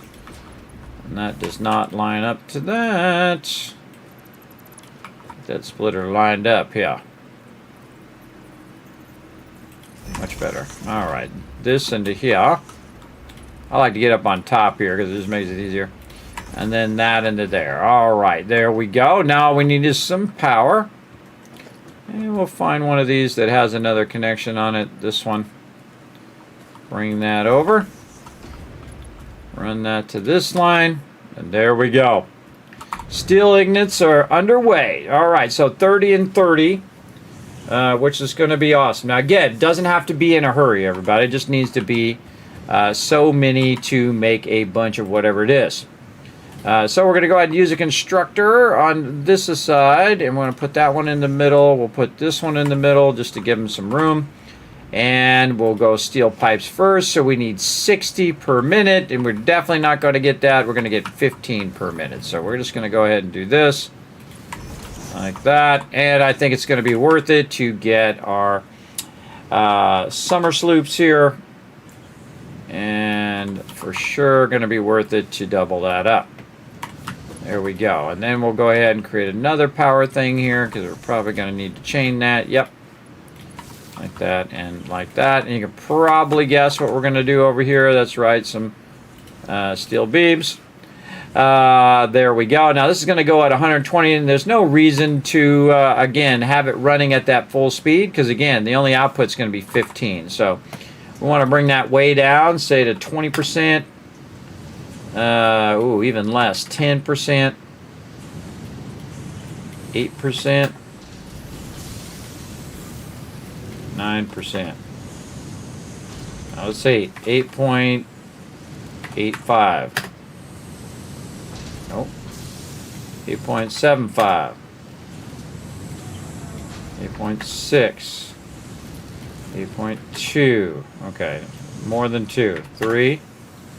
Oh, is it going to be 337 again? Yep. All right. See, there's like a universal number that happens in a lot of these things, like .337. So this is 10. We can go up from that, though. Let's go to 9%. Let's go to 15. What about 15%? No. 13. 12%. 0.337. Another 3. Nope. 4.337. 6. Too much. 5.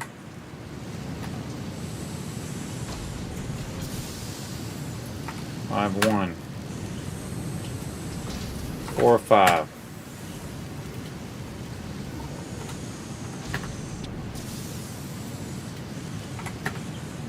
Oh, 12.5. All right, there we go. 12.5 is what we need. And then over here, you might know the magic number. 12.5. Nope. It's going to be twice that. 24.25. Yep. Because this needs twice as much normally. Okay, so it's already got the steel pipes already going. Oh, I love to see it. Now this is when you want to just absolutely give it as many boxes as you can. We want to let this run. There we go. And then we're just going to make another one right there. Another one here. I could stack them on top of each other, but I just feel like running them nice and straight.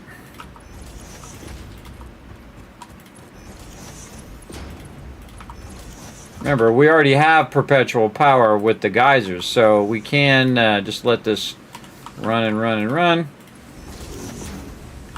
Same thing over here. Oh, needs more plates. What do you know? Certainly not hurting for those. Also, we'll be able to do our dimensional depot. So all this stuff's going to start automatically going in the depot. Because we have a lot of Mercer spheres. Oh, awesome. That's some fantastic maneuvering there.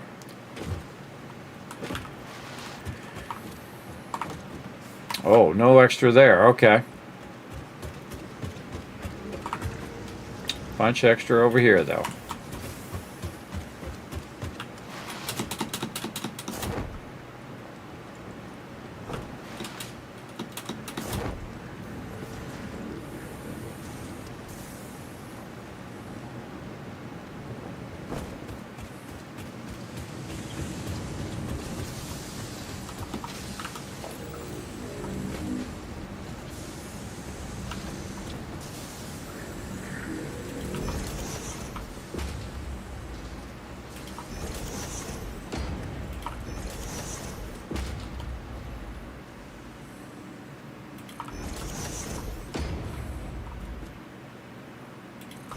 We're going to need a lot of these.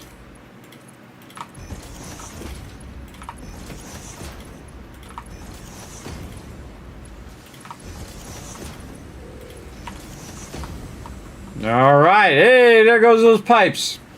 Nice. All right, let's check our power. How are we looking? Ha! Not even close. Not even close, everybody. We're doing like 1,200, and we've got basically around 4,000 power.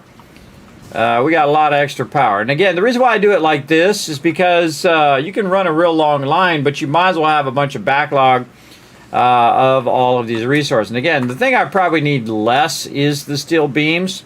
I do have a ton of those, and again, even though it is running slower, and I've underclocked it on purpose because there's no reason to run it at full speed if you can't accommodate it.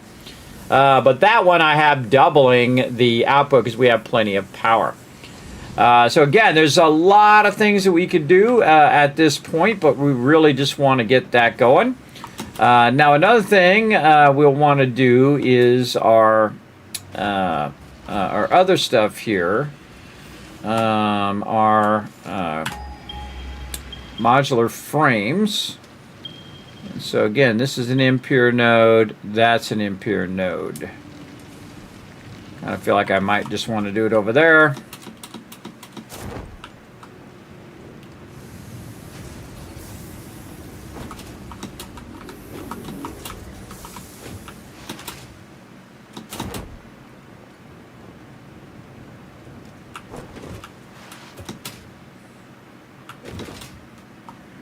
Nice.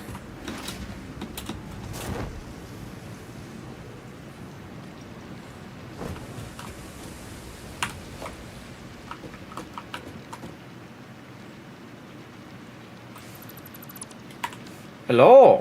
Lots of oil there too. Okay. And again, since we have so much resources now, we can really set this off and get going. With a lot of this, and then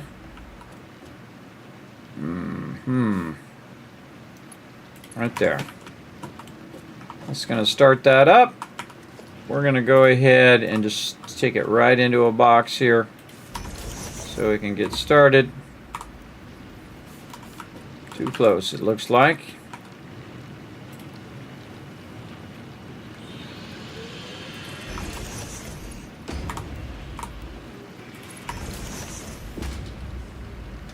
And there we go.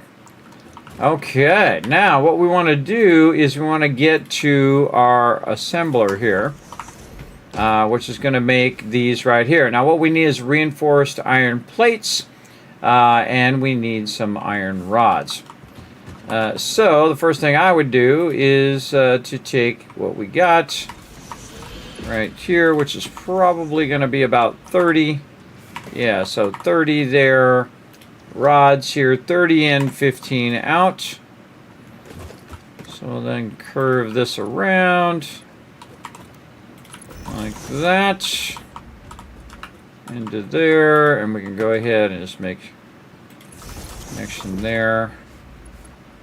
Oh, better idea. Let's use our magic pole here to click this and then do that, and then we can connect this here. And we want to connect this forward and do this. And you're like, well, Kismet, where are you going to get, now you got the iron rods, but where are you going to get the reinforced iron plates? Ah, glad you asked. Over here, we have a tremendous amount of reinforced iron plates that we are using toward our smart plating. But we don't really need our smart plating right this second. But we could definitely use some modular frames so we don't have to make those. As well. So we're just going to run those straight out of there. That'll go I go 3 boxes deep and then also continue to make them. And now we're about to make some modular frames. Again, just making what's known as spaghetti, everybody. Just running tons of stuff all over the place. Can be a little awkward.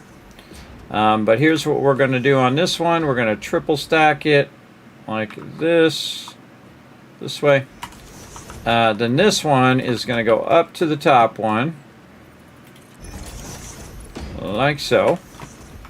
And then that one's going to come down from up there into this one.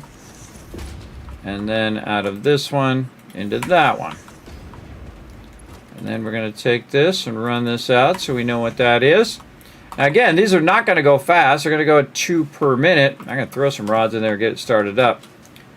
I got to make sure... Oh, I forgot to smelt it first. Duh. That would be a vitally important part of the process.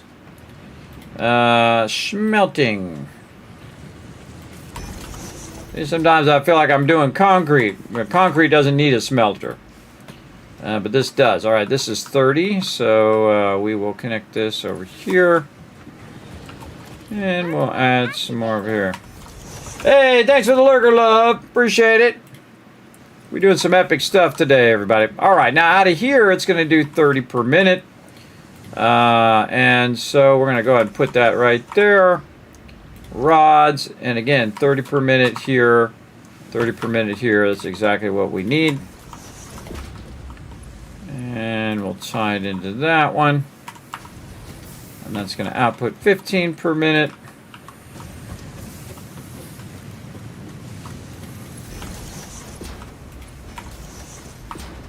Aha, there we go. Now we got it going. And we have a bunch of backlog in here as well. We can throw stuff in there. Let it do its thing. Okay, now this should start to make some modular frames. Yep. And we have lots of power. Let's just double it up. And that'll just basically double up all that other stuff as well. Okay, and we're backlogging a bunch of rotors over here. Yes, we are. Very nice. Okay, let's go ahead and get our enhanced security asset going. So this could be on cooldown. We definitely have those. Let's get some more rods over here. Oh man, we got a lot of rods. Again, every time I take it out of this box, it just goes and makes more. Because that's how you set it up. Awesome. And then this, and this, and we good. Milestone reached. The Xeno Basher is a direct upgrade from the Xeno Zapper. In the words of the engineer that first developed this tool, quote, "The Zapper kind of electrocutes things, the Basher straight up smacks stuff, while also electrocuting them," unquote. It is beneficial during encounters with aggressive fauna and has been tested thoroughly. The engineer's noble sacrifice for Xeno research will not be forgotten, whoever they were. Whoever they were, they won't be forgotten. Alright, time for the Xeno Basher. We're going to need... Oh, wow. Actually, I need 4 times the Xeno Zappers. Normally, I think you need 2. Alright, let's get it going.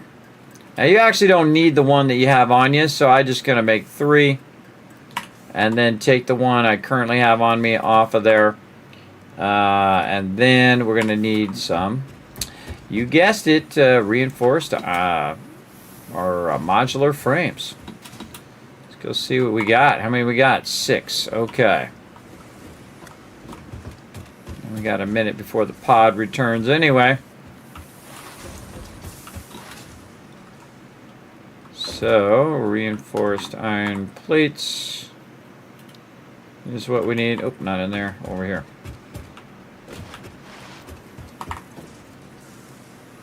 We need 3 more. Probably just could have stood over there and waited for him.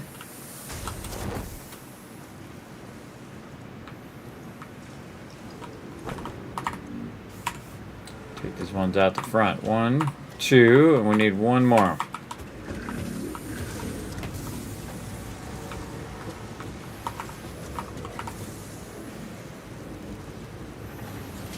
There we go.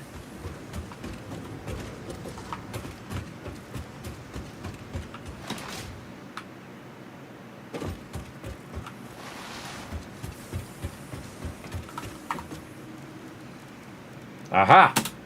There we go.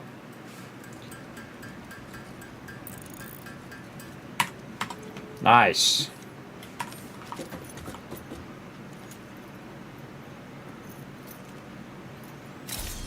Much more effective of a weapon.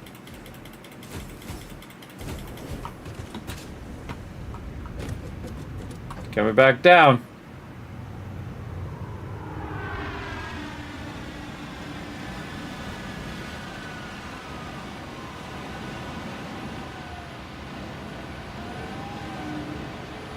So cool. I love that animation. They really did a great job on it.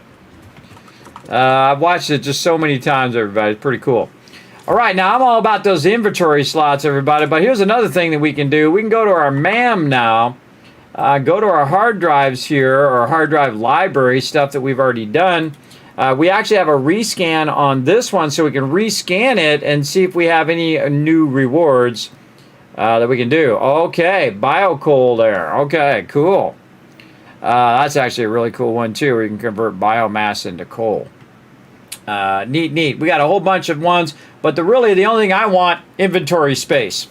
So we're going to grab all of our hard drives, and we're going to get them our inventory, and we're just going to keep these hard drives scanning going, and hope that at some point we can get that going. Okay, and then vehicular transport. Let's work on this. Put that in there. Ooh, we're almost done with them rotors there. Nice. Okay. Then again, now you know why I backlogged all these resources. So once we get into this phase, we can just absolutely cook. And no plates there, but maybe there's some backlogged over here. Yes, in fact, we should probably just grab a bunch out of there.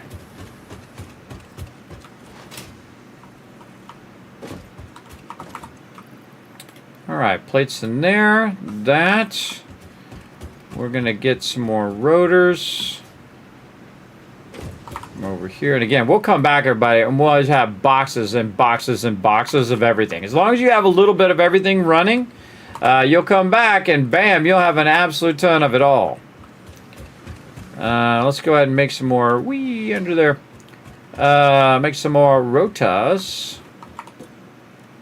We need 10 more rotors. How many can we make? 41. All right, that's more than 10. Oh, wait, I got 23 on me. I forgot, I just picked them up. There we go.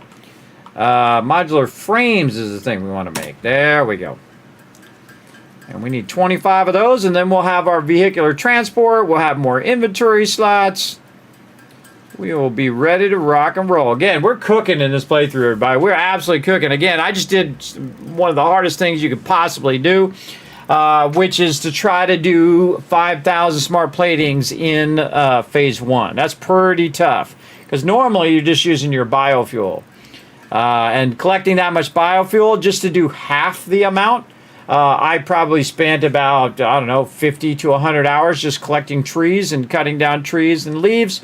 Again, you can use mycelia too, but I usually keep it for cloth. But really, I just went ahead and used it in this playthrough, so I didn't have to worry about it. All right, here we go.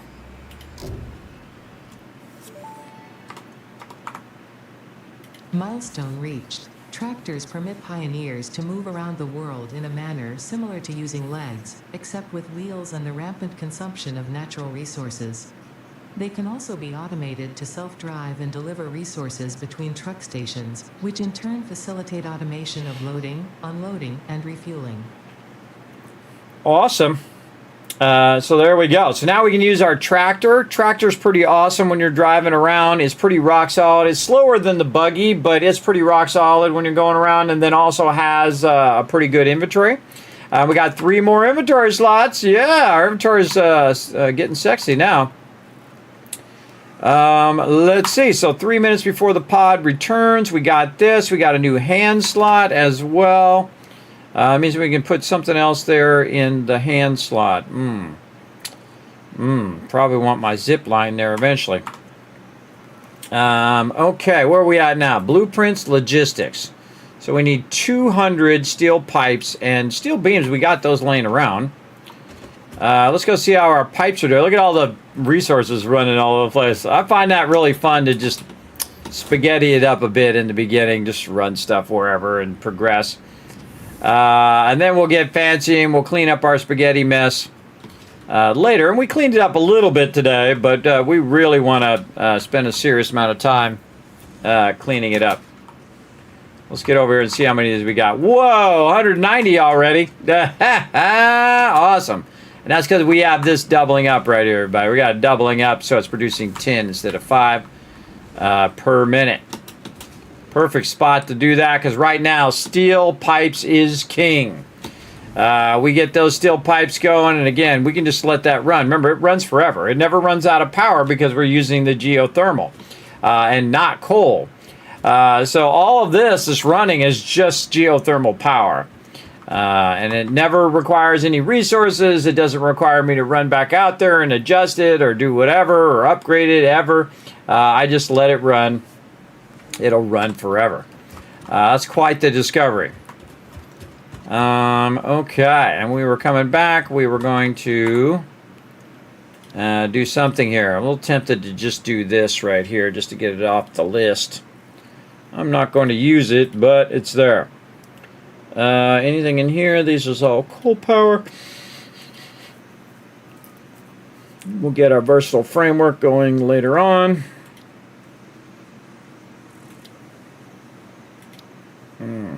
Really want to get this going. Get this going. Oh, we have enough. And then over here we have stacks of this right here. Our steel beams. The reason why we have so many is because, again, we found those steel beams. All right, and again, when we come back, we'll get that. We'll get conveyor level 3. Now, that's going to be 270. It's such a huge jump between Mark 1 or Mark 2 and Mark 3. So 270 resources per minute is a lot. But it really doesn't help us because here's what we need. We need to be able to extract it faster. So we really need this one above this one. Because again, we can have this all day long, but if we can't extract the resources faster, then it doesn't matter. And this is why I'm not rebuilding my base yet. When I have faster extraction, then I need to rebuild my base around that faster extraction. But if I don't, I've already got it optimized for the extraction it's doing right now. There's really nothing I need to do. But we do want to eventually get these level 3s and especially these bigger containers. So let's go ahead and get those logistics in there. Since we do already have the resources, here we go.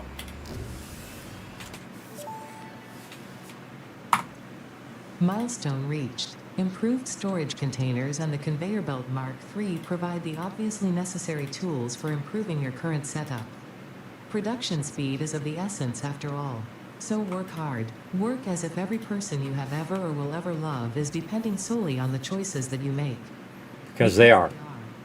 Fix-it psychologists recommend not dwelling on the crushing mental and physical strain of your responsibilities and simply continuing to be productive. Hard work has repeatedly proven to be the best cure for any kind of stress. Now back to work. Okay, well, I don't think I actually stopped doing work, but sure. Okay, and you can see now I'm using these resources toward the base expansion, and I'm basically just unlocking everything in a row now because I have, again, so many resources. Let's head back over here and see if we've got anything else. I'm going to probably hide this thing out of my way.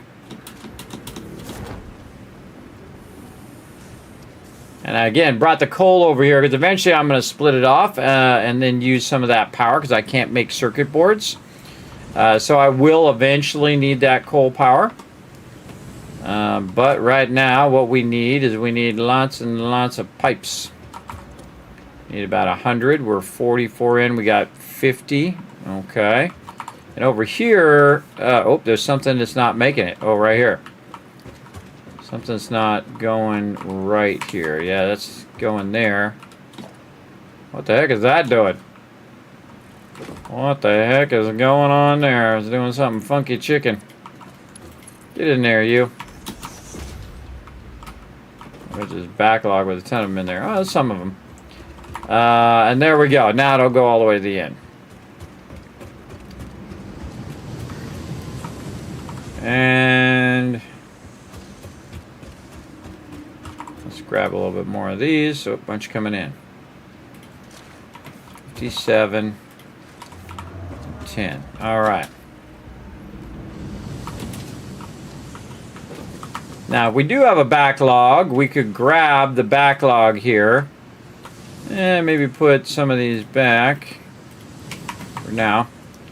I seriously doubt we have a backlog over here. A little bit of a backlog. Might have a backlog over here on this one.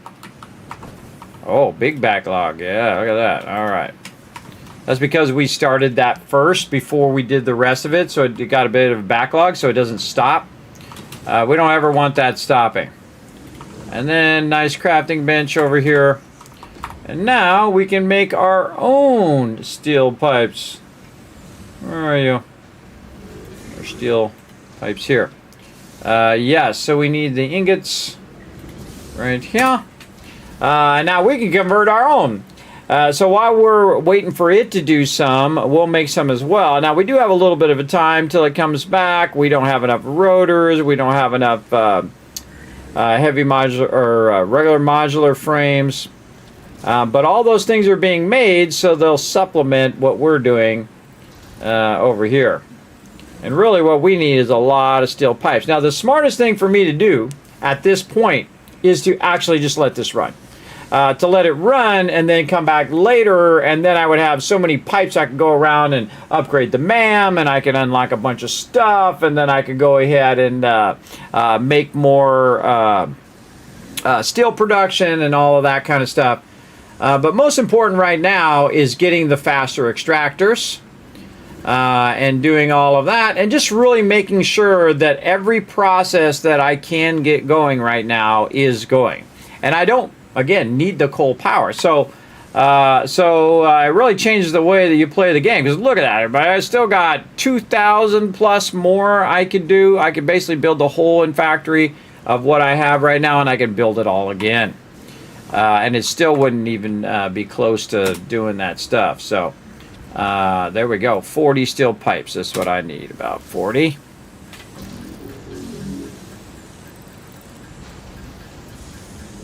I'm just making enough for what I need. I'm going to let it make the rest. And this is why you should get a server, everybody. A server is the best. So you have the power of time. You're not running it on your machine. It's not taking up your electricity and all of that. It's just running.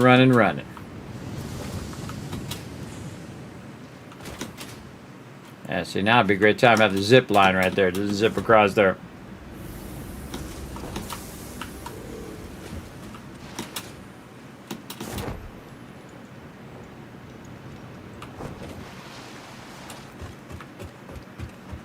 All right, how many rotors you got for me? 12, all right, well that's 12 I didn't have to make.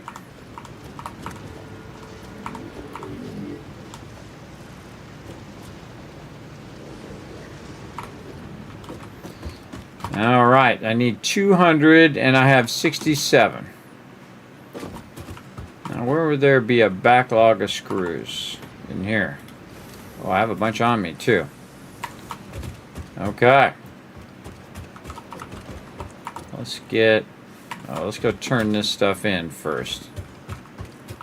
So what do we got? We got 67. We got that done. We put our concrete in. So we know where we're at. All right. And then we need rods. And we can throw, we'll keep that. Bunch of stuff on us there that we could go ahead. If that's full. Go check our MAM. What do we do with the MAM here? Hard drive has been scanned. What do we get? Again, I'm not going to use any alternate recipes other than expand my inventory. So let's rescan it again. Nope. All right. Well, we got more hard drives to analyze.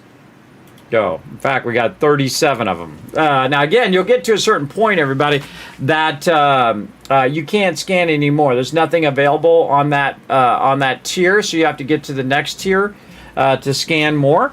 That's what we're doing right now. Now we're in the Tier 3 and Tier 4 ability to scan the hard drives. And they take about 10 minutes each time, so we just kind of let those run for a while.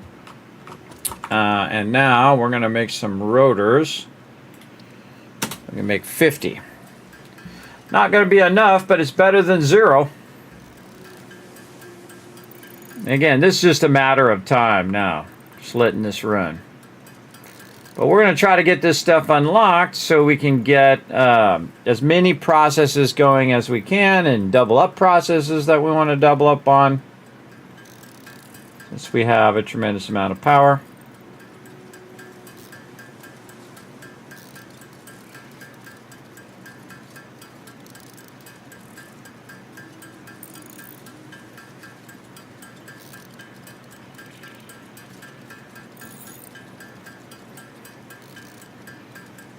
Uh, 133. 133 more.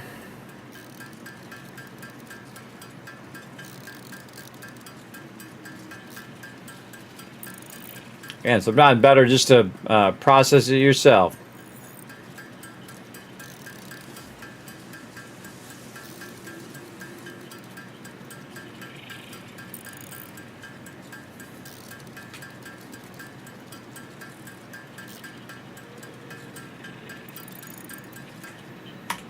Okay.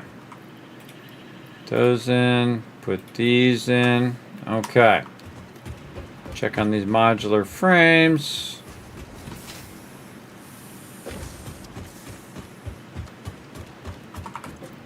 $36. Okay. Getting there.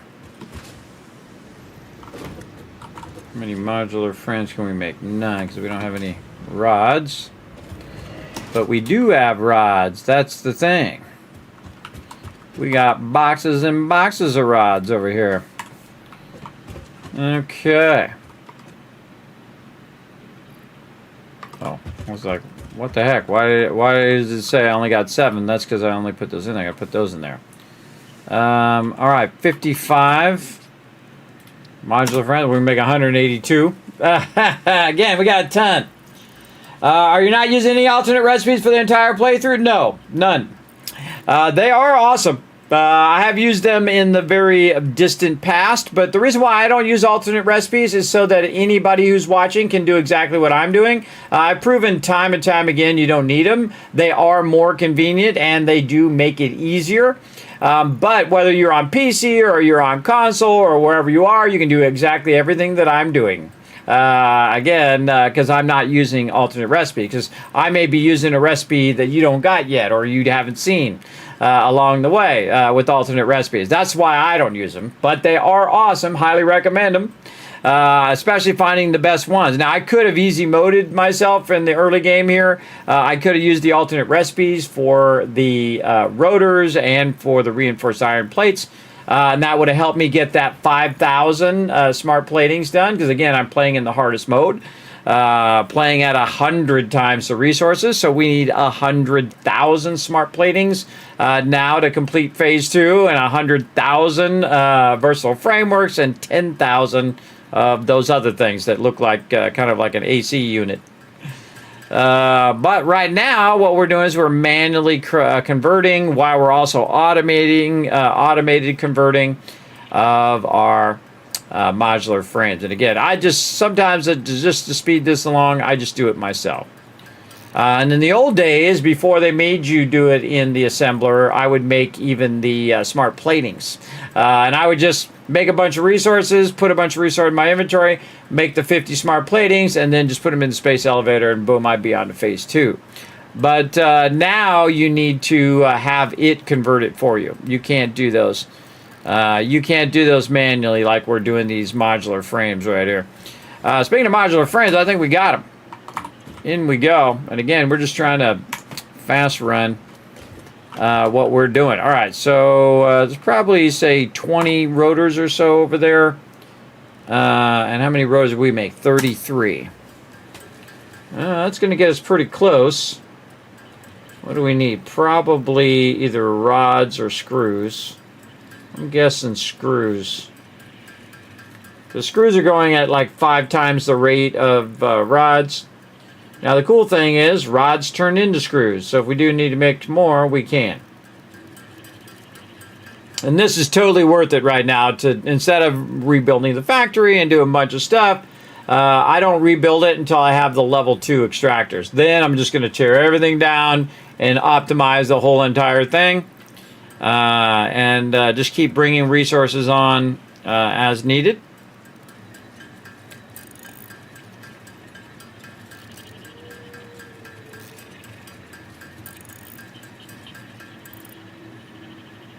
All right, where are we at? Put them in here and see where we're at. Okay, we need exactly 50. Okay. And I bet you it is screws. Yeah, we can make a bunch of screws. Now we'll get to that. Let's go see how many we got backlogged over here. 23. Okay, we're getting there. Let's get all these ones as well. And the very awkward one in there, you just kind of aim at the ground, I find. Just aim around there, and if you find that magic spot, boom. Got it. All right, 20 more.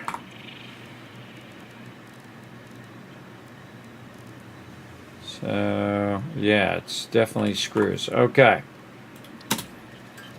I'll make a bunch of screws, and while we're making screws, we'll watch if that goes to 20, or really if it goes to 15, because by the time we're probably done doing this, it's going to make 5 more over there. We'll be good.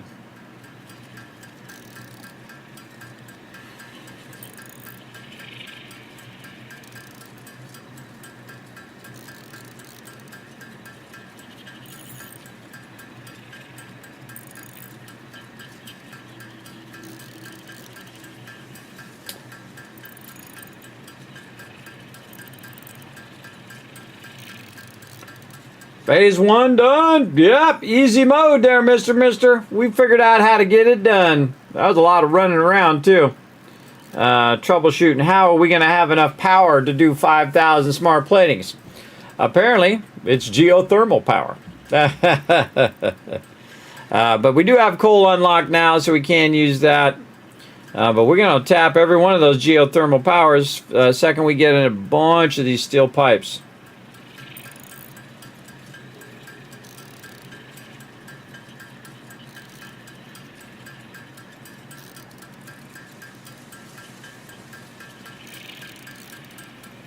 We still got some Power World to play, and also we're going to be playing some 7 Days solo run.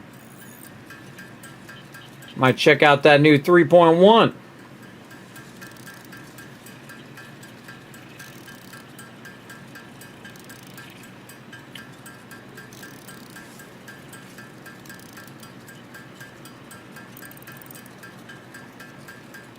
All right, we'll do 12 of these, and we'll go see if there's 8 of them over on the other one.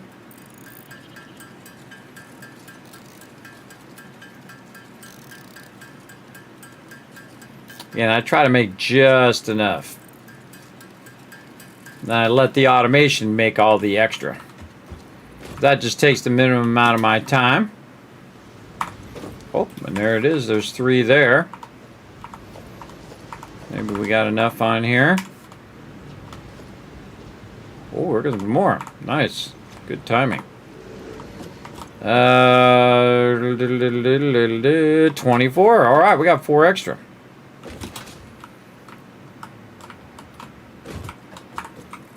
And in we go. Bingo. Milestone reached. The Miner Mark II allows extraction of resources from nature to fix it at twice the speed of the Mark I model. Miners can be directly upgraded to Mark II without removing the Mark I model, just like conveyor belts and other upgradable infrastructure. Unfortunately, setting up the production of advanced steel parts and project part number 3, automated wiring, will not be as easy. Every moment you delay reduces the chances of saving humanity. I will not show you the predictions, it would only demotivate you. I'll get it done. All right, what do we get? Alternate automated miner. I don't think I've ever even seen that one. That's kind of a cool thing. It's okay. I already got the miner. I'm going to go ahead and try it again. I'm trying to get the expanding my inventory. Nope. Another some good recipes in there. But again, there are some that are like the best. And I will let you guys discover that part on your own. But again, I don't use them just so that, again, everything I'm doing, you guys can do as well. And really revitalized my love of Satisfactory. Not that I ever stopped loving it, but playing in this really hard mode, I love a really good challenge. Whatnot. Now, we got power storage here, which would be perfect with our geothermal, which goes up and down. But if we had the batteries, then we could stabilize it, so we could charge up those batteries and have a bunch of extra power, so when it does dip down, we could still utilize the top end of that power, or at least a quarter or half into that top end, and we'll keep our power running nice and smooth. So let's go ahead and get that going on. Right over here. Oh man, we just take all of that. We're gonna need like 2,000 anyway.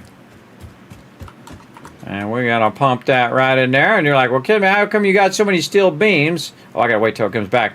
Reason why I have so many steel beams is because, again, we ran around, got all the crashed ships with all the steel beams. Same thing here with our industrial beams here. Put some of this back in here. Like so. And then we can get over here our encased industrial beams here somewhere. There we go. I got a couple hundred of those just laying around. And it does look like, again, modular frames. Do I have this on doubling? I do. 17. We need 200.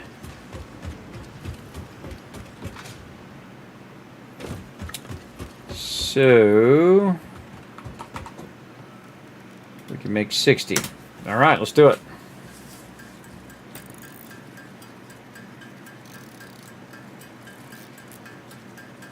Just speeding this along. Again, I could just log out, come back later, and get it going. That's the only way to automate the miners. Yeah, well, I don't need those automated. I'm good. I mean, they're already automated if you think about it. They're extracting without any power. But yeah, if you want to automate it beyond the basic portable ones, go for it. I just keep them down, especially in the beginning. I made enough to fill my entire inventory, and then I just collect all of them, fill my entire inventory, start this going for 35 minutes, and then walk away. And I did a lot of that off stream because, again, we are playing in the hardest mode. So you really got to process a ton of stuff, that's for sure. And again, this is not my first playthrough, everybody. I've played for thousands upon thousands upon thousands of hours. I played since day one, since it first came out on the Epic Game Store. I've played all of the updates, every single one. Right now I'm playing 1.2, and I just got to tier 3 and 4. And you're like, Kismet, you haven't played all the way through yet? The 1.2 came out, the whole thing. Yeah, but I cranked it all the way up, though. So I didn't just fast mode all the way through. Because I can do that in the normal mode. In the normal mode, I can get all the way through with 20,000 power. I proved it's possible. In fact, I could probably do it with 10,000. In fact, I could probably do it with I could do it with just the geothermal power. I don't even need coal power or fuel power or any of that stuff. Because I do have another power that trumps all of those powers. And that is the power of time. If you have the power of time, everybody, I can run 50 boxes of each and every resource on the server and just AFK. And let it run for a month. I come back, boom, 50 boxes of everything. And then I can take those 50 boxes of everything and turn them into 50 boxes of some other things.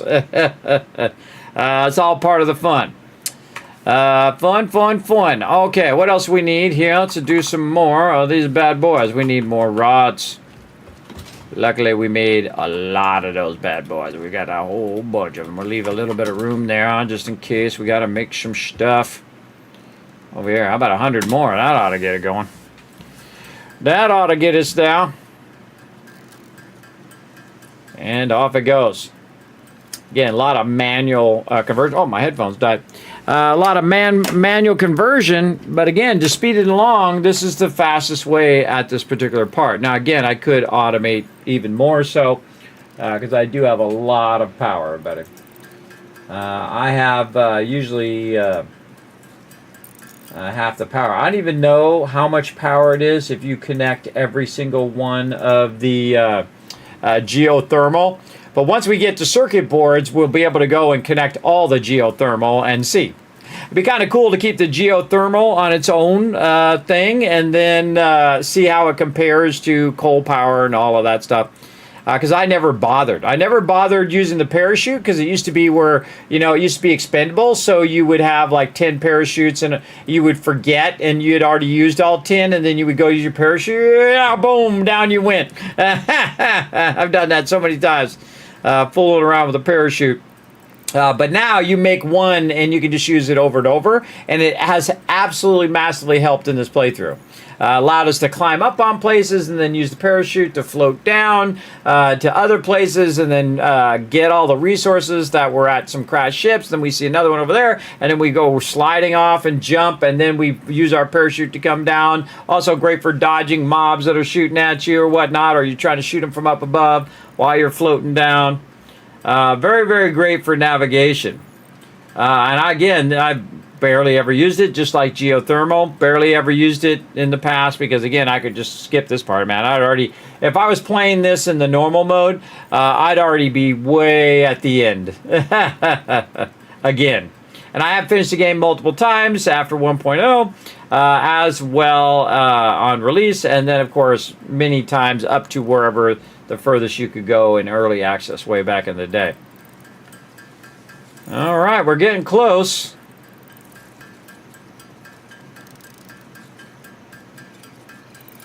I feel like we do all of these and we go over and see how much is in the box. We might be good. And we got those. We've got our wire. Yeah, just this, and then we'll be able to put down some power backup too.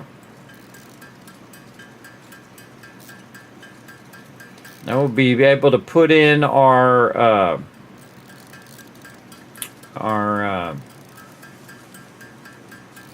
things. Those things, the dimensional depots.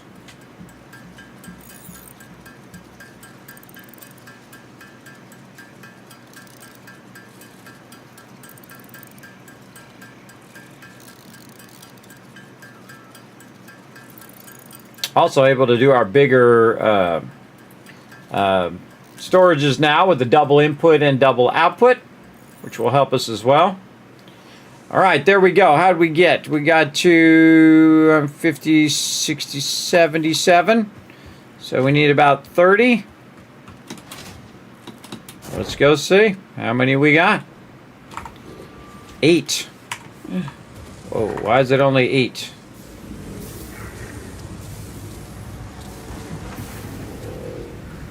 It's a long time. It would have been further along than that. Something seems to have slowed it down. Probably the rods. 60, 30. 30, 15. Oh, this is 24. Keep starting and stopping. Forgot to adjust this. Underclock this. 60. 0.5. 61. You don't want this starting and stopping, because that sucks.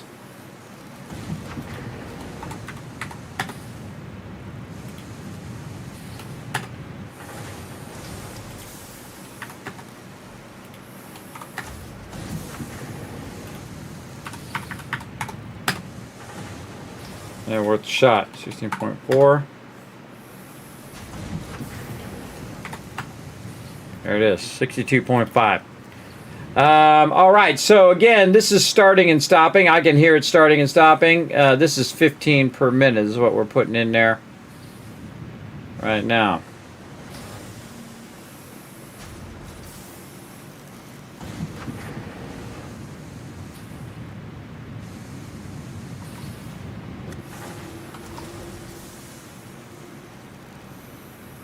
It's 15 per minute there.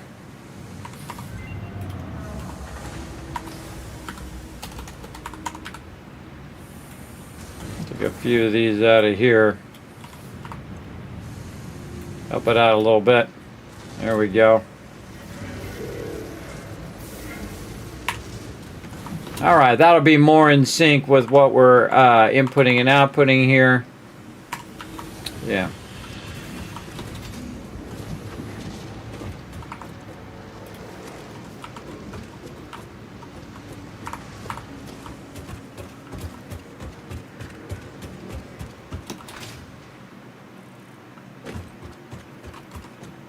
Okay.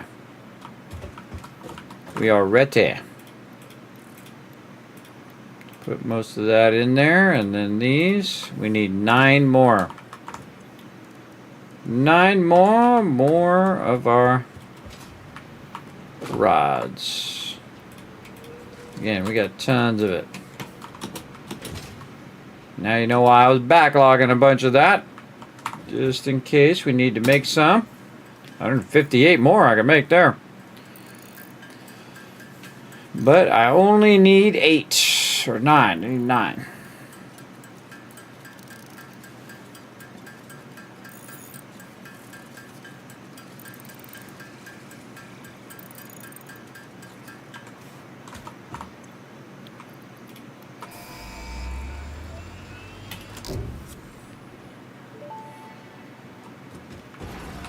Milestone reached. After several pioneers started exhibiting traumatic responses to power blackouts, Fixit developed mitigation tools recommended by your local therapist. Power storages can hold excess power to delay or prevent blackouts in the eventuality that your factory's power consumption exceeds production. To simplify, these are rechargeable batteries. Power towers carry power lines for significantly greater distances than poles, facilitating factory expansion and exploitation of this environment for the good of Fixit and humanity. What a surprise! We need more modular frames. These modular frames are going to take a while too. Okay. Keep saying idle.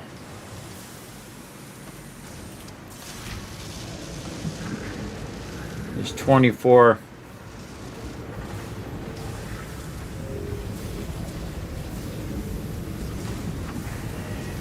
It's got to catch up there.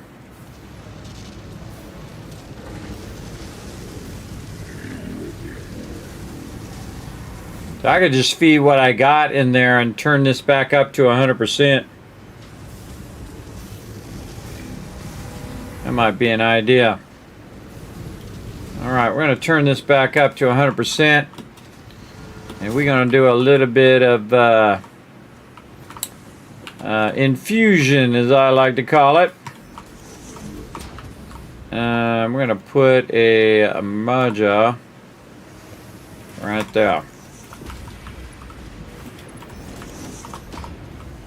We're just going to take a bunch of those, put those in there. It's going to infuse that there. And then we have a bunch of extra plates, as you can see, or reinforced iron plates. And those are just going to go in now much faster. And that'll keep that running. We'll end up with a lot more modular plates in the long run. Once that gets up and going.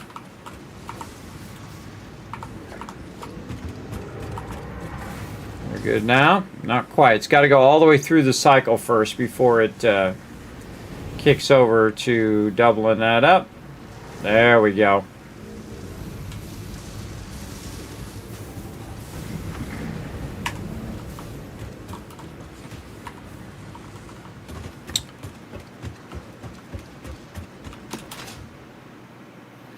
Just trying to get one power thing over here, because if I can get a power thing up and running here, let's go ahead and just put it over here so I know how many I need.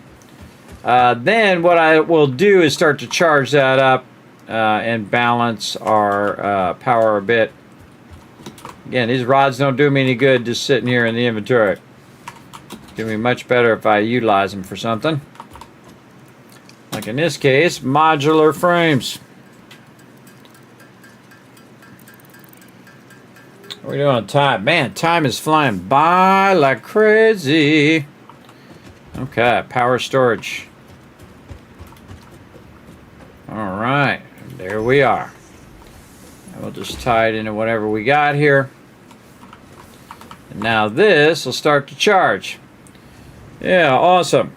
And we brought our capacity up, and again, say we go and we exceed this gray line here, and the gray line comes down, then the batteries will kick in. I prefer to let them charge all the way first and then do it.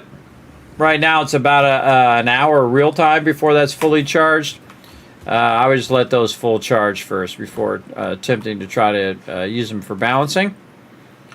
What else we got in here? I think we pretty much got the stuff that we need.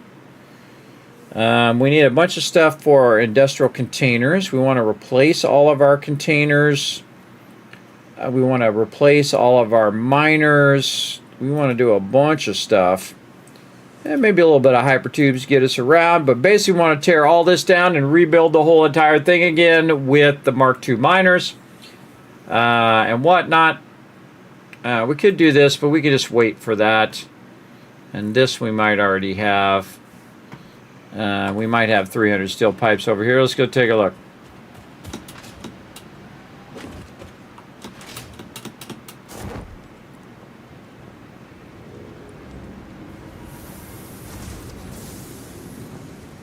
Again, you'd want this to all be centralized, or you could use a hypertube to take you out here, but eventually you want it to be all centralized where I don't have to run back and forth. Bring the resources to me. Whoa, okay, yeah, we definitely have that. That doubling of the steel pipes is awesome. Doing a good job right now, helping us out.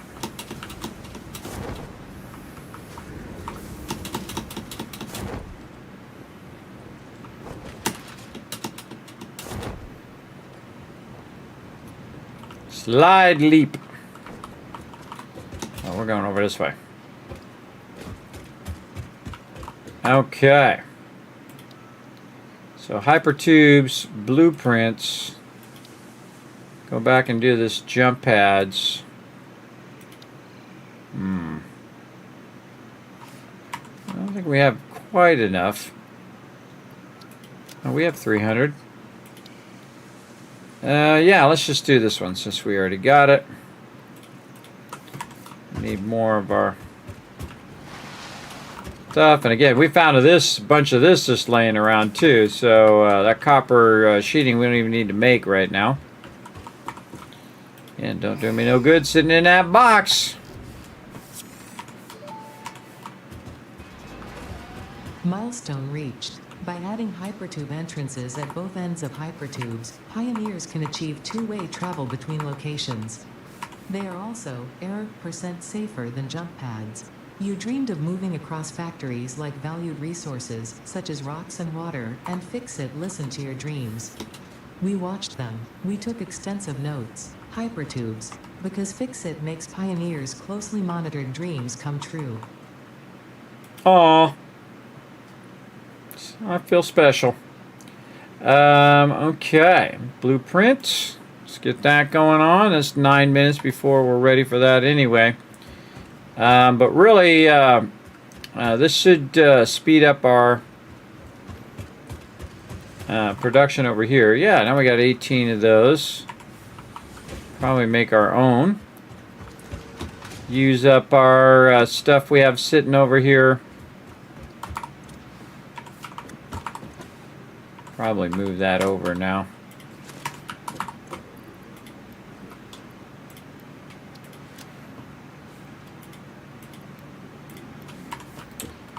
Okay, we take this out. Nothing up there I need right this second.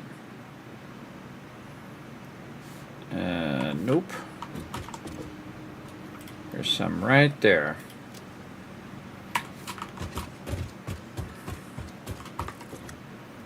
We got 200 of that. We've got the concrete, I'm sure. Oh yeah.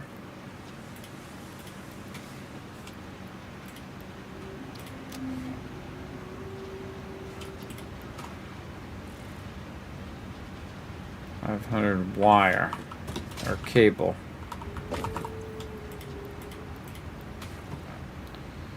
$600 right there.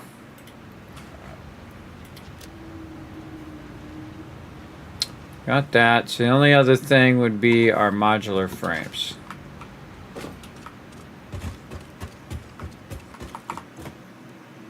And we got 106. All right, we're gonna have our blueprints too.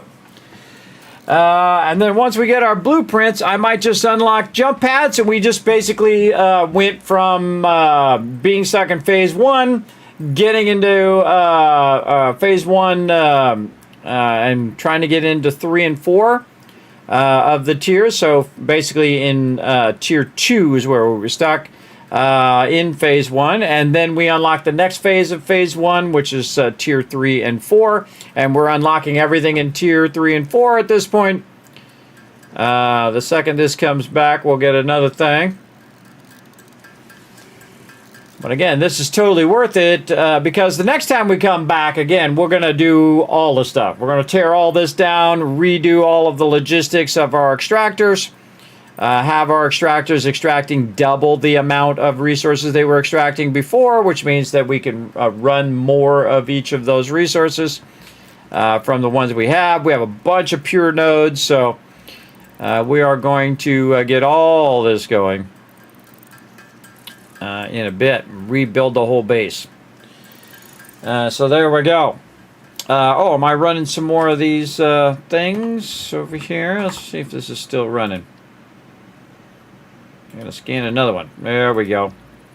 The one waiting for me to do an alternate recipe. Yeah, this one. Nope. I'm just about the inventory stuff. Okay, oops, still 5 minutes. Let's make some more modular frames. Again, when you get close to finishing, say you need 100 like I do, I'd say when you get it to about 80, you go over and see if there's 20 in the other one. But those modular frames go really slow.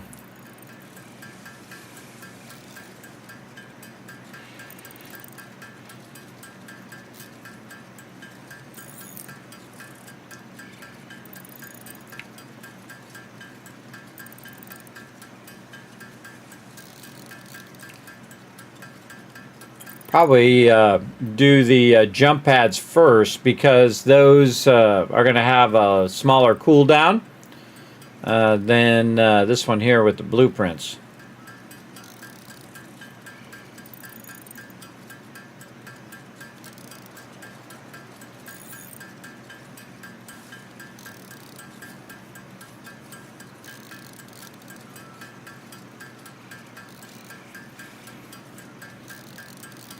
Alright, all we need is 10 more. Let's go see if we got 10 over here.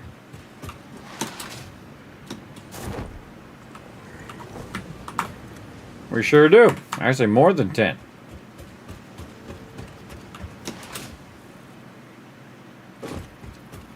Okay. 200 here. 1,000 there. More than 500 there. Now we just got to wait a little bit. Alright, let's do the jump pads. Also, do we have 50 rotors? Yes. We need plates. We've got the plates. We need some more cable because once we use this cable on that one, we're going to need some more again.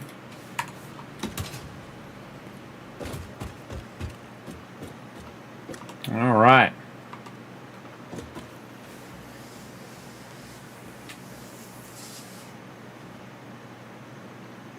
Guess we could just stand here, or we could go ahead and do some stuff here. Over here. My spreadsheet zoom out again. There we go. Okay, and again, everybody, we are going to play some Power World coming up. And again, all we're trying to do is get all this unlocked and get it set up as best we can to do every one of these processes. I probably won't even bother to work on the space elevator parts for right now, because again, before I work on all that, I might as well just tear everything down and then set up all those parts once we do that.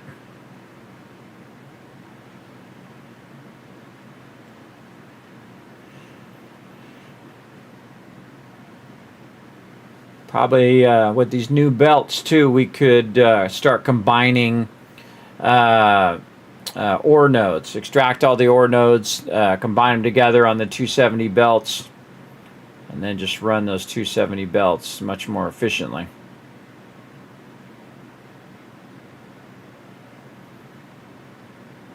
I'm going to start to hear it here.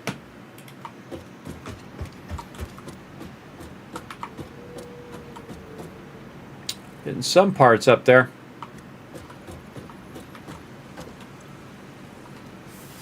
Again, one with the cooldown is on jump pads.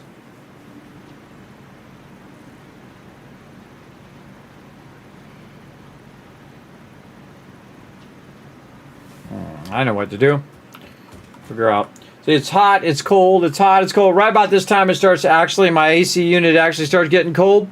So I'm going to go ahead and vanish for a second.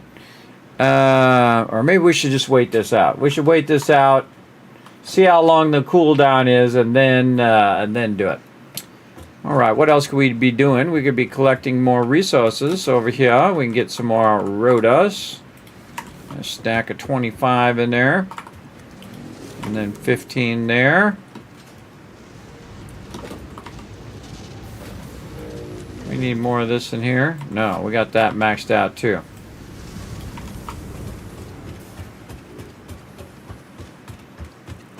How much concrete do I got in these? Whoa, we got a lot of concrete. Alright, well, while we're waiting, we're about to make a big mess. That's how the thing popped up underneath me there. We're going to take this out. And we're going to make ourselves a nice industrial storage right here.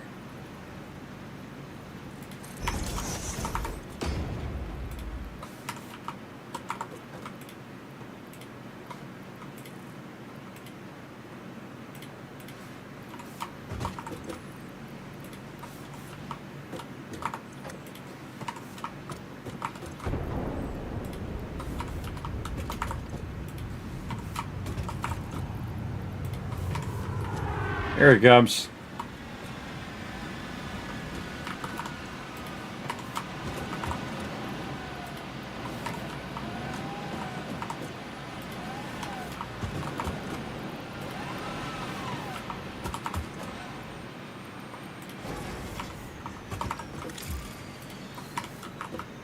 Okay. Let's see. We're going to need more of those. Gonna need more of that, which I have sitting somewhere. Where did I put those? Over here. Right there. Not enough room. Throw a couple of this away. Get those.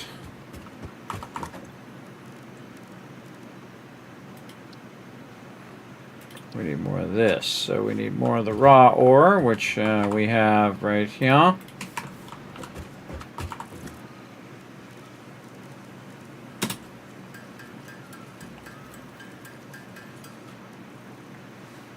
we're going to need a lot more raw ore than that.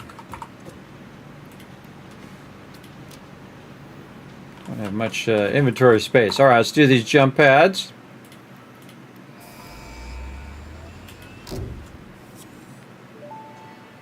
Okay, about 4 minutes. Okay. Milestone reached. The Fix-It jump pad combines high technology and innovation for optimized factory traversal and an ideal travel experience. Clarification. Ideal travel experience not guaranteed. Individual results may vary. Pioneers are responsible for all workplace accidents resulting from jump pad usage. It just so happens that we have a bunch of SAM over here, and as you can see, I have all the portable miners in a circle, so you can just grab it all in a circle, fill your inventory, and then stand in the center there and just have it convert a massive amount of it. But you got to make sure that you do have enough room to do that. I'll make sure to leave one open so I can go ahead and convert a lot of this into the reanimated SAM.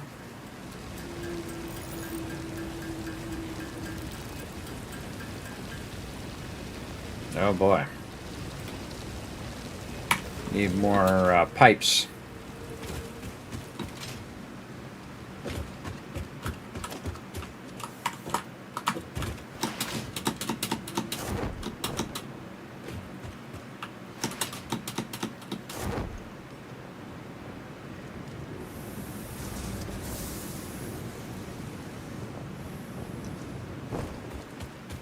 Actually making these pipes pretty decently fast right now.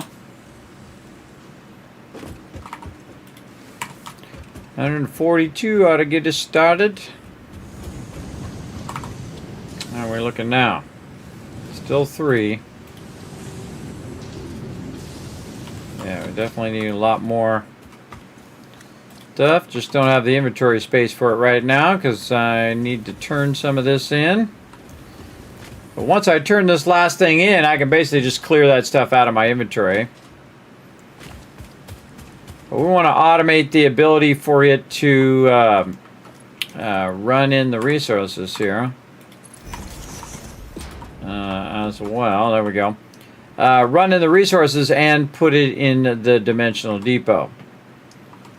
Which is what we're working on right now. So, another minute there. And again, we need the raw. Oh, it's got the MAM done. What we got?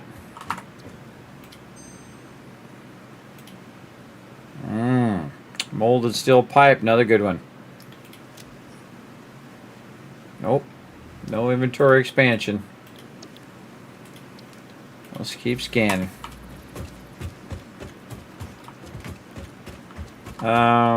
What are we doing? Scanning there. Waiting for that to come back. SAM fluctuators.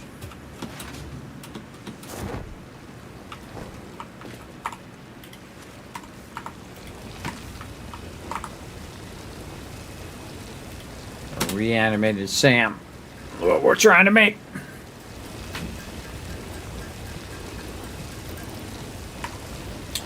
I was trying to make with this stuff. Dimensional depot. Oop. There we go. We need 10 SAM fluctuators. How many can we make? 5. Might have some laying around somewhere.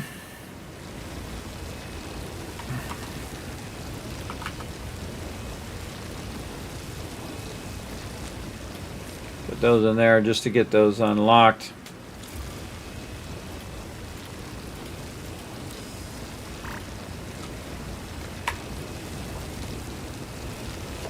Okay, this is returned.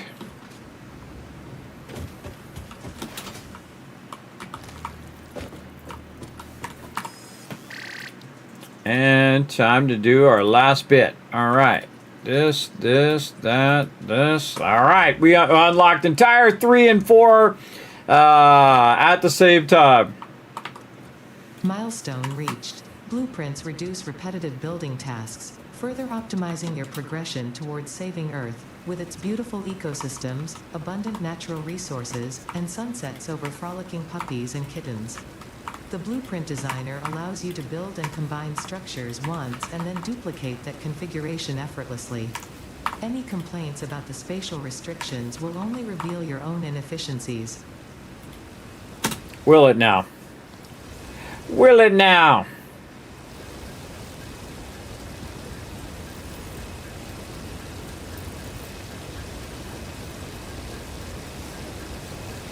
Probably automate this reanimated SAM now. That might be a good idea. Get this automated.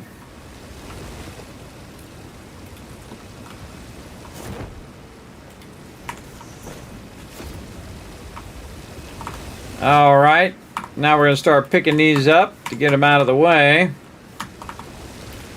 So we can use our extractor.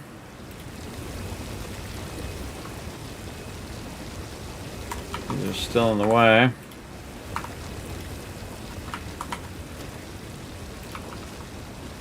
Thought we're just minor one.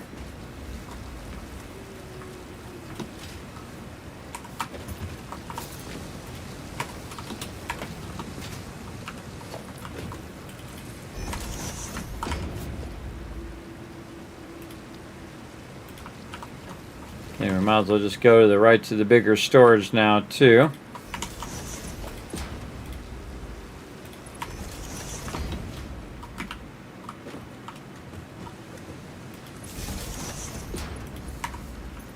Okay, I'll start doing its thing. Man, I gotta remember how I got this converted. I think it's the constructor.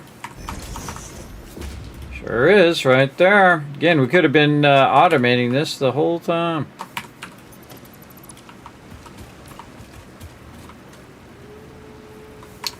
More smart platings, which are gonna have to go way out here. Now, see, I have to keep running back and forth, back and forth. That's the thing we will fix in the future. And again, it's smarter for me to just let it run, come back. I got tons of boxes and boxes full of stuff. Than to run back and forth over and over again. But just trying to unlock a little bit of this so it can run while I'm doing other things. Let's get a bunch there. A bunch of that.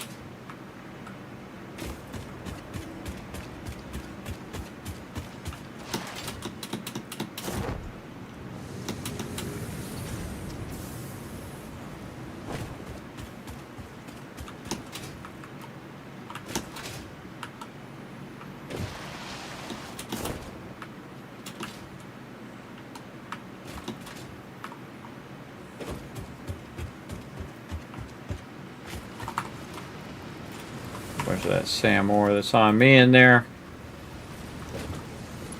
And this goes here. That goes into there. That starts to create that. That into there. Now it's doing the reanimated sand for me. I'm gonna have a bunch of that in there too. Alright, SAM fluctuator. Just really need one dimensional depot for now. And I always start with my concrete dimensional depot because I always need concrete for this, that, or the other thing. So we're going to have it go out on the top. And we'll have a little one down here that just tells us what it is.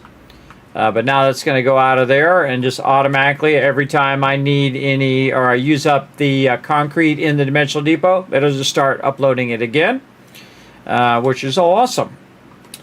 Another thing I can do is let it backlog a whole inventory worth of these things here. Because I don't have the manufacturer yet, I could just take a whole inventory full of that and just convert all that now. And that means I can upgrade a ton of stuff with that. Again, we're just trying to get every little bit of everything running in one way or another. Coming back right now. Here it comes. Nice.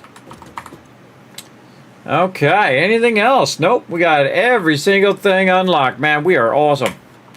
Now, there's other things still to do. Of course, there's our blueprinting, replacing all my industrial storages using the faster belts. But to use the faster belts, I need those steel beams. So we want to let those backlog for a while. We can make motors and stators, but we got a crazy ton of those. Same thing with encased industrial beams. Our power storage now, nicely balanced. We could probably use some more power, but work on that later. This is all our coal power. We'll get to that. I think there's any sub thing that I want to work on. Really just want to let that run, try to get some more inventory from the MAM, which is going to be running for a while. I feel like that's good. I feel like that's the moment to stop. When you got everything running, even our alien stuff is running over there. And it's just cranking it out in a very efficient way. Now the question is should we let it backlog the rotors, or should we let this start making these platings? Kind of feel like it's better to backlog those rotors, because then I'll have a bunch of those rotors to use. Even if it does stop the overall production at some point. I think that's the thing to do. All right, time for another little break, and then we're going to jump over to some Power World. All right, and again, I don't need to be on the server, buddy. It's just going to run automatically. I know, pretty awesome. All right, another little break, everybody. Let's get it going on over here. We'll get our words on stream going, and then I'll be back in a bit.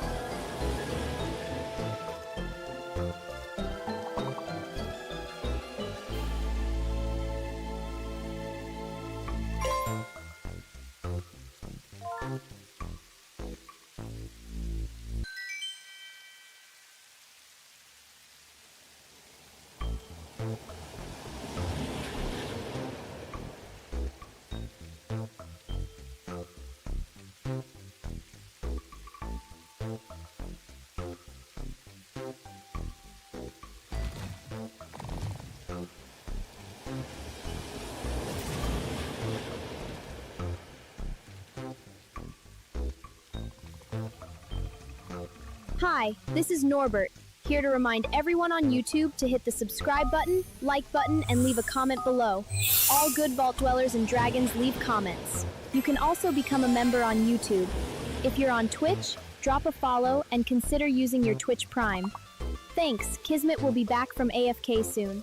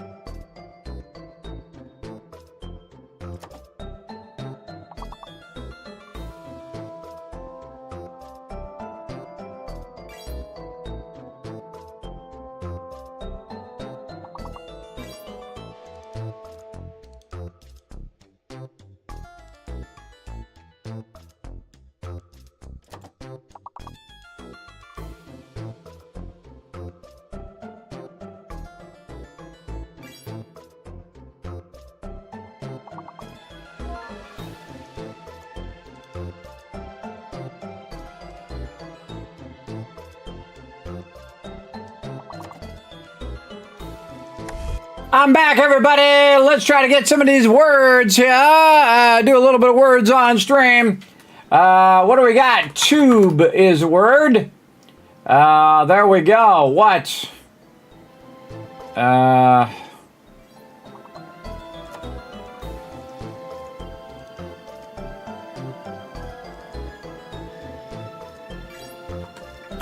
Loot.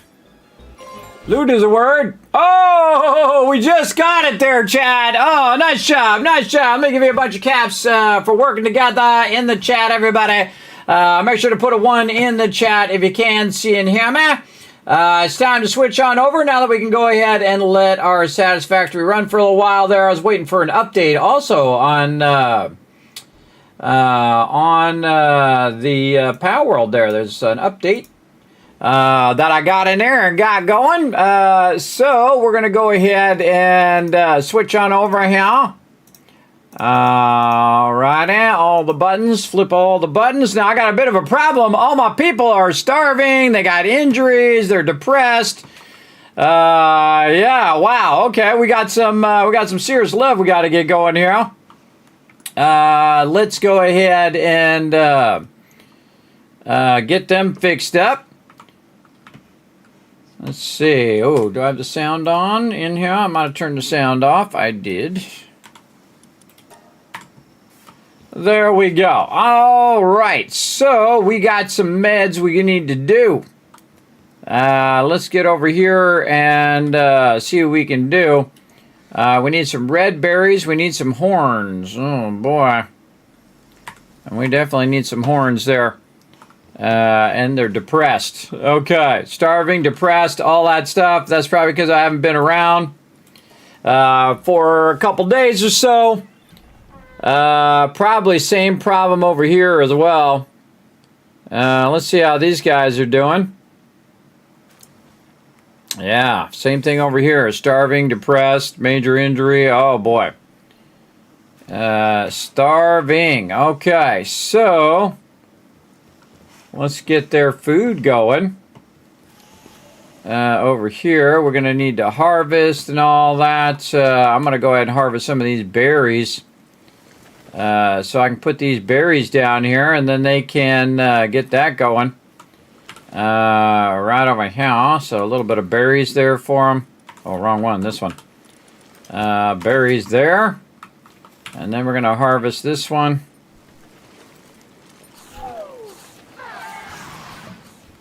And more red berries. Open that up. Put that in there. Put this food in there. Yeah, food in there. How about my food? My food. Oh, I got a lot of food on me. Okay. So we'll take... Why can't I just take it all out of there? There we go. And we'll just give them all of my food. Or wait, we should do half of it. Move. Half. Shift. Shift. Take half. There we go. Won't go in there. Huh, maybe this one. Oh, because that's the... okay, how about I just drop it on the ground? That's the other one. I see. Okay, so this... in there. There we go. Now they got some food. Okay, so I can help them with the starving part. Let's make sure I got a bit of food. Heck, let's just drag it on me. And we'll keep this in here, and we'll go put this food in the other thing. So those guys can go get that. We'll go over here. Now, see, I had left a bunch of food on my character when I logged out last time. So we got some serious animals to help. Oh, thanks for the ones in the chat, everybody. Appreciate it. Let's go ahead and get these guys fed as well. Let's see. Open. Put that in the feed box. Take all of my food out. And put all that in the feed box. There we go. Okay. Now, we'll get them all fed nicely. Then, once they're fed, they should be a little better off. Now, they should have perpetually fed themselves. They didn't need me to feed them. They should have done it, but should have and did are sometimes two separate things. Let's go over here and see what we got here. So, yeah, we need berries. And I really got a problem with horns. We gotta go get some horns. I know right where to go. Mammoths be struggling with their tasks. Yeah, I'm gonna be struggling with food here very, very soon. Alright, are we back out seeding and doing all of that stuff? Yes, we are. Okay, I'm just gonna help out with the harvesting here. Since my peeps were having trouble there. And I got plenty of inventory space. Help a bit with the harvesting so we can get some food back up and running for all of them. And again, this should have perpetually kept itself going. More lettuce, more of this, more of that. But I guess if you log out for too long, all of your food goes bad, and apparently they don't just keep going. So we're going to go ahead and keep this going here as well. All right, what else we need over here? What am I feeling? Stamina? No, work speed. I think that's what I was working on last time. A little bit of work speed there. We'll go ahead and do some harvesting. Now, again, one of the things that I like to do, everybody, is I like to play the game through. So if I have an issue, I like to solve that problem and I learn from it. Versus people giving me stuff and they're like, hey, Kismet, this is how you do this. Hey, Kismet, here's all the stuff. Here's all the things. Here's all the stuff. It's no problem. I will get them going. I will get them going here. It's very fun to, again, because you're going to learn by solving those problems, and that's part of the fun, than to then just be given everything. To be given everything and then be told everything, and it's like, here, Kismet, I have like 50,000 of everything. It's like, it's no fun. You want to actually play the game instead of just someone giving you everything. At least that's the way I like to play. It's an old school way of playing. Some people just take everything and say, hey, look, I got all the best stuff. I'm much more of a get in there and solve the problems, get it going. Again, if you're too far, if you're away from the thing too long, you're definitely going to have issues. And that's okay. That's okay. I can go ahead and manually harvest some of this to get them going. There we go. And then we'll go over here. And anything that we can put in this one, we will. I think this is all raw stuff here. So we'll put all this in here. There we go. And then we'll get this. Making some serious salads here. And then we'll get the next one, and we'll have that one. Do a bunch of berries. And so on and so forth. Whoa, I can do 71 of those. Well, dang, get on those, bro.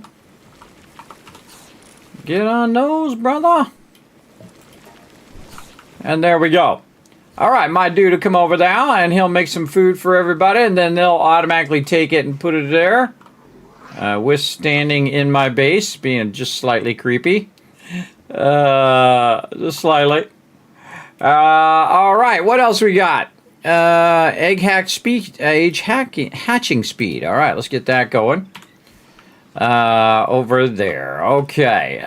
Let's see if we got any eggs. Okay, we got some eggs. We can go ahead and check out what we got. A Fuak was born. Awesome. Oh, there's somebody running through here. Pal Recruiter, what you got? Yeah, what you got? I already have those. But thank you. All right, gonna go over here and check my stuff over here. Take all that, and then go ahead and start that. Oh, auto assign. There we go. Start that going again. And I got some meat as well. Let's go ahead and hit I and then R to stow all that stuff away. And I think I already got all these going now. Oh, this one's done. So we can make some more food there. Okay. Now we're talking. Now we're talking. All right. Restored that. Now they're just a little bit depressed. All right. So we got those guys squared away. Let's go get our other guys squared away.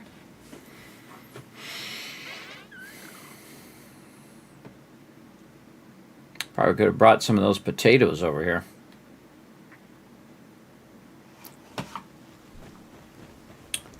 All right. So these guys are just depressed for now. We can solve that problem. And then over here, we could cook up some mushrooms. There we go. And we could get our guys back to planting, hopefully. These guys are hungry.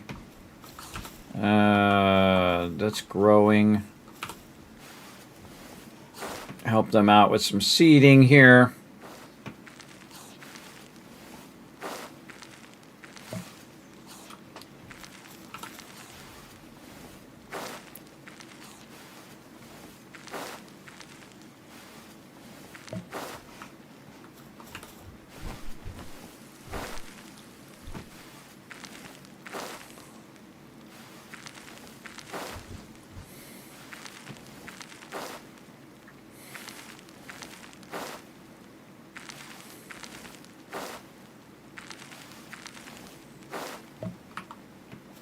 Okay.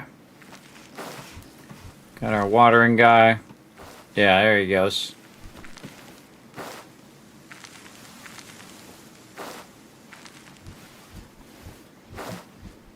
Okay. There we go. And he's going to harvest that. We're going to water that. That's all going to grow. All right. Let's go and see if I remember where the heck that was. It was over here. No, that's the beginner one. Up on the top of a hill. Might have been here. What's this star? Let's delete that star out of there.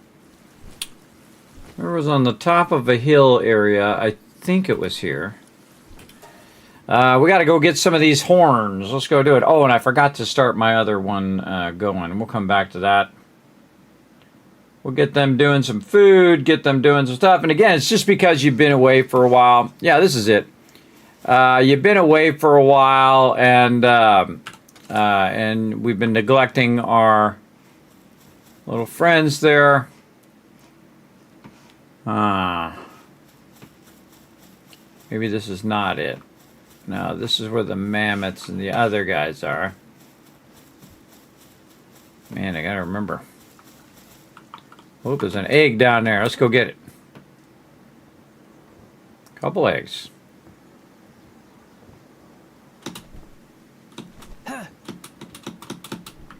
And there we go.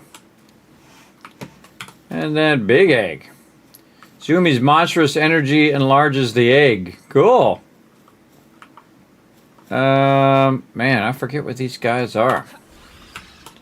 Well, let's ride around and see what we can find. This is Zumi's. Zoomies. He likes to go for zoomies. Oh, look at this guy. Oh, we need the man himself. Pro baller out here. See, we got our ultra spear. We do. Got him.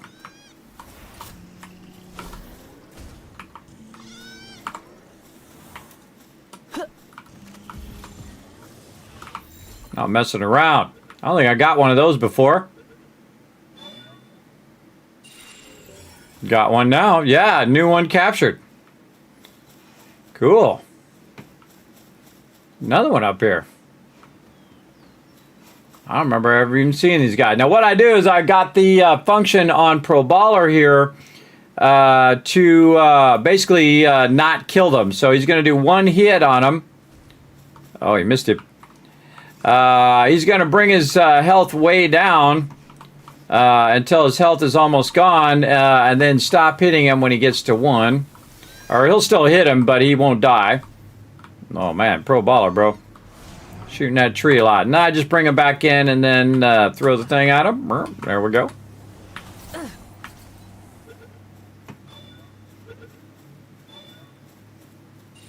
All right, 2 of 5. Now, not really what I'm looking for, but while I'm out and about, might as well. Hey, these big guys out here, I'm not really looking for those.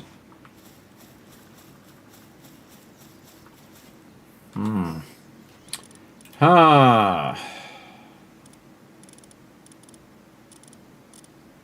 go in here and find these guys. These guys. Yeah, they drop horn.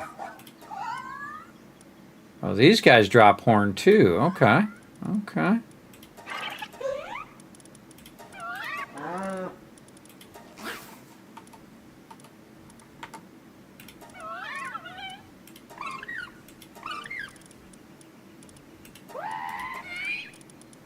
Leather. What about these big guys here that are walking around? Where are these guys at?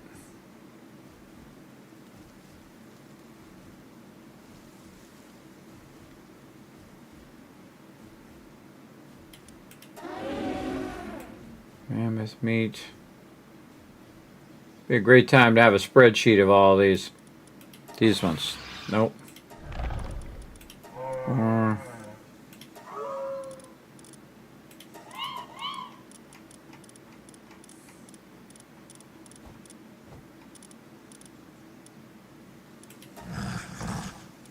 Oh, those ones I just got drop horns. Ah, okay.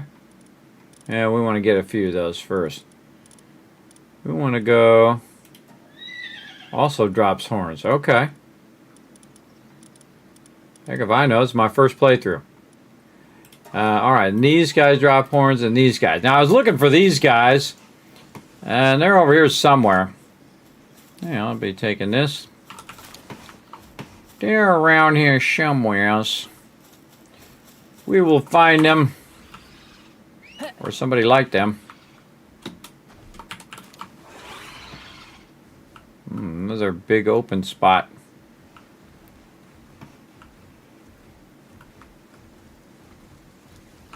All right.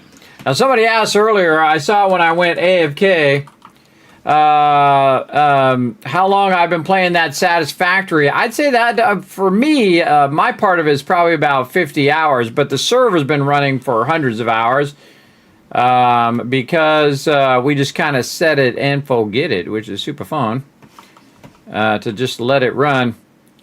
Man, I forget where the heck those suckers are. Maybe down this way. Let's go find out.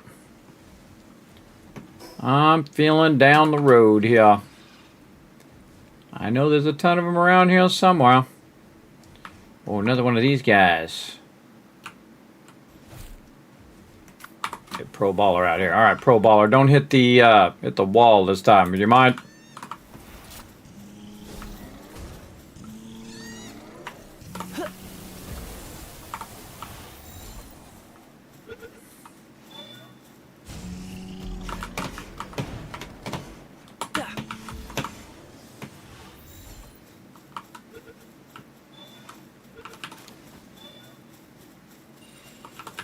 All right. I need those horns, but I need 5 of those more. Little puffy guys.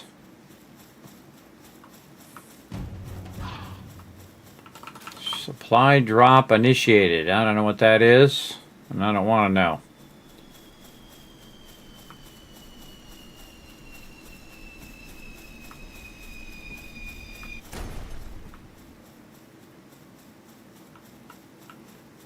Okay. Again, I'm mostly playing solo, everybody, because again, I haven't played the game before. So other people play the game a whole lot, and they're like level 90 and stuff like that. Here they are. I knew they were over here somewhere. Basically, I'm just playing solo, so I don't feel like they're just like, here's everything, Kismet, here's the thing, this is how you do everything. Again, some people just can't help themselves, everybody. They just, no matter how many times you tell them, they just like do that kind of stuff. All right, now I'm just owning them because I need these horns. So I'm shooting with my fire bolt here.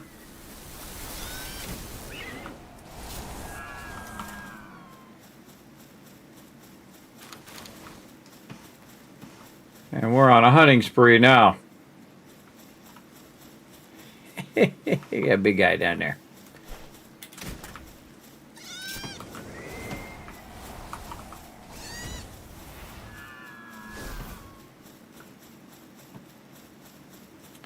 Need these horns so I can make some meds. All right.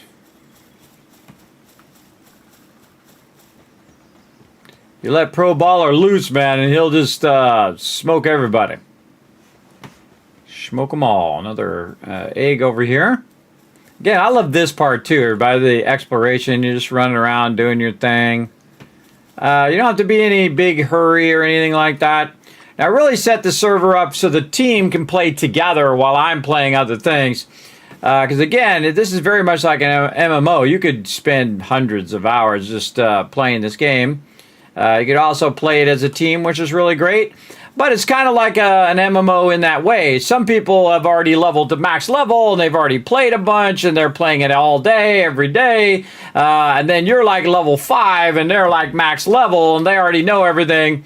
That can be really kind of a turnoff for a lot of peeps who are just trying to, hey, I want to have that same adventure that everybody else had at the very beginning of the game. Again, it's one of those things. Now, if I'm playing an MMO with my crew, I will let them know that, I'm going to be there doing it, but not on this one, everybody. Again, this one's just courtesy to my crew. Where you at, Pro Baller? Get in here. There he goes.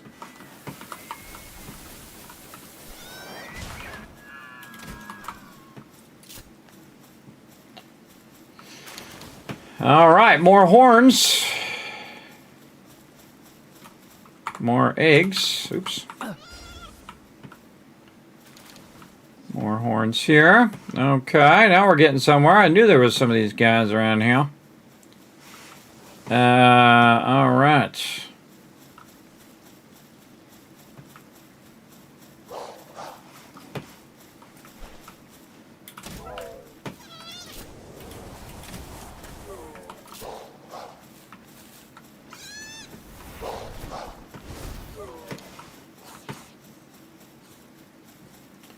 Those will wipe those guys out. Pal team is hungry. Oh, I don't have any food. All right, we got to dip behind me. Oops, somebody else coming. Apparently we're killing these Mammoths too.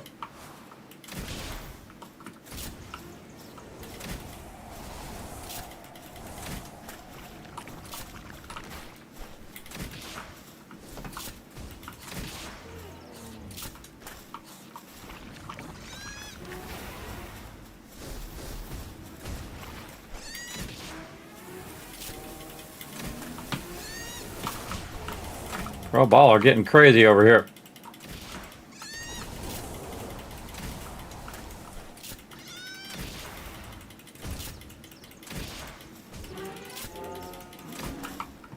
All right, there we go.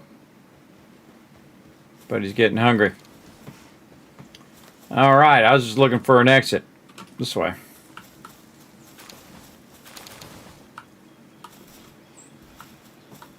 Oh boy.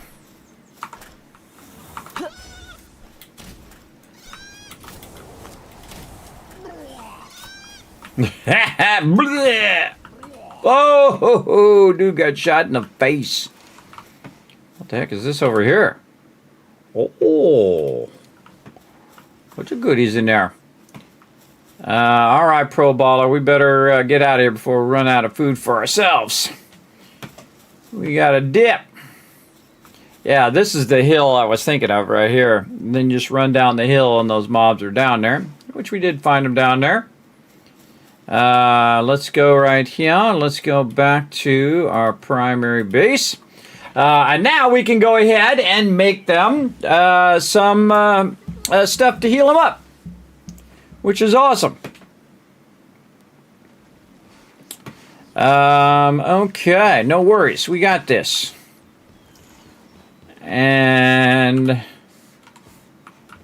where did our potion thingy go? Right here. All right, there we go. So this is going to be for sprain, and this is for ulcer fracture, weakened and depressed. There we go. We'll make 3 of those. And what else do we need?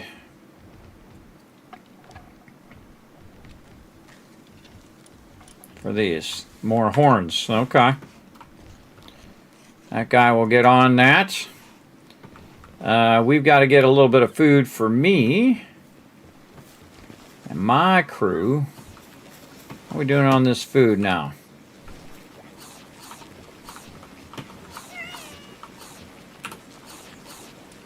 Yeah, we might want to grab that out of there.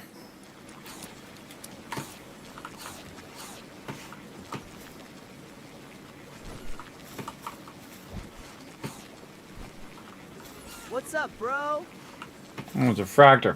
What up, Brunine? We're getting it going on. So we need a fracture, too.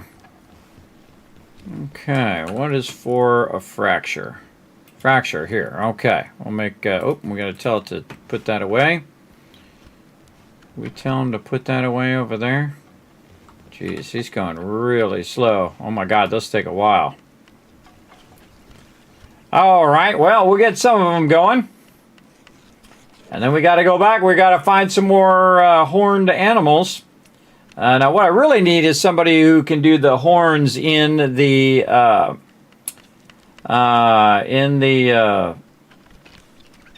ranch over there. And I'll find them eventually. Don't tell me. We'll hunt them down.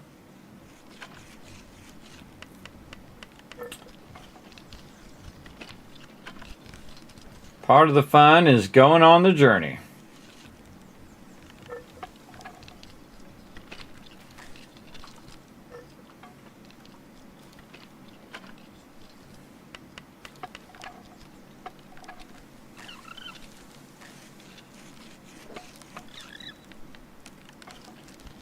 I feel like the biggest problem here is that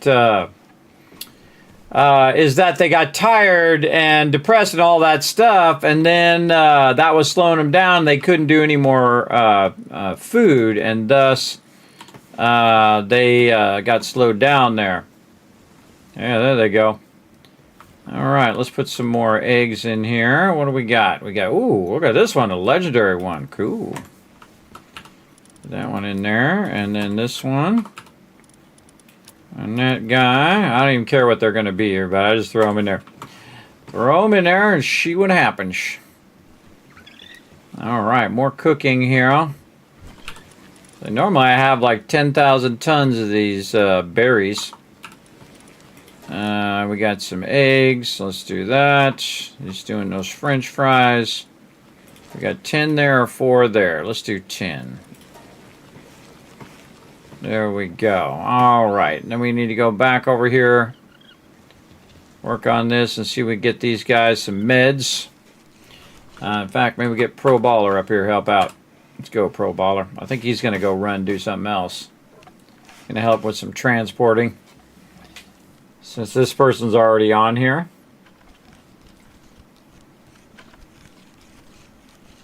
Again, I always think to my pals first. Get them going.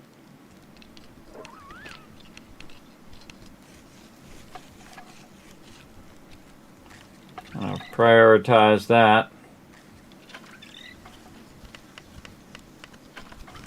And then we're going to rebuild this base at some point. It's going to be awesome.